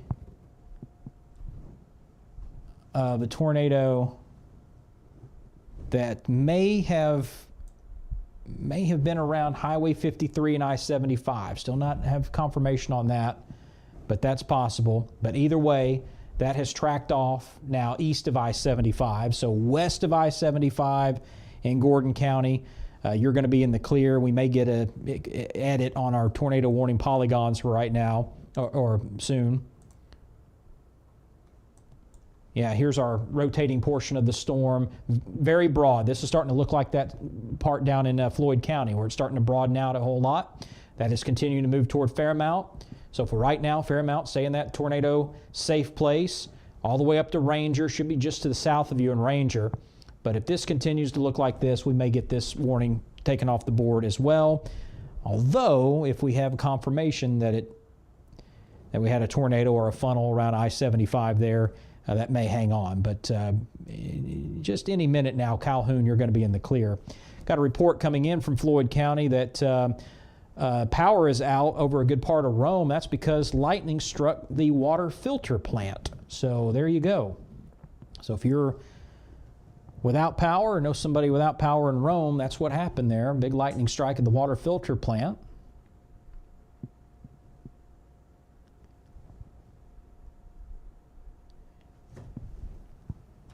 And just looking through. Oh my goodness. The Buc-ee's, they call it the Calhoun Buc-ee's, lost a street light. There you go. We have 2 Buc-ee's in the state of Georgia. Did you know that? We're going to get 2 more, so we'll have 4 Buc-ee's at some point. And one of the Buc-ee's, our Calhoun Buc-ee's, has lost a street light.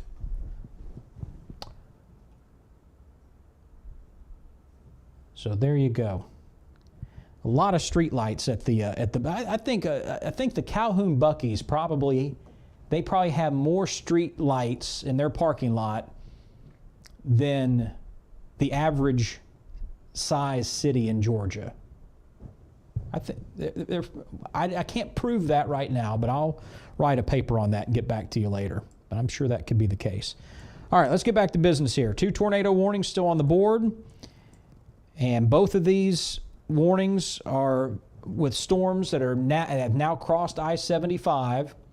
And we're looking at the rotations getting pretty close together here. So as I mentioned, if we can get them to collide, and I think we've got a little bit of a left mover on our southern storm. Our northern storm's kind of moving due east, trying to move toward Ranger. But if we can get them to collide, they're going to disrupt each other and cause a lot of problems, and that could help get these warnings removed a little sooner than they're set to expire. So let's hope that's the case. But right now, nothing to be overly concerned with. We're still looking at that broad rotation, fairly strong but very broad rotation, just about 5 miles to the west of Fairmount, moving into Fairmount. We have some rotation that is getting disrupted. I mean, you can tell that's really coming apart. And there's a new warning, severe thunderstorm warning, so that's a good sign. Not tornado, but severe thunderstorm warning.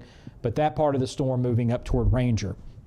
So we're not going to get an extension of our tornado warning, but we'll get this replaced with a big, massive severe thunderstorm warning. And this is going to be for northern Paulding County, Cherokee County, northwestern Cobb County, southeastern Floyd County, southeastern Gordon County, Polk County, Pickens County, and Bartow County.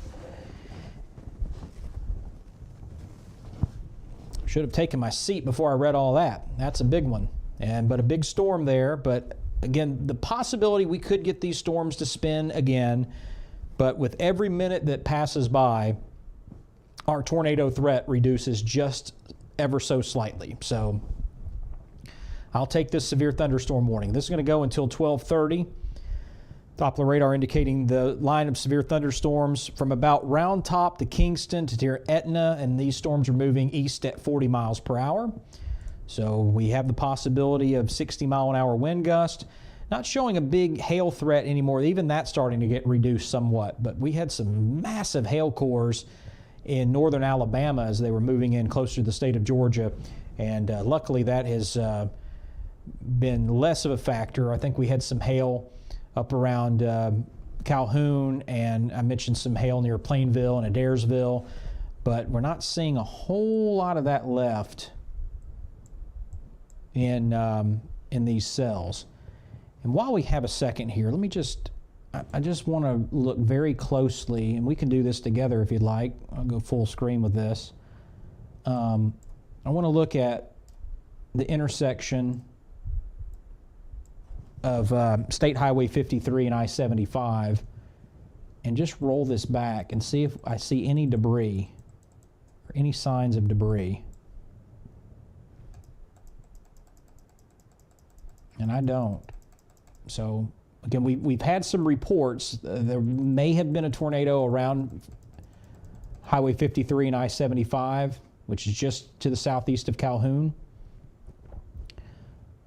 This radar is looking 6,600 feet up in the atmosphere. That's a little high tilt. So it's possible we may have had a little short track, an EF0 or EF1 touch just a little bit, but no reports of damage. And I don't see any debris on radar, so just want to look through that again.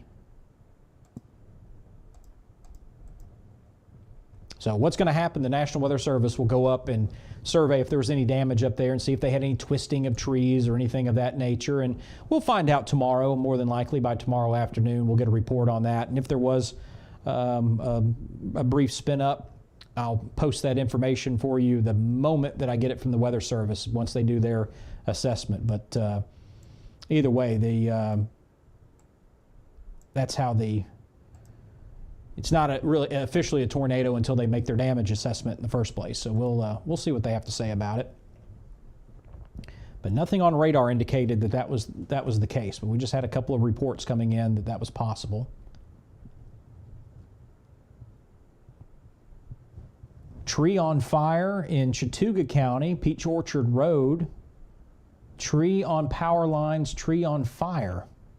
So that may not have been caused by lightning, but rather just a power line there sparking a fire.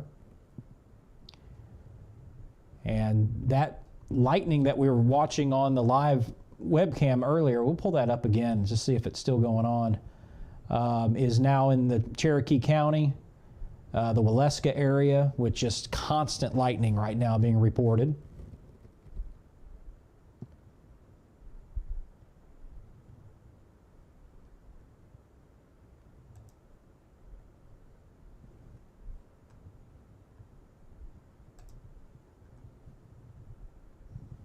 All right.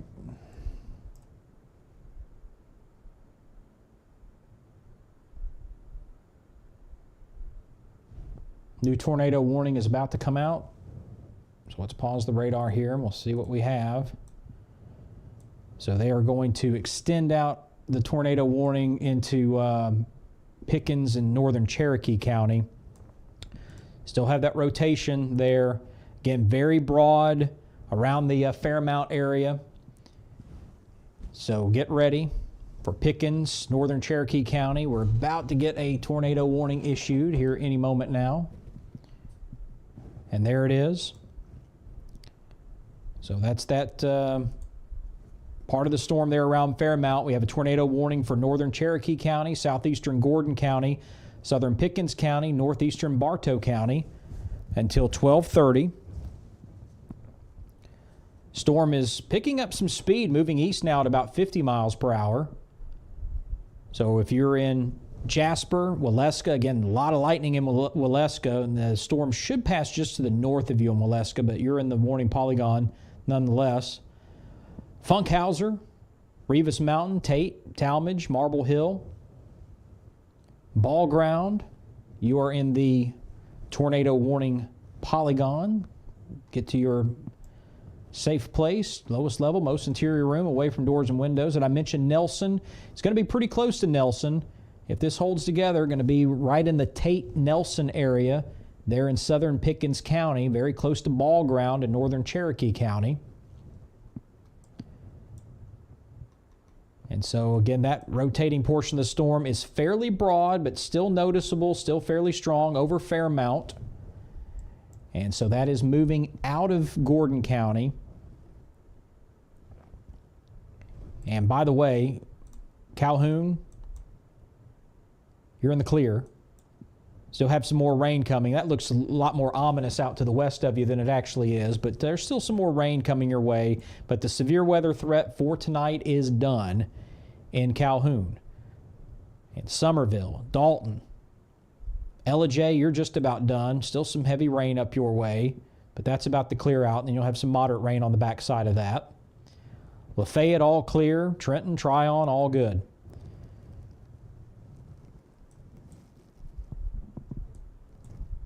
And we were talking about Rome a little while ago. As I mentioned, the tornado warning was cleared on that. That rotation broadened out. And then what's left of it has now tracked off to the east of Rome. So that is starting to move in. Again, it's not worth a tornado warning, but what's left of that rotation is now on the Floyd-Bartow County line. And so we'll still be experiencing some strong winds moving into Kingston. But Rome, Lindale, Coosa, Cave Spring, you're all clear. And just eastern Floyd County is going to have the strongest of thunderstorm activity right now. Terry Ann, thank you so much, and I appreciate all your support, Terry Ann, of our page, and you're one of our top folks, and thank you so much. And you're checking in from Marietta, and you still have a little ways to go before things start happening in Marietta. I'll get you a time here, the best I can. That severe thunderstorm warning takes you right. I don't know why you're not marked on the map there. I probably have to zoom in a little bit more. Marietta should have top billing, in my opinion, but that's just my opinion. But we're right here. So the severe thunderstorm warning takes you right up to Marietta. So northwest Cobb County, you're in there. And let me see if I can get a time for you.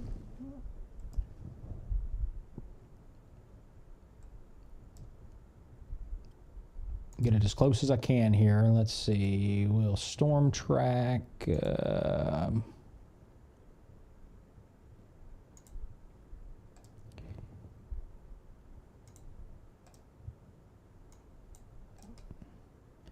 Sorry, this is taking me just longer than normal. About, 45 minutes from right now, it looks like. So maybe 12:45 is when we'll get the bulk of this storm. And hopefully we'll keep all the rotation done. Again, we're seeing these storms lose just a little tiny bit of energy with every scan. So that's going to continue moving your way, and give it about 45 minutes and it should be on your doorstep, give or take. Jessica, thank you so much. So Dawsonville, we'll look at Dawsonville too. Thank you, Az. Appreciate everything.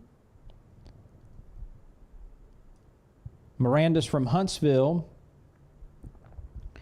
And yeah, you're good. You can, you're going to have some rain to go through, but no severe weather. And my goodness, and what a huge storm that went through Huntsville. Massive hail. And it doesn't look like the tornado dropped in Huntsville. It looks like it dropped just east of Huntsville and did some damage east of Huntsville. But it could have been a whole lot worse, but they issued a tornado emergency, and those don't come out very often, but there was a tornado emergency in the Huntsville area a little bit earlier with a storm that spun up around Madison.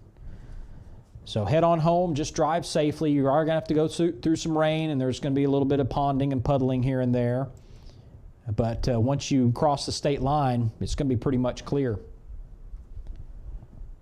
What else do we have here? Gilmer County, almost in the clear. Western Gilmer County, pretty much the other side of US 76, you're in the clear. But we still have some showers on that southeast side of Gilmer County, but that's going to, it's just moderate rain, nothing severe. That's going to be moving out just a little bit.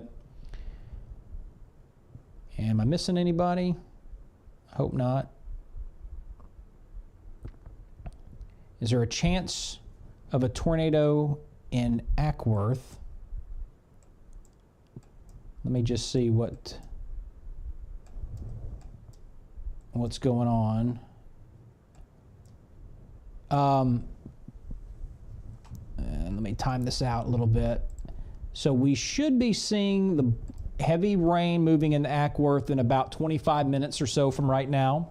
Is there a chance of a tornado? It's possible, but it's not terribly likely. We haven't seen any tornadoes on the ground. So there's not like a big tornado tracking that direction right now. Just kind of looking at the storms in that general area, and I'm not seeing any real tight, strong rotation. So we do have a severe thunderstorm warning over Ackworth, and again, just giving you sort of a rough timing, about 20-25 minutes from right now is when that'll be in your neighborhood there. Your tornado risk, we'll just call it on the low side. It's not zero, but it is on the low side. I think most of our issues of our spinning of the storms are going to stay to the north of you and continue moving toward the east. So our biggest concern we have right now is still some very broad rotation. Looking just to the northwest of Waleska, so that's northern Cherokee County, southern Pickens County. This is where our rotating portion of the storm is. So that is moving in toward ball ground at 575. And that's going to be in ball ground roughly 12:14, maybe a little bit later than that. Nelson 12:14. And Dawsonville, you're not in the morning polygon. Dawson County, you're not in there, but if it holds together, should be passing well to the south of Dawsonville, but around 12:30. But maybe we can get this storm to kind of undo itself and we can be done with it. Now, I spoke a little too soon about our storms out in Alabama, there in that southern part of the line. We have a tornado warning now. This is, what county is that out there in Alabama? It's going to be around St. Clair County. So here's our tornado warning.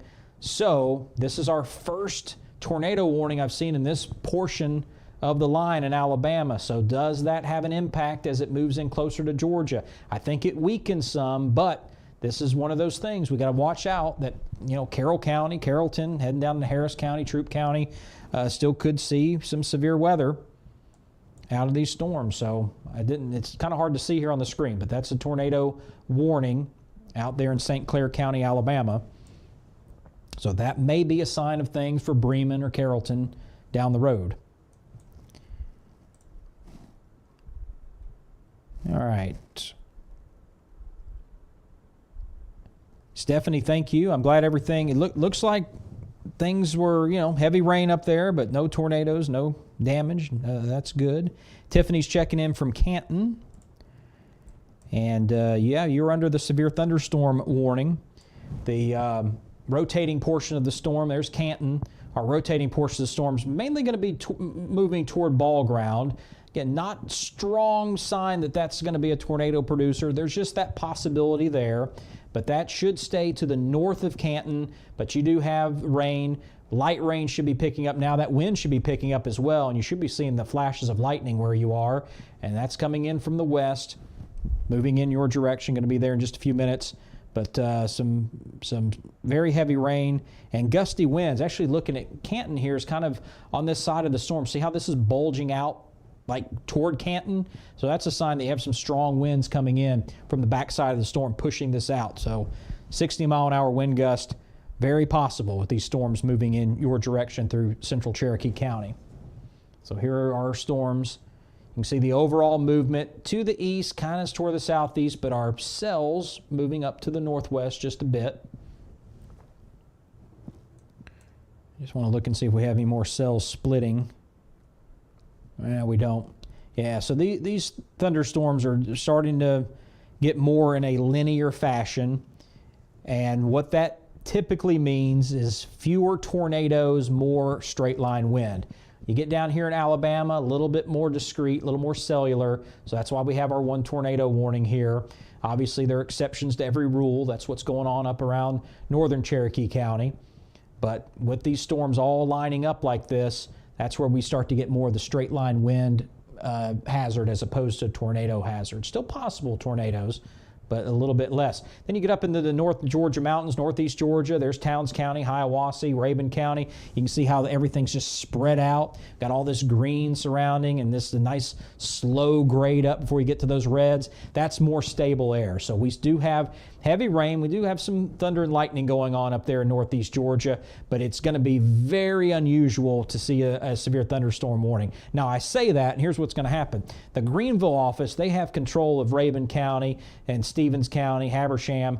They're going to see one of these cells come in, and they're going to say, we're going to prove the weatherman wrong, and we're going to issue a warning. That happened last time to me, so I try to understand that I'm not trying to outwit the folks at the Greenville office, because Atlanta will let these things go, and then Greenville will say, it's a little too rich for our blood, and they'll put a warning up there. So we'll see.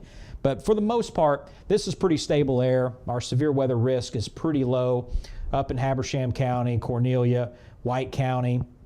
Again, up in the mountains from Blairsville through Hiawassee and Brasstown Bald, things are pretty just rain, not really severe weather necessarily.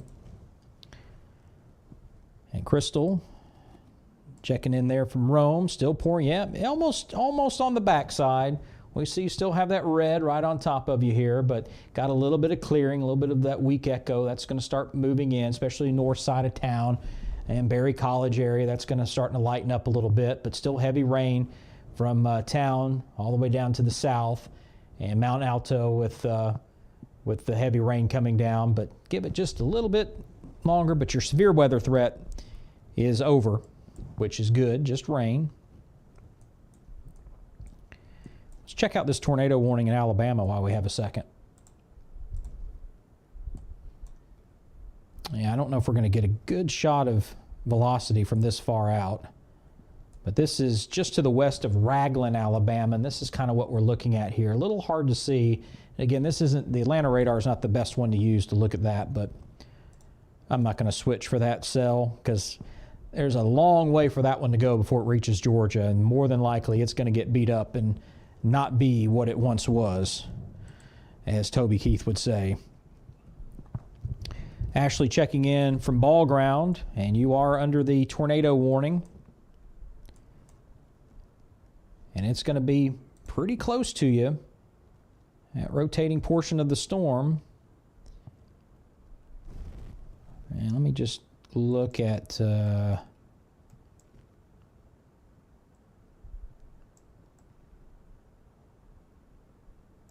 Yeah, again, I'm not seeing any debris. And actually, I mean, I'm starting to see our rotation broaden out even more, weaken some. So there's Ball Ground, there's Waleska. So the line here, Cherokee County, south of the line. So this is just riding the line, and just be on standby. But again, this is looking a whole lot better than the earlier scans. And in addition to that, it should stay just slightly to the north of Ball Ground. But stay with us until the storm moves through. Let me get you a time here of how long you need to stay with it. I mean, you can stay with us until we finish the broadcast, but we should get this past you in about 15 minutes. So give it another 15, and then we'll get that on the other side of Ball Ground and start to move that over toward southwest Dawson County. And maybe we can get this to expire because, again, this is just not the most impressive rotation. It's very broad and not really all that strong anymore at the moment. So we'll see what the Weather Service wants to do with it.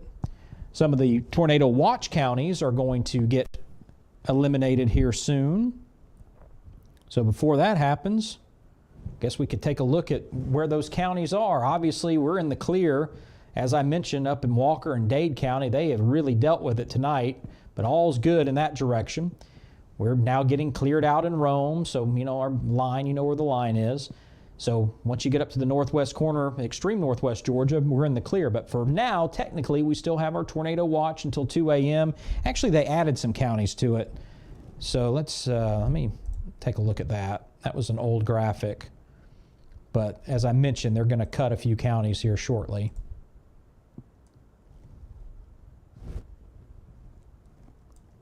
Let's see, what did they add?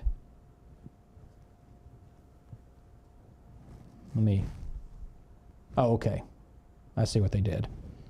So they added counties down to the south. So we had Polk County was added in there. Haralson County, it looks like. So they added a few counties here to the south. That's what they ended up doing. And then I think they pushed the time out a little. No, still 2 a.m. Okay. So, again, just wanted to look at what the watch area looks like right now, and that's about to change.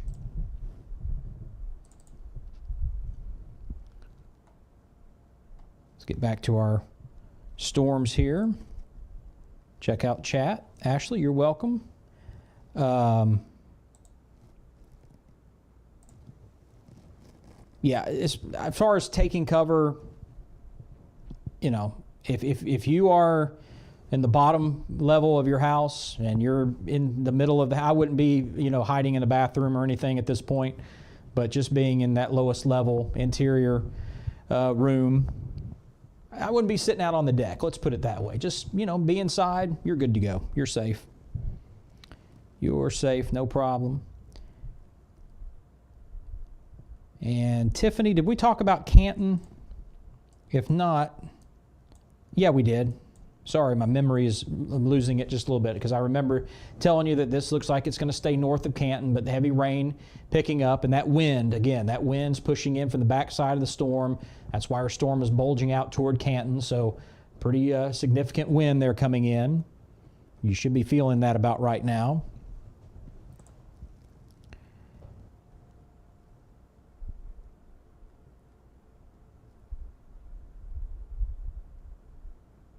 And Dawsonville, where Awesome Bill is from. What we're trying to get accomplished here is we're going to try to get this storm to stop the spin, maybe stay severe, but maybe even get better than that and improve a little bit before moving in to Dawson County. So we're going to see heavy rain moving into Dawsonville for sure. It looks like most of Dawson County is still pretty quiet at the moment, just kind of lucking out. We got a lot of rain up to the north and up to the northwest and out to the west, obviously. But we're going to see that moving in, but maybe we can not have to worry about extending that tornado warning out. And if the rotation continues to look like it is, we may see a severe thunderstorm warning, but hopefully we can keep the rotation at a minimum.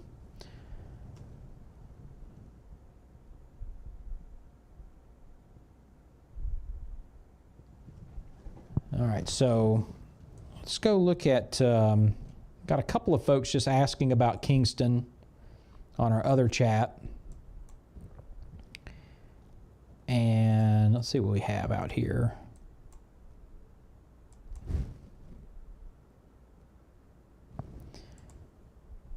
So this is one piece of the storm that they're watching right over Kingston. We can see that there's a little rotation trying to occur. There's just not enough there to prompt a tornado warning at the moment. What's really going to have to happen is this storm get fed possibly from this, what they call the rear flank of the storm. We may get a little bit of an inflow coming in Cartersville, but for right now, just not enough rotation there to prompt a warning, but that is something that they are looking at. And this is pretty much over Kingston now. It's starting to move out closer toward Cartersville, heading out toward I-75. But that's just one little pocket here that the Weather Service is keeping an eye on for right now, so they've got our back. 1.25 inches of rain has fallen in Floyd County at the EMA office. And Polk County reporting a lot of wind, especially north of Cedartown in the Lake Creek Road area. And they say the rain just coming down in sheets. And I believe it. You can see it on radar for sure. So we still got another few minutes here of rain, another 10, 15 minutes of that heavy rain. Then we go to more moderate rain on the backside, then all is clear. And speaking of all clear, I like to give the all clear whenever we can. So things are just improving by the minute in Rome. Calhoun's looking good. Dalton is in good shape. No rain as we head up into Lafayette, Northwest Georgia, Tryon, Trenton, Cohutta. All good. Chatsworth improving as well. The rain's about to stop there. And just don't really see a whole lot of severe weather opportunities up in Fannin County or Union County. Towns County, still some heavy rain. No tornado warnings on the board. So they have canceled. And again, we're going to get a few counties on the watch canceling here soon as well. We'll talk about that as soon as the graphics update. Got flooding reported on East 2nd Avenue in Rome, and then Highway 411 and Chateau Drive in Floyd County. with some flooding reported there.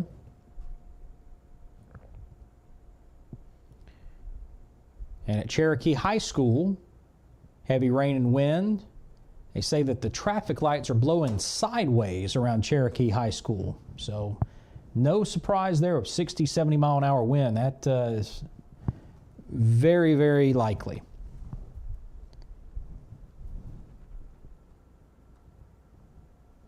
And we got a report of about 984 customers without power up in Gilmer County.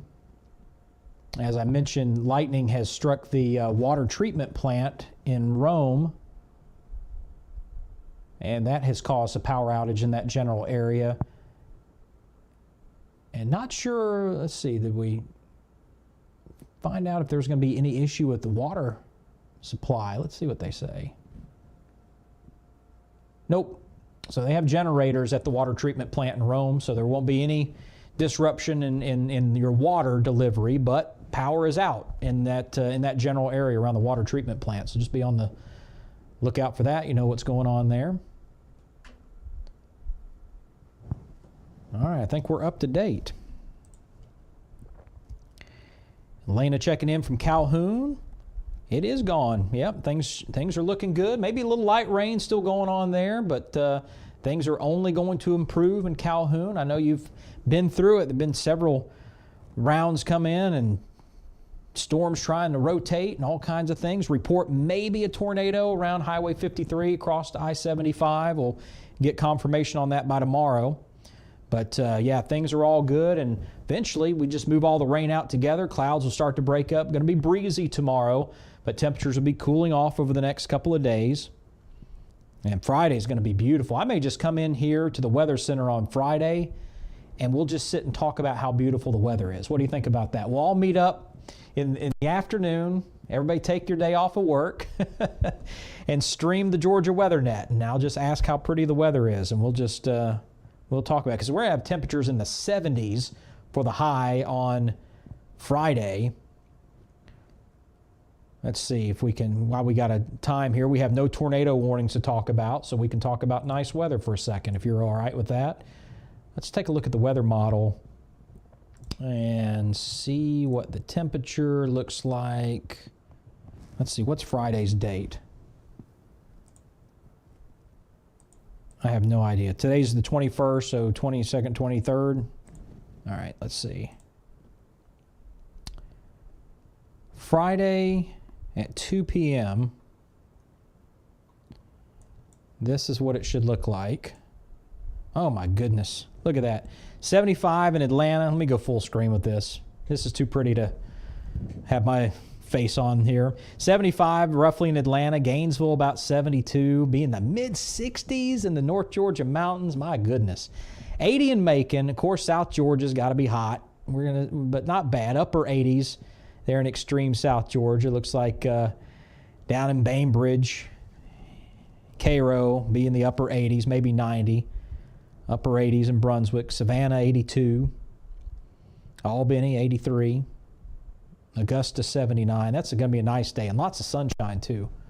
So enjoy the weather. It just gets better and better as we move over the next couple of days. But like I said, breezy tomorrow, still a little warm, but sunshine, a little lower humidity. Let's take a look at the dew point. Oh, wow, even better. So this is the dew point. So when your dew point's over 70, that's very uncomfortable, very oppressive. Above 60 is muggy. When you get into the 50s, that's pretty nice. Here are our dew point readings Friday afternoon. For North Georgia, we're going to be in the 40s. Now, that's not quite as dry as Las Vegas, but it's moving that direction. So when you have temperatures in the 70s and a dew point of 40 degrees in Athens, that is a day you absolutely take off of work. Macon, 44, so this is nice. Little muggy in extreme southwest Georgia, but that's the way it goes sometimes. But the rest of the state's going to be great. All right, let's get back to work. And back to our radar. Got a new severe thunderstorm warning. So not a tornado warning, that's good, but another big severe thunderstorm warning. And this is covering the cluster of thunderstorms that we've been following. And this is going to be for central Paulding County, Cherokee County, northwestern DeKalb County, Forsyth County, Cobb County, northern Gwinnett County, southern Dawson County, Hall County, northern or northeastern Fulton County, and southeastern Pickens County. So that's the big polygon here off to the east, about the same size as the one out to the west, but this is the new version here covering the same storms, and this stretches all the way out. Got North Metro Atlanta in here, Gainesville, Lake Lanier, Buford, getting all under this severe thunderstorm warning, and that goes until 1 a.m. So we have the possibility of 60-mile-an-hour wind gust and quarter-size hail. Still, did they take the tornado tag off? Okay. There's still a tornado watch, but they left the tornado possible tag off of this warning. So again, that's another sign of a little improvement. We're just getting little tiny victories as we go along here. So we do have the hail threat. Could see that quarter size. That's 1 inch in diameter hail. And the wind gust 60 miles per hour. But they left the tornado possible tag off of that warning. So still doesn't mean it's 100%. But at least for this warning, things are starting to improve a little bit with this line as it is moving in toward Cobb County, Marietta, North Fulton, heading into Forsyth County, Hall County, Gwinnett County. Got another tornado warning here, that same cell out in Alabama. So this is going to cover Anniston. The storm should be just to the north of Anniston. Let's see if we can get this to weaken. Otherwise, we still have a ways to go because we're going to watch this one as it moves in toward Carroll County, Haralson County possibly. Still, again, a ways to go before that. Let's see what's going on with this cell above Fruithurst. I don't like the way that looks here on reflectivity. And I don't like the way it looks on velocity either. So here we go. We got maybe something starting to develop here above Fruithurst, Alabama. And just looking back at reflectivity, here's our inflow. Got our forward flank, maybe some hail involved here. So this storm is trying to get a little spin. So we'll watch that as it moves in toward Haralson County. That's going to be close to the Haralson-Polk County line. No warning on this yet. And let's keep our fingers crossed it'll stay that way. But I know the Weather Service, they're looking at that because that structure is pretty good. And again, we go back and look at the velocity. And we see it's trying. It's not convincing yet, but it is trying to get some rotation on it. We'll keep an eye on it.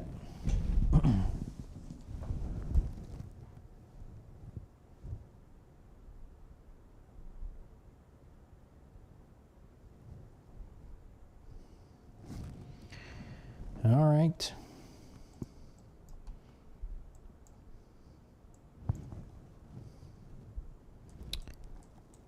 So no tornado warnings on the board, just our 2 severe thunderstorm warnings. I'm going to go full screen with this just a moment. Take a little refreshing water break here.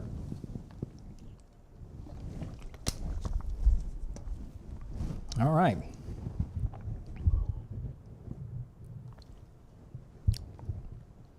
See, if I were really smooth, I wouldn't say what I was doing. It would just be quiet for a second, but you know, a lot of us have been through a lot together here on this stream, and like I said, maybe we overshare sometimes. That's all right. Yeah, Christy, yeah. That would be fun, wouldn't it? Just a fair weather day, right? You know, just come in here and just say nice things. Enjoy the weather. Be positive. I'm all in. I say that now, but then it'll be Friday afternoon. It's a long week. I'm ready to go do something. And I'll say, I don't know if I'm going to go stand in that stuffy studio. And by the way, it seems like it's 10 degrees warmer in this studio than it is on the outside at all times. And I haven't figured that out yet, but that's all right. All right, so severe thunderstorm warning. We have now we're starting to get the flash flood warnings come in. So Floyd County is going to get that. So no surprise there with that heavy rain coming in. So it looks like about 1.5 to 2 inches of rain has fallen in Floyd County, and still may see a little bit more, especially in that eastern part of the county. And we may see, again, a couple little pop-ups here and there could move in, but either way, close to 2 inches of rain there in Floyd County. So flash flooding is happening right now and is ongoing. I mentioned a few streets that are impassable at this moment. So some locations here include Rome, Cave Spring, Lindale, Coosa. And this flash flood warning will be in effect, stays in effect until 3:30. So actually, I think we should have a polygon for that. Let's see. There it is. So this is going to be for southern Floyd County. So again, it does cover Rome, Lindale, Cave Spring, Coosa. And we do have the severe thunderstorm warning still for the southeast corner of Floyd County. The heavy rain continues to fall, but 1.5 to 2 inches of rain. And again, you get into town, you get into Rome with the concrete, and the pavement, the buildings, and everything down there, and that water just can't go away as easily as possible. And this is why we have these problems in Atlanta so much. You get a big rain like this, and it's heading that way. So flooding will be a big concern over Atlanta as well. All the drainage issues there, and for whatever reason, 285, that west side perimeter, 285, floods without any problem at all. So I would certainly want to stay off of the west side perimeter through the overnight hours until these storms completely pass and move out of here.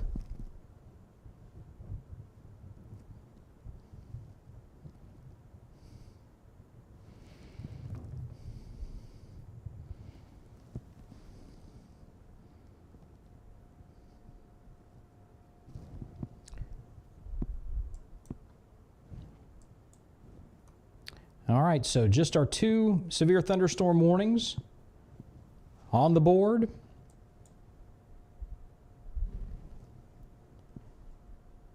And we'll just put this in motion here for just a minute and take just a quick breather here, and I'll kind of look at what's going on in the chat and with the weather service.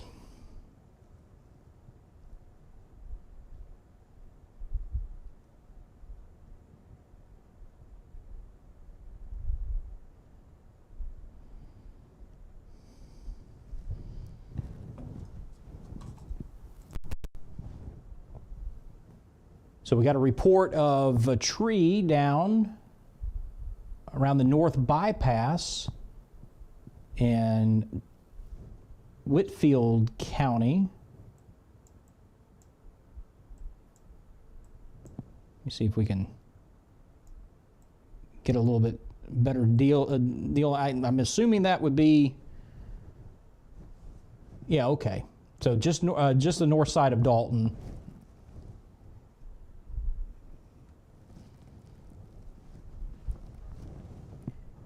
And that is blocking the southbound lane of the North Bypass of Dalton.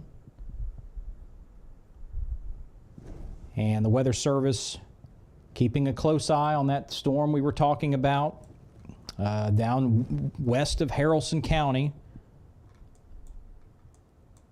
just above Fruithurst. Yeah, this is the one we were talking about just a little bit ago.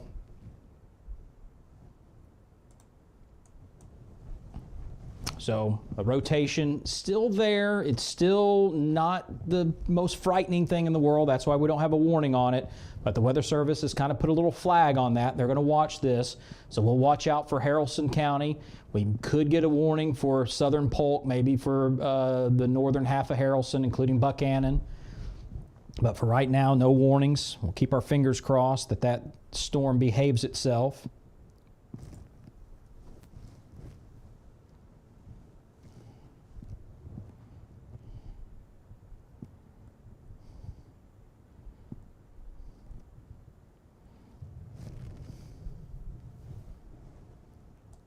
Our severe thunderstorm warning, the one out to the west, has expired. It's 12:31 now. That one went to 12:30, so we have our big warning out here that covers that off to the east. That remains in effect, and again, this covers a lot of territory So we have portions of Cherokee County in there, Paulding County, DeKalb County, Forsyth County, Cobb County, Gwinnett, Dawson, Hall, Fulton, and Pickens County, portions, and in some cases the entire county. It looks like all of Forsyth County is part of that. All of Cobb County is in that. And that goes until 1 a.m. And let's just take a quick scan and take a look and see what we have as far as rotation. Nothing really screaming at us, so that's good.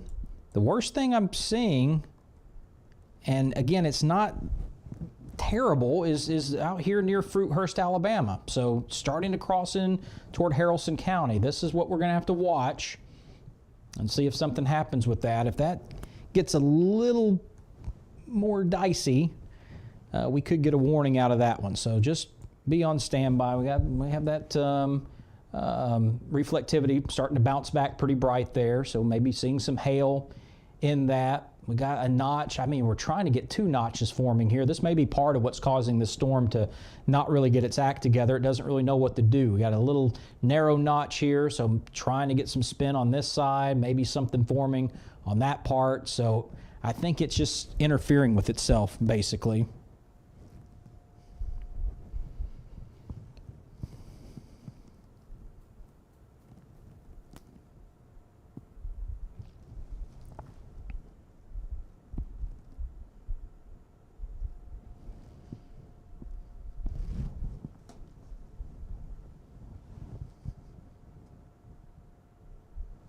All right, let's check in with the tornado watch, since we were told some counties are going to get dropped off, and there they are. So we still have our watch in effect until 2 a.m. Let's see if we can, there it is. All right, so still until 2 a.m. We have our counties here in extreme northwest Georgia have been dropped off. These were the counties that were originally part of it. We had 4 counties added originally, and then so these counties are off. We still have a tornado watch up into the North Georgia mountains, up to Blairsville, all the way down to Dawson. There's Dawsonville, into Cumming, and then into parts of North Metro Atlanta, Cherokee County.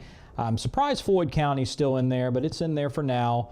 And Gordon County is in there as well. But this is passed. Understand they're not able to get the counties really in real time to drop off. Maybe someday in the future that'll happen. But for right now, our watch system is still a little bit archaic. They just want to cover everything that they possibly can, and if they overlap even parts of the areas that are quiet, they'd rather do that than to not have coverage at all. So again, Rome and Calhoun, you're in the clear, but this is the new and improved edited tornado watch, number 308, that's set to go until 2 a.m.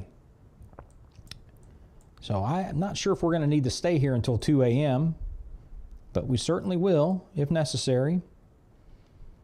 And I'm just watching these little storms out here moving into Alabama. So the Weather Service has decided to go with a severe thunderstorm warning as opposed to a tornado warning. And this is for Haralson County, including Bremen and Buchanan.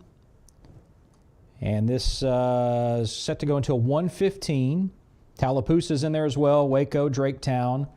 So we do have the possibility of 60-mile-an-hour wind gust and quarter-size hail with this storm. So still watching, this disorganized rotation right on the state line, but not enough to prompt a tornado warning, but enough to prompt a severe thunderstorm warning. So severe thunderstorm warning, and that's basically custom made. This is Haralson County. I mean, I think there's a little tiny piece of Haralson County not included here, but roughly this is all of Haralson County under a severe thunderstorm warning. And again, that goes until 1:15.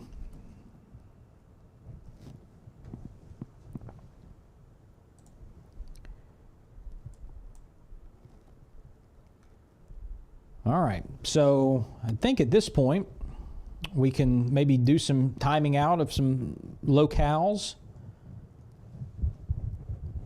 Terry Ann with Thunder and Lightning in Marietta. Alicia checking in Cleveland. I think you're good to go to sleep in Cleveland. Again, we have the rain. It's pretty moderate to heavy. You're probably experiencing the thunder and lightning up there, but this is pretty stable up in White County, and there's nothing behind that that's coming in that's going to be very scary at all. So, you know, the heaviest of the heavy rain, Cleveland is right here. There's the old courthouse. There's the Zaxby's. There's White County High School right there, right? I'm getting the picture. There's the Indian Mound just south of Helen. Of course, Helen, the German town. The heaviest rain here still in that northwest corner of the county, up around Trey Mountain, Smith Gall Woods area. So that's still going to be pushing in, but the severe stuff, it's just not a whole lot going on. I haven't seen any severe warnings up anywhere in this area, so that rain's going to pick up a little bit more and then die down a bit. So enjoy your sleep tonight.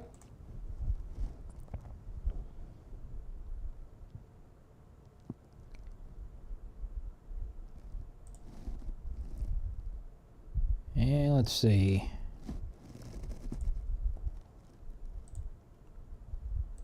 There we go.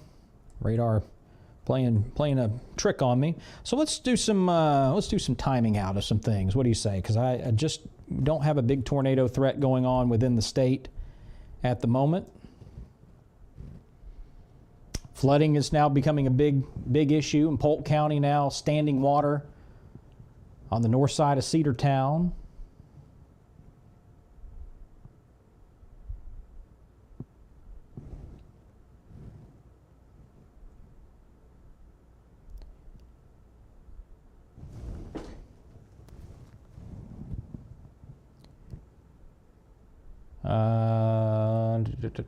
So that's in the Meadow Lakes community in Cedartown.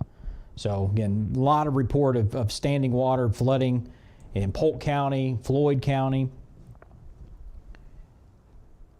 and power outages also coming in from all around northwest Georgia. All right, so let's take a look at, let's go with that screen here, and we'll go to our reflectivity. This isn't the prettiest radar in the world, but it's the most effective one, and it's the one you can always depend on. Sometimes the other radar will do weird things. This radar right here, this will survive a nuclear blast, and this is the one I'm looking at a lot of times just to see about rotation, debris, and things like that. Also great for timing out the arrival of the storms. So we can, let's just take a look at some random places here.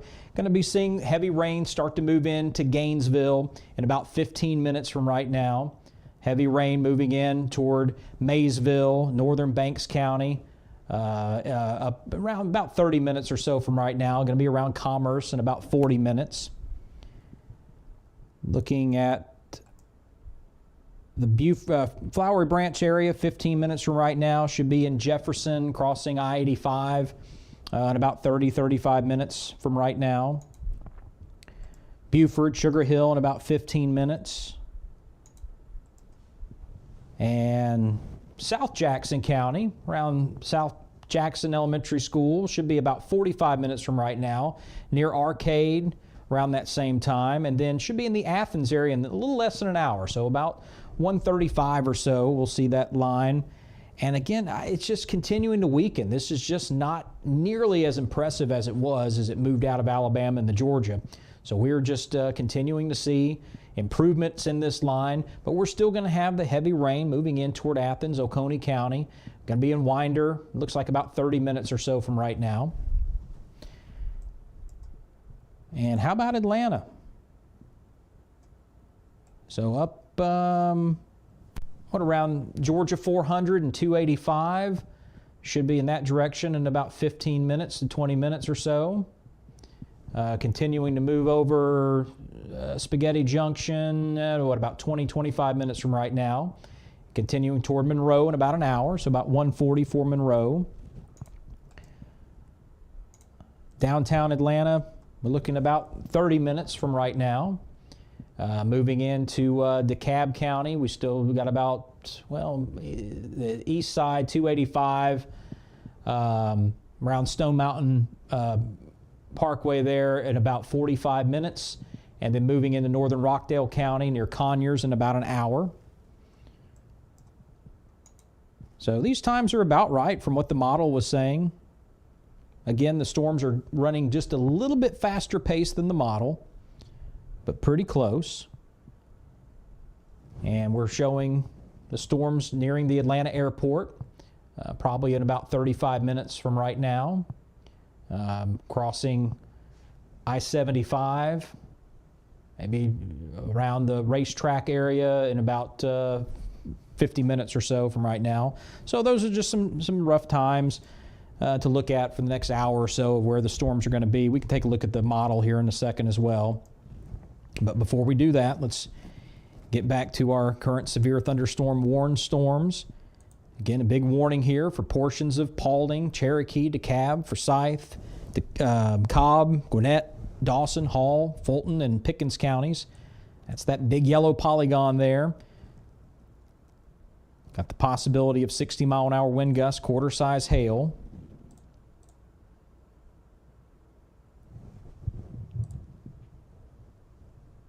And just looking at our hail tool, not a whole lot of hail to speak of. Just a little faint signs, maybe here in North Fulton, and maybe a little bit of a hail core just to the west of Cumming in Forsyth County. But that's about it that we're showing in the hail with that storm. And then our severe thunderstorm warned storm.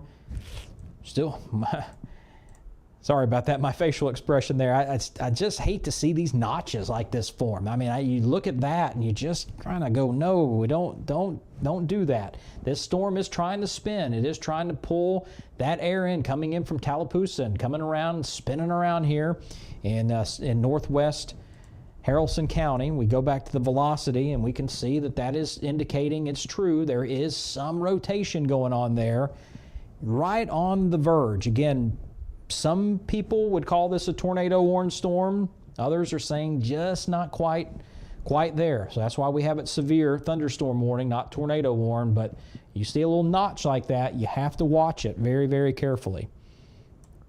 Don't do what I did, which is looking at all other parts of the storm. The Weather Service, you got somebody with their eye on that looking at every single scan, I can assure you that.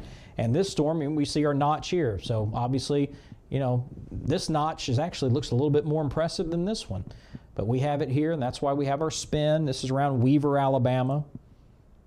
Go back and look at the velocity, and we can see that rotation is still there.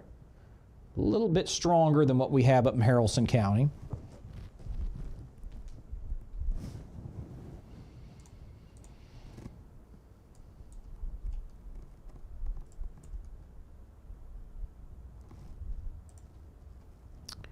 All right.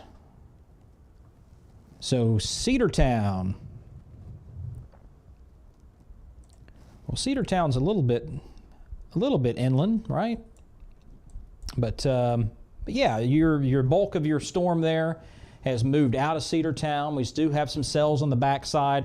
There's just not much energy left in the atmosphere to work with after this is pushed through. So we're going to see some more rain move into Cedartown, but I strongly doubt that we're going to see anything severe come out of those storms there moving in. This is just going to bring a little bit more rain, and so flooding still going to be a concern. We're seeing a lot of reports coming in from Polk County and Floyd County about some flooding. So this is going to add to that problem. But if you stay off the roads, and who wants to be on the roads at 12:45, right? So if you're indoors, I think you're in good shape. But as far as the severe weather is concerned, you're fine. So Cedartown all the way out to the state line looks good. So thanks for checking in, Lila. Appreciate you very much. And Christy reporting the heavy rain in Murrayville, and the clouds are singing their song. And it looks like it's going to get heavier before it gets lighter in Murrayville. We got a little bit more heavy rain coming in from Lumpkin County. So that's going to continue moving your way. And yeah, that is just all a lot of lightning in there. If we watched the web stream a little bit earlier, we had a live webcam that was just showing, it just looked like a strobe light. I mean, it was just every second and sometimes a couple of flashes per second going on. That stream is now down. I was going to pull it up again, but this is a big lightning producer for sure. So even once you get up well into North Georgia, not a lot of severe weather going on, but that lightning is a big factor for sure. But yeah, so a little more rain there in North Hall County to deal with. We see our line here, pretty strong reflectivity stretching through Lumpkin County and Dawson County. So that's moving on in. But we'll hopefully keep the severe out of there, or your severe thunderstorm warning just cuts right through that northern part of Hall. So we do have Gainesville in there and then Oakwood.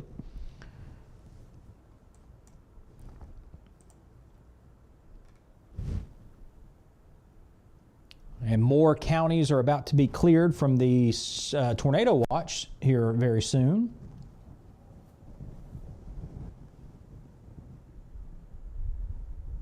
So two things. One thing's not going to happen and one thing is going to happen. What's not going to happen is the tornado watch is not expected to be extended anymore to the southeast. The main threats we're going to have through the rest of the night will be strong straight line winds.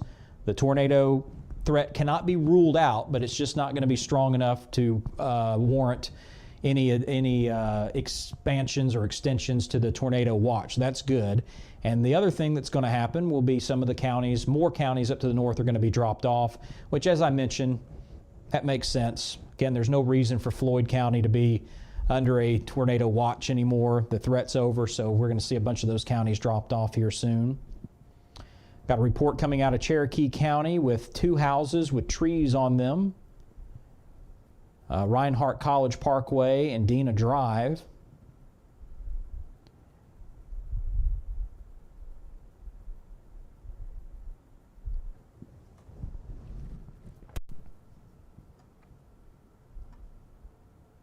So right now, the main focus that the Weather Service has is, again, on Haralson County. So we're watching a storm moving into Haralson County, coming out of Alabama.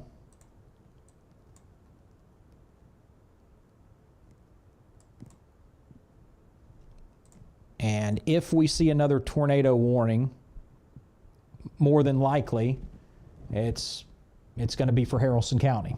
So probably not going to see any, not definite, but more than likely we're not going to see any more tornado warnings north metro Atlanta area. And as a matter of fact, you see part of our severe thunderstorm warning has just been eliminated there. So now when we get to Hall County, we're just splitting Hall County in half. So really Gainesville from the Pinnacle Bank building and Regions Bank building there on the intersection of E.E. Butler and Jesse Jewell. South is where we still have our severe thunderstorm warning. North of that, heading up into Quillen's Corner and Claremont, we are out of the severe thunderstorm warning. Murrayville's clear of that as well. But we still have our severe thunderstorm warning for South Hall, and then over into Forsyth County.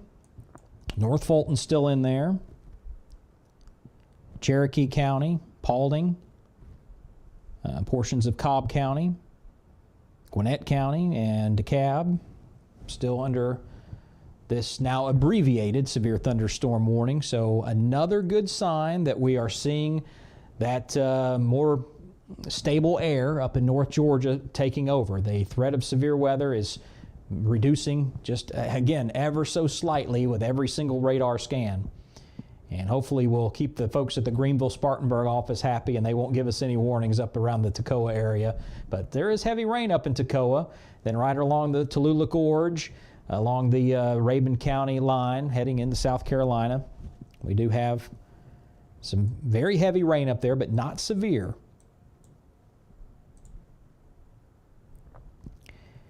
Michaela checking in from Pickens County. And how are things looking in Pickens County? You're still kind of on the brink here. Let's see how it's looking. Yeah, so we still have some rain coming down in Jasper, a little bit more rain to come. But for the most part, your severe weather threat is over. It's off to your east. And as I mentioned, that part that came through Pickens County has been pretty much downgraded at this point now to just be, heavy rain, not a big deal. So you're all done. All done. Rain will be ending here soon, and then it'll be smooth sailing. Going to be breezy tomorrow. Still a little on the warm side, less humidity, and then it just gets so beautiful as we head toward the end of the week. So new severe thunderstorm warning, and this is just like the last two. It's basically for the same part of the storm, with the exception of this northern part. They're going to, again, keep it down to the south. So another big warning polygon here. And let me get to all the counties that are involved in this. This is going to be for northwestern Barrow, northeastern DeKalb, central Forsyth, central Cobb, Gwinnett County, southwestern Banks, southern Hall, northwestern Jackson, northeastern Fulton County. And this goes until 1:30. So we do have the possibility of 60-mile-an-hour wind gust and penny-size hail.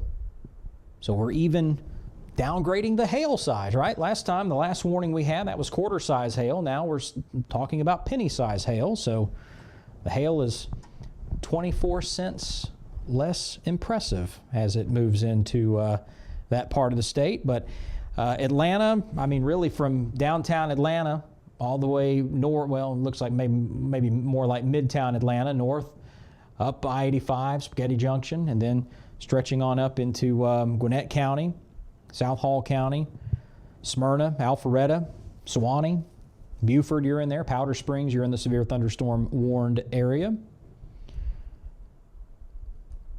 And once again, no tornado possible tag on that. Our tornado threat is just continuing to wind down for this area. Not so fast for Haralson County. Still watching this cell out in Alabama. And we're just looking out toward the Birmingham area. We got some strong thunderstorms here, nothing severe, so I don't think we're going to be worrying about this at all. And again, hopefully we can get this part around Anniston, Alabama to settle down a little bit. I just don't like that. Don't like that notch. Reflectivity's not crazy, but I'm just looking at this notch. It's a little spread out. It's not the scariest thing in the world near Heflin, but that's what's feeding this storm. That's what's allowing to get a little bit of spin going. So they're going to put in a severe thunderstorm warning. That's good. All right, let's keep it that way. And keep my fingers crossed that we'll keep it that way. Severe thunderstorm warning now is going to extend out from our tornado warning there in Alabama. So they're not seeing as much of that rotation anymore. So this is severe. We may see that severe thunderstorm warning get extended into Haralson County and maybe into Carroll County. That will be the next stop for this if it holds together. Again, fingers crossed. I'm not as good at crossing fingers as I once was. I probably haven't done that in 20 or 30 years. All right, so there we go. Any other questions? I can certainly get to it right now since we don't have a whole lot going on other than our severe thunderstorm warnings, but again, they're starting to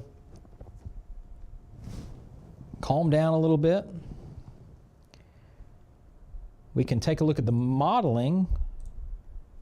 Just see, actually, let's see how close this model is. I'll go with that one and that. Already coming up on 1 a.m.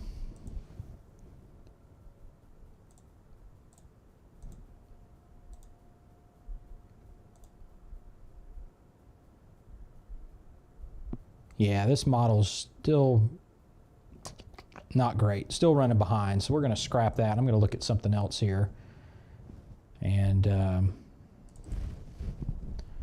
maybe we can get a little better look. Yeah, we got another run that's ready to go.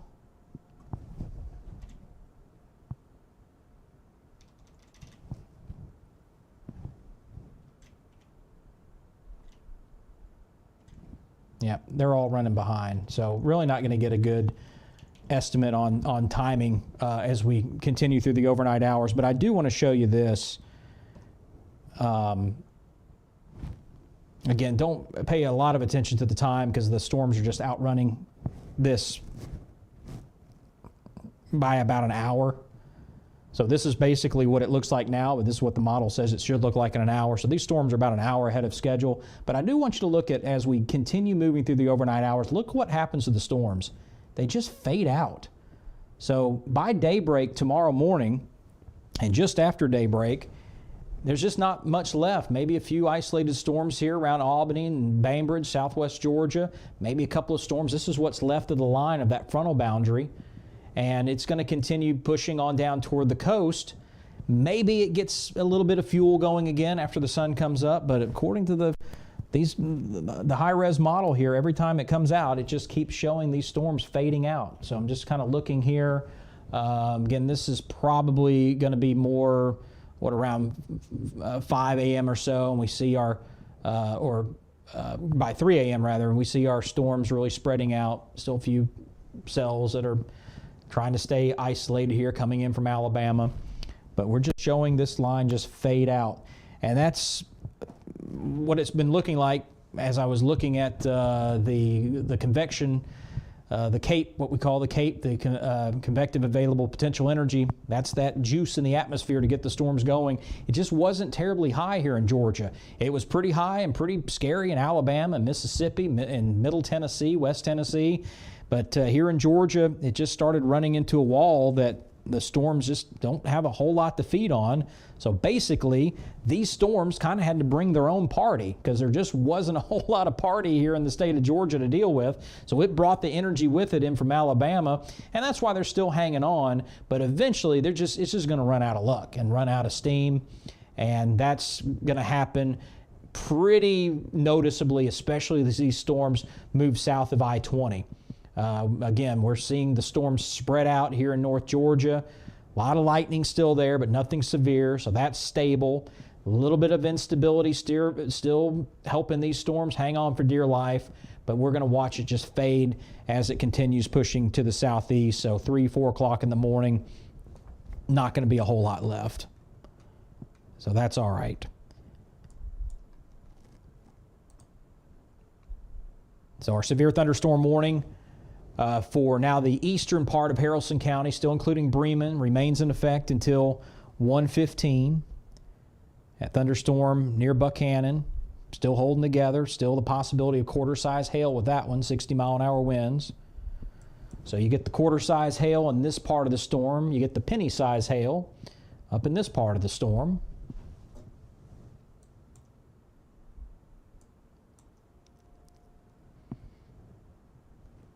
And we're just checking in with our Alabama storm.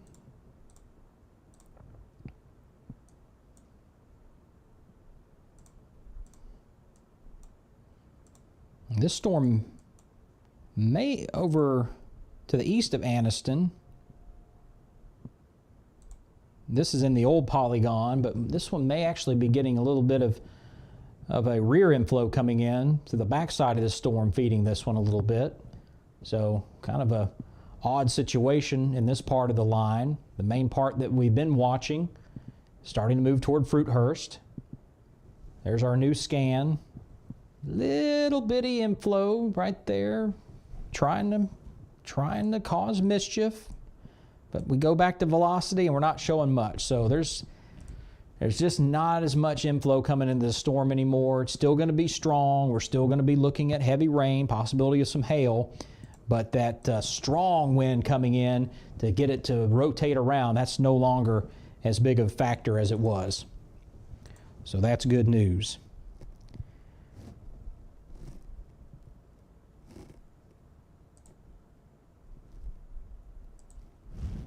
All right. So everybody's getting kind of quiet. The Weather Service. No other damage reports coming in. Let me check in with Huntsville. Ooh-wee, they have a lot going on. A lot going on in Huntsville. Got another severe thunderstorm warning coming out here momentarily. There it is. Yep, same storm. Not a big surprise. We'll get to that in just a second. Yeah, a lot of hail reports out in northern Alabama, out of the Huntsville office. Just looking to see if we had any damage reports. Reported there in Jackson County, Alabama, just on the other side of the state line, saying that the rain and the wind sound like a train coming through. And boy, I tell you, sometimes you hear that and you get worried that could be a tornado, but there will be some confirmed tornadoes, reports coming out of northern Alabama for sure tomorrow, because we saw it on radar. We saw the debris on radar east of Huntsville, and there will probably be more than that. All right, so here's our latest severe thunderstorm warning. This is going to be for southern Paulding County, northeastern Haralson County, northeastern Carroll County, northwestern Douglas County, and this goes until 1:45. Our storm near Draketown, close to Buckhannon, moving east at 30 miles per hour. So we have that 60-mile-an-hour wind gust and quarter-size hail issue here. So in this warning polygon, takes you right up to Douglasville. So really the west side of Douglasville, you're in there. Buckhannon, Villa Rica, Bremen, Temple, Hiram, Draketown, Winston, Brownsville, New Georgia. And unfortunately, unlike our storms up to the northeast, we do have the tornado possible tag on this one. So just because we have been seeing some rotation in there, this is a severe thunderstorm warning with a tornado possible. So we're not out of the woods completely yet. And we're not out of the woods with our cell that's moving into western Haralson County, northwestern Carroll County. We will probably see another warning issued out of this. So just be on the lookout for that. And we're going to watch closely for any sort of rotation. But I am almost brave enough to just say I think our rotating issues and our tornado threat for our storms there east of Metro Atlanta, it's just almost gone. So we're dealing with the strong straight line winds, heavy rain, hail. But as far as our tornado threat is concerned, it is starting to diminish a great deal as our storms are approaching I-85 east and northeast of Atlanta. Again, rain in extreme northeast Georgia, but a lot of stability, so not a big threat there. And still looking at a reasonable tornado threat with our storms here southwest of Atlanta, or correction, west of Atlanta. We're not quite south of Atlanta, but west of Atlanta, and then eventually we'll maybe see some more storms start to push in toward Carroll County, maybe southern Carroll County here with our storms that are still out in Alabama.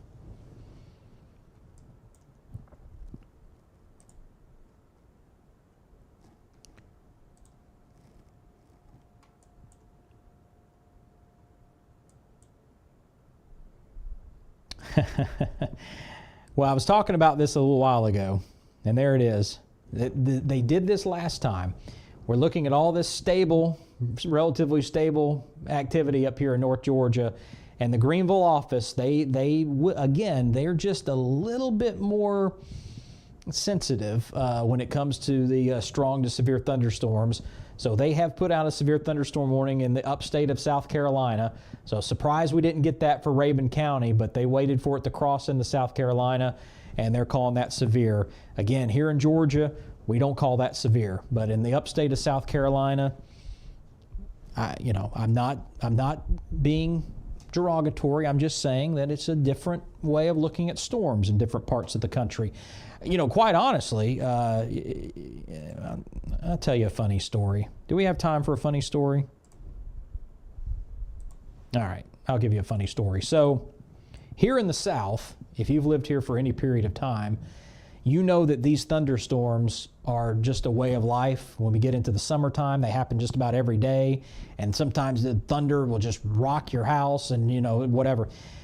So that's the way, we deal with that here in the Southeast. Not all places in the world have this kind of thunderstorm activity.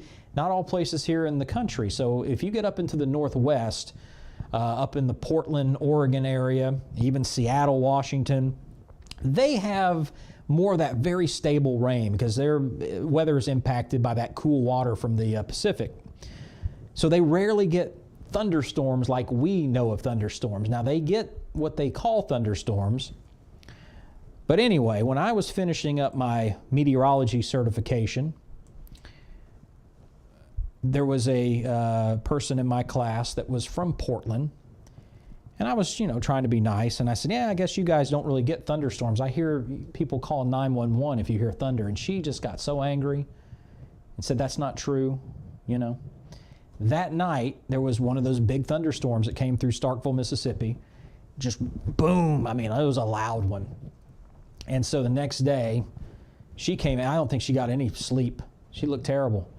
And she said, did you all hear what happened last night? And, most of us from the South, we said, no, what happened last night?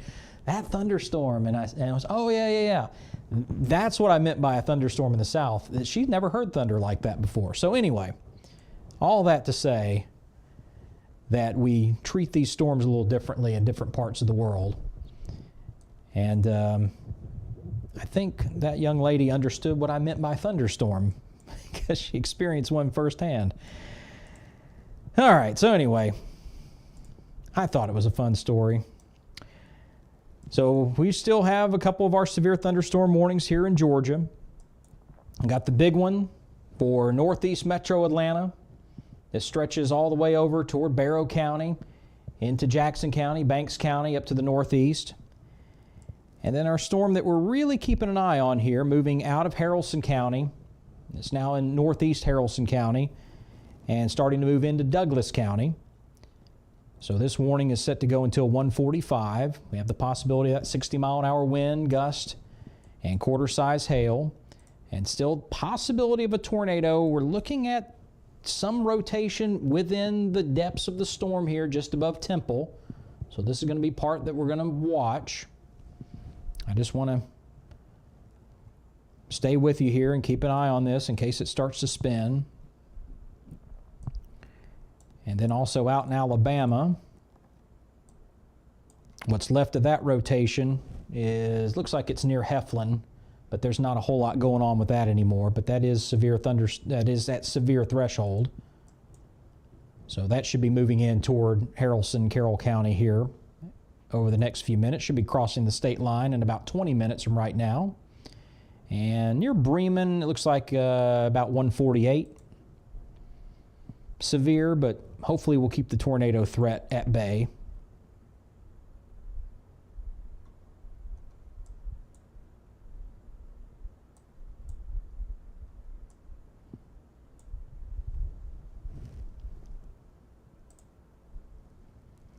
Melanie checking in from Powder Springs. Heavy rain going on. Thank you for your update, your report. And again, we should be, you're going to have about 20 minutes or so, 20 or 30 minutes of that, and then things will start to lighten up a little bit. And then improve for the rest of the night.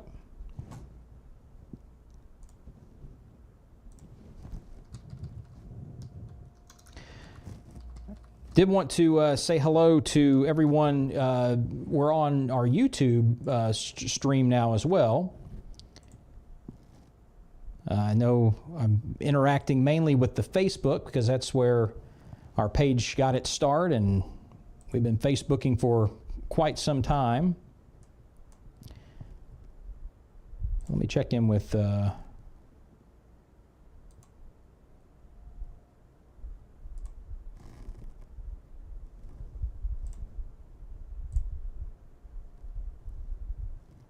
Yeah, all right. We have somebody on the YouTube channel. Hello, good morning. Thanks for checking us out on YouTube.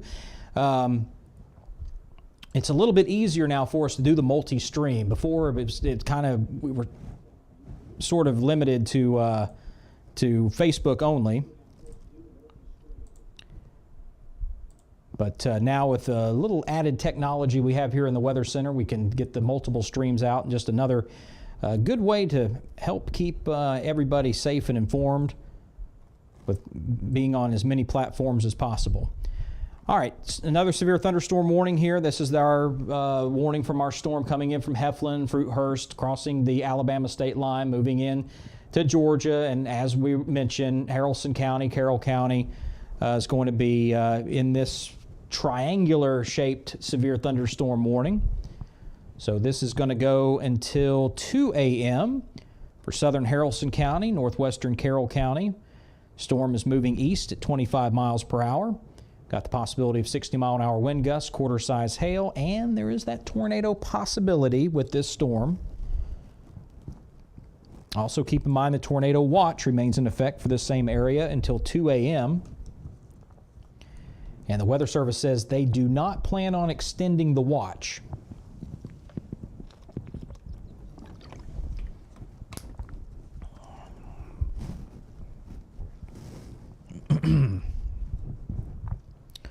So no surprise again on this storm, and under normal circumstances I would end the broadcast, or I would have already by about 1 a.m. or around 1 a.m. because we haven't had a tornado warning in a while. But in our circumstance tonight, we still see the possibility of some storm spinning here. You know, I don't know, a 10% chance maybe, if even that, but there's still that chance.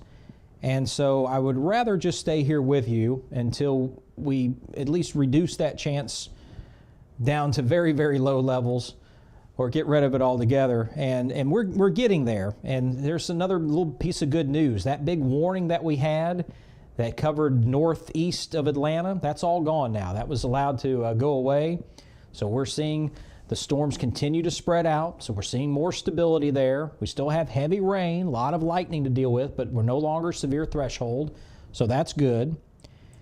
And again, that's just going to continue to spread down as these storms move in across I-20. Just the atmosphere becomes less and less favorable for the severe weather development and for the tornadic development. That's why the Weather Service, they're not planning on extending the tornado watch. That's going to go until 2, and that should be it. But still, there's still some misbehavior going on out here in Haralson, Carroll County, Douglas County, west of Atlanta.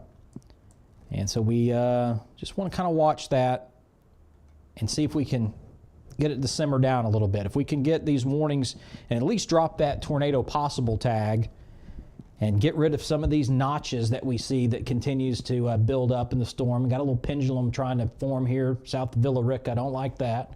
If we can do away with some of that, then we can all sleep fairly sound tonight. Cheryl Collins checking in. She likes the Facebook. Not a fan of YouTube, I understand. Thank you for checking in. Only the crime channels on YouTube. That's what a lot of people go to YouTube for. Weather? Sometimes weather, I guess. Crime and weather. All right. So the time is 1:14. Live severe weather coverage.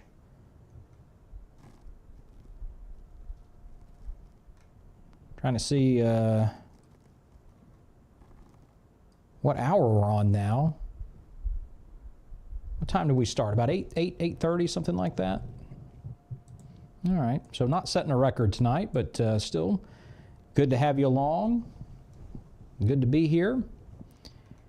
2 severe thunderstorm warnings in west central Georgia, and both kind of have that same hazard, the wind, 60 mile an hour possibility there, quarter-size hail, and still that chance that we could get a little spin out of these storms.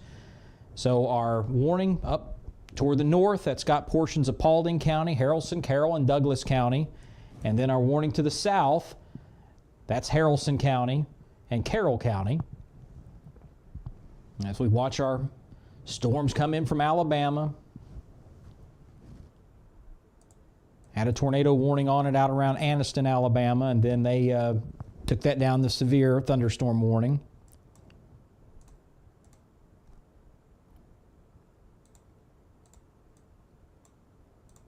Just looking at the velocity right over I-20 here. So this is where the storm's trying to get a little bit of rotation going. That's the best that it can do. I'm looking here inside the state of Georgia. Let me turn off the polygons. I don't really see any rotation that's significant.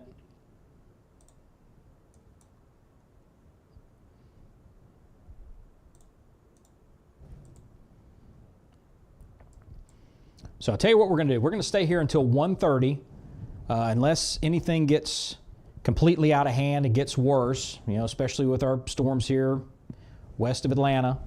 That should do it for the night.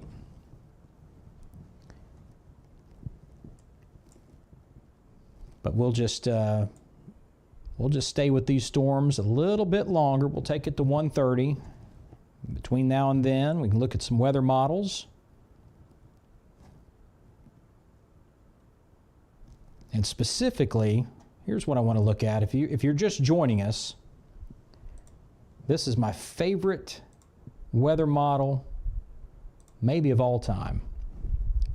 This is our temperature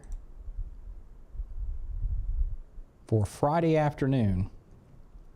Once we get this line of thunderstorms out of here, things are going to be clear tomorrow. It's going to be breezy. Still a little warm, but cooler than it was yesterday. But then we continue to cool off. Thursday is going to be even better. Friday is going to be unbelievably nice. Look at these temperatures across the state. 74 up in Hiawassee. Atlanta's at 76. Macon's showing 81. A little warm as once you get into South Georgia, but not in the 90s, right? Albany's at 85. Savannah's at 84. Rome is at 74. Look at that. Augusta, 81. Athens is 77. That's beautiful. Columbus is 80 degrees. So very, very nice. Statesboro, 80 degrees. And even better than that, we take a look at our humidity. And let's take a look at that dew point. So this is when things get really, really nice. We have really low dew points in the 40s in parts of North and East Georgia. South Georgia still have, still a little bit of humidity going on with those dew points in the mid-50s. But that's still very, very nice dry air. But when we see temperatures in the 70s, our dew points down in the 40s, that's just going to be an absolutely gorgeous day. So enjoy the sunshine, enjoy the weather for the rest of the week. And it's going to be great. As far as our weather is concerned for the rest of the overnight hours, we can take a look at that. Look at the simulated radar. And the storm's outrunning the modeling just a little bit, but this is what it should look like. By 4 a.m., we should have the thunderstorms well east of metro Atlanta, starting to move in toward Macon. These storms are probably going to be a little bit closer to Macon. Again, very much more stable air up along the Savannah River, north of Augusta, Lincoln County area or so. Some showers moving into Washington, Wilkes. Scattered thunderstorms moving into Columbus as well. But we should keep a lot of the severe weather winding down. And take a look at this. We go towards 6 a.m., 7 a.m., and this just really starts to fall apart as we're moving into South Georgia. Through Macon by daybreak. This is 8 a.m., 9 a.m., not a whole lot going on. Few cells here. This may actually be overdoing it, but we may see a couple of thunderstorms in Albany to Bainbridge, Cairo, Blakely. Maybe a couple of cells out around Statesboro. But that line just completely falls apart as we move toward tomorrow morning. This is looking at noon, and maybe a little bit more activity here, again, south of Albany and Camilla. As the temperature starts to warm up a little bit, a lot of sunshine, that may cause some things to happen. But the rest of the state's going to be quiet. So enjoy tomorrow, or later today, rather. And especially enjoy Thursday and Friday, because it's going to be nice. All right. Little update to our severe thunderstorm warning, the one to the northeast.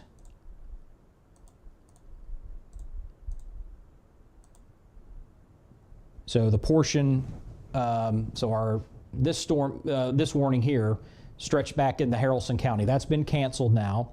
So this does remain in effect into Douglas County and portions of Paulding County. But the Haralson County portion has been canceled. This warning does cover southern Haralson County, including Bremen, northern Carroll County, almost to Carrollton, but not quite. Temple's in there as well. So southern Haralson, northern Carroll, you're still under a severe thunderstorm warning.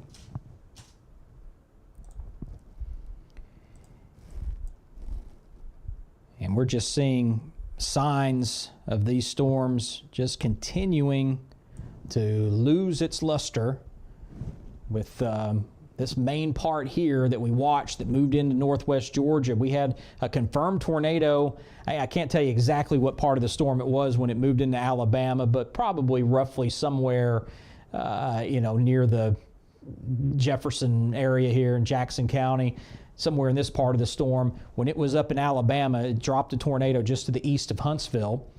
And still very threatening in northwest Georgia. We have multiple tornado warnings, have the possibility of a tornado in Calhoun, maybe along I-75 and Highway 53. Still no confirmation on that yet. But multiple tornado warnings. Now we're down to 0. We have no tornado warnings, just our 2 severe thunderstorm warnings now. So everything's starting to loosen up a little bit along I-85, northeast of Atlanta. It's west of Atlanta along I-20 where our trouble is still staying with us and probably going to hang on a little bit more as those storms move down toward Butler, Taylorsville, Meriwether County, that area, Noonan. We may still see some more strong thunderstorms, could be near severe.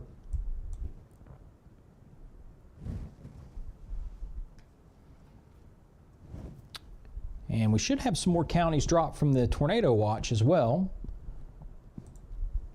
Let's see what we have. Well, it looks about the same to me.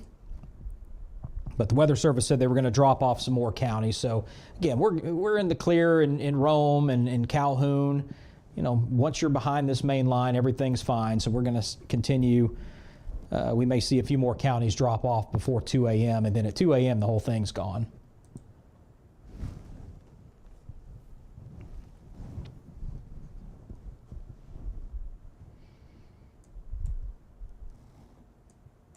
Yeah, just not a whole lot to talk about right now.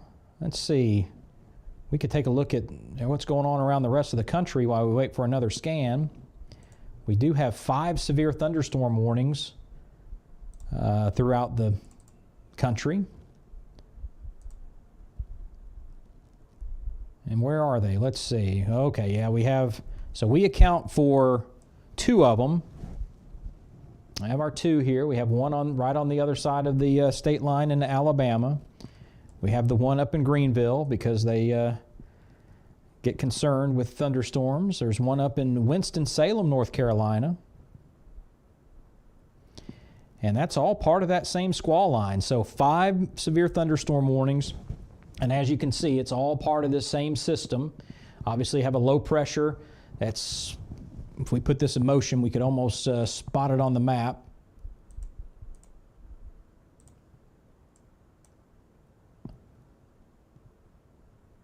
Yeah, we can kind of see that rotation overall coming up right around Chicago area. Got probably another little surface low up here bringing some snow, it looks like, there in South Dakota.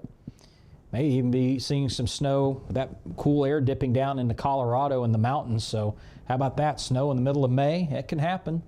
So this is all part of this great big system here, and that brought that line of really severe weather in the West Tennessee, Middle Tennessee, parts of East Tennessee, Mississippi, Arkansas, Louisiana had it. And then once it reaches us here in Georgia, it just runs out of steam.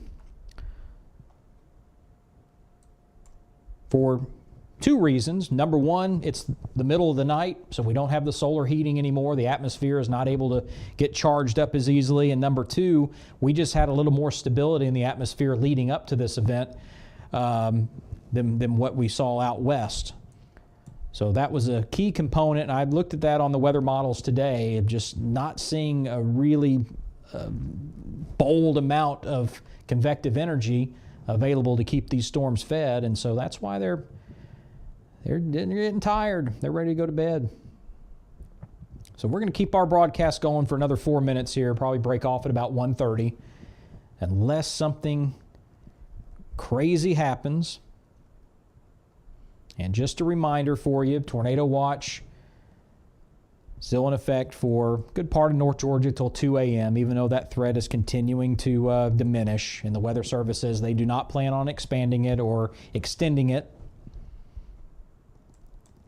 And any threat that we have is mainly here west of Atlanta.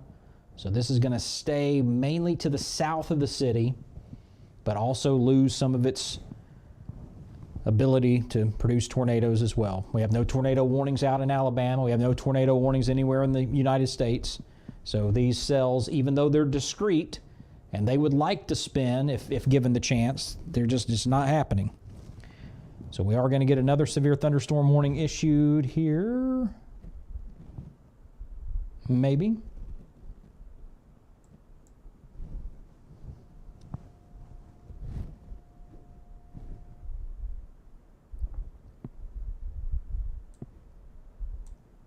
So this one canceled.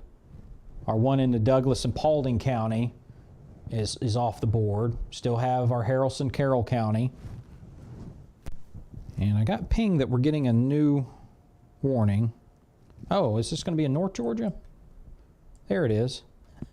That's our Greenville office, ladies and gentlemen. I told you. They did this to me last time. So severe thunderstorm warning for extreme eastern Rabun County. So this is all part of that same cell here that moved all the way across North Georgia without a peep being spoken of it.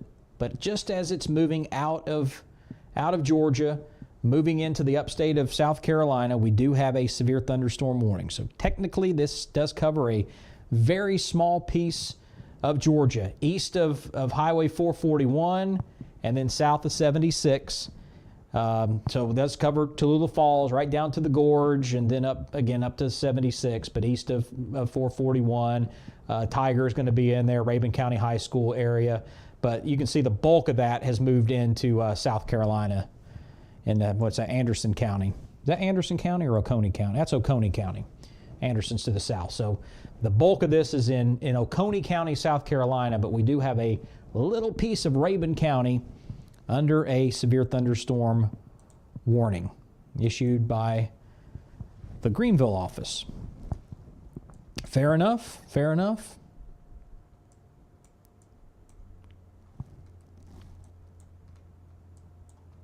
They keep me on my toes.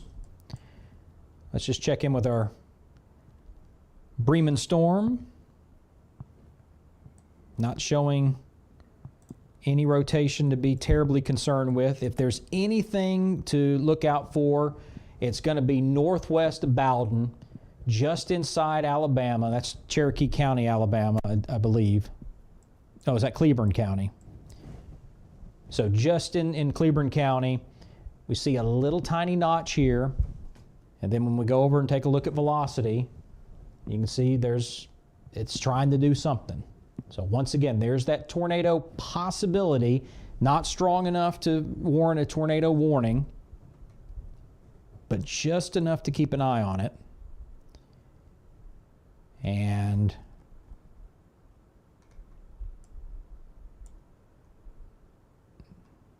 so we're just going to watch that for just a couple more minutes. It's 1:30 now, but I kind of want to watch this move into the state. If you're all right with it, we'll stay here.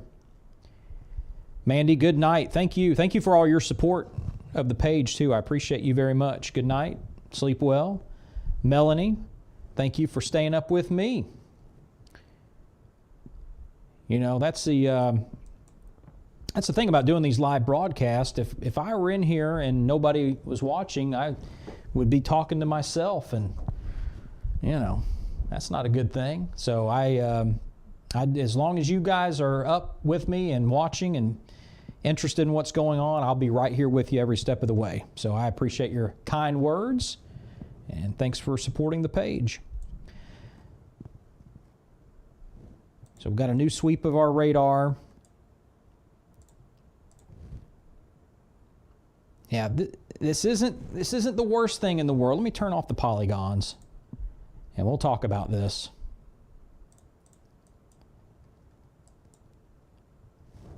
So just about 3 miles northwest of Bowden, we see this little notch trying to form. So that's the first thing we look at. So we put our finger right there, and then we line it up with velocity, and then we see, right, see what we got here? Some bright green, got a little red going on here, so darker green. This is mainly kind of what we're looking at here. So we know that that inflow is coming in from Bowden.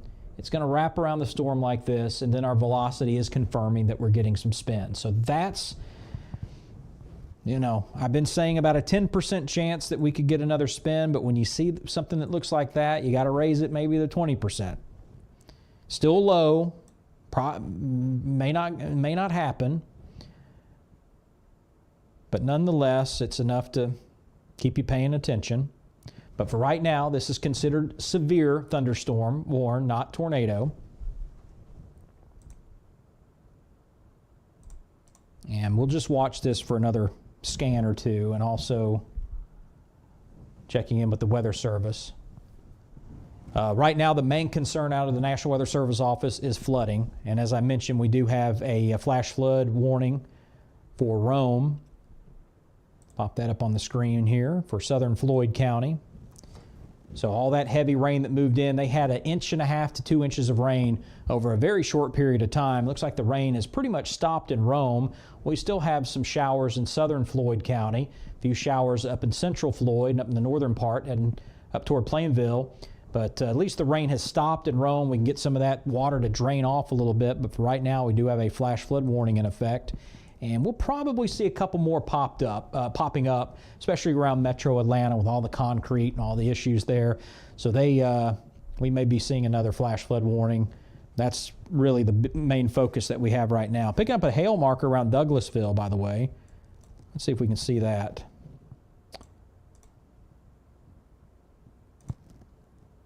There it is. So just to the west of Douglasville, above I-20, we could be seeing hail a little bit closer to I-20 than what's showing here on the map. But that could be quarter-size hail right now in Douglas County.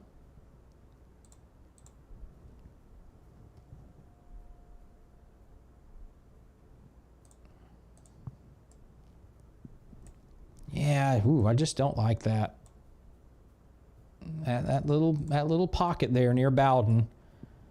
The notch on this latest scan does not look as problematic. Maybe a little good thing that we actually have two little notches trying to compete with each other here. So that could be throwing the overall rotation off just a little bit. Go back to velocity and we take a look at it. We can still see it's a little ragged, but it's still hanging in there. Not enough to prompt a tornado warning. Not yet. But enough to keep me on here later than planned. But that's all right.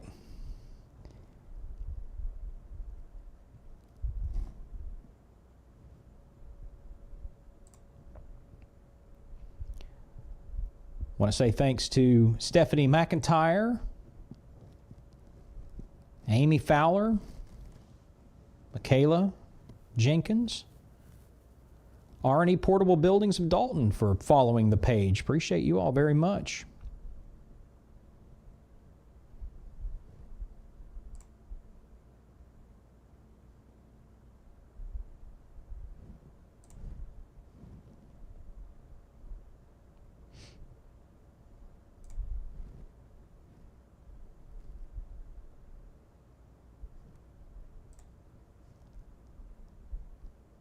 All right.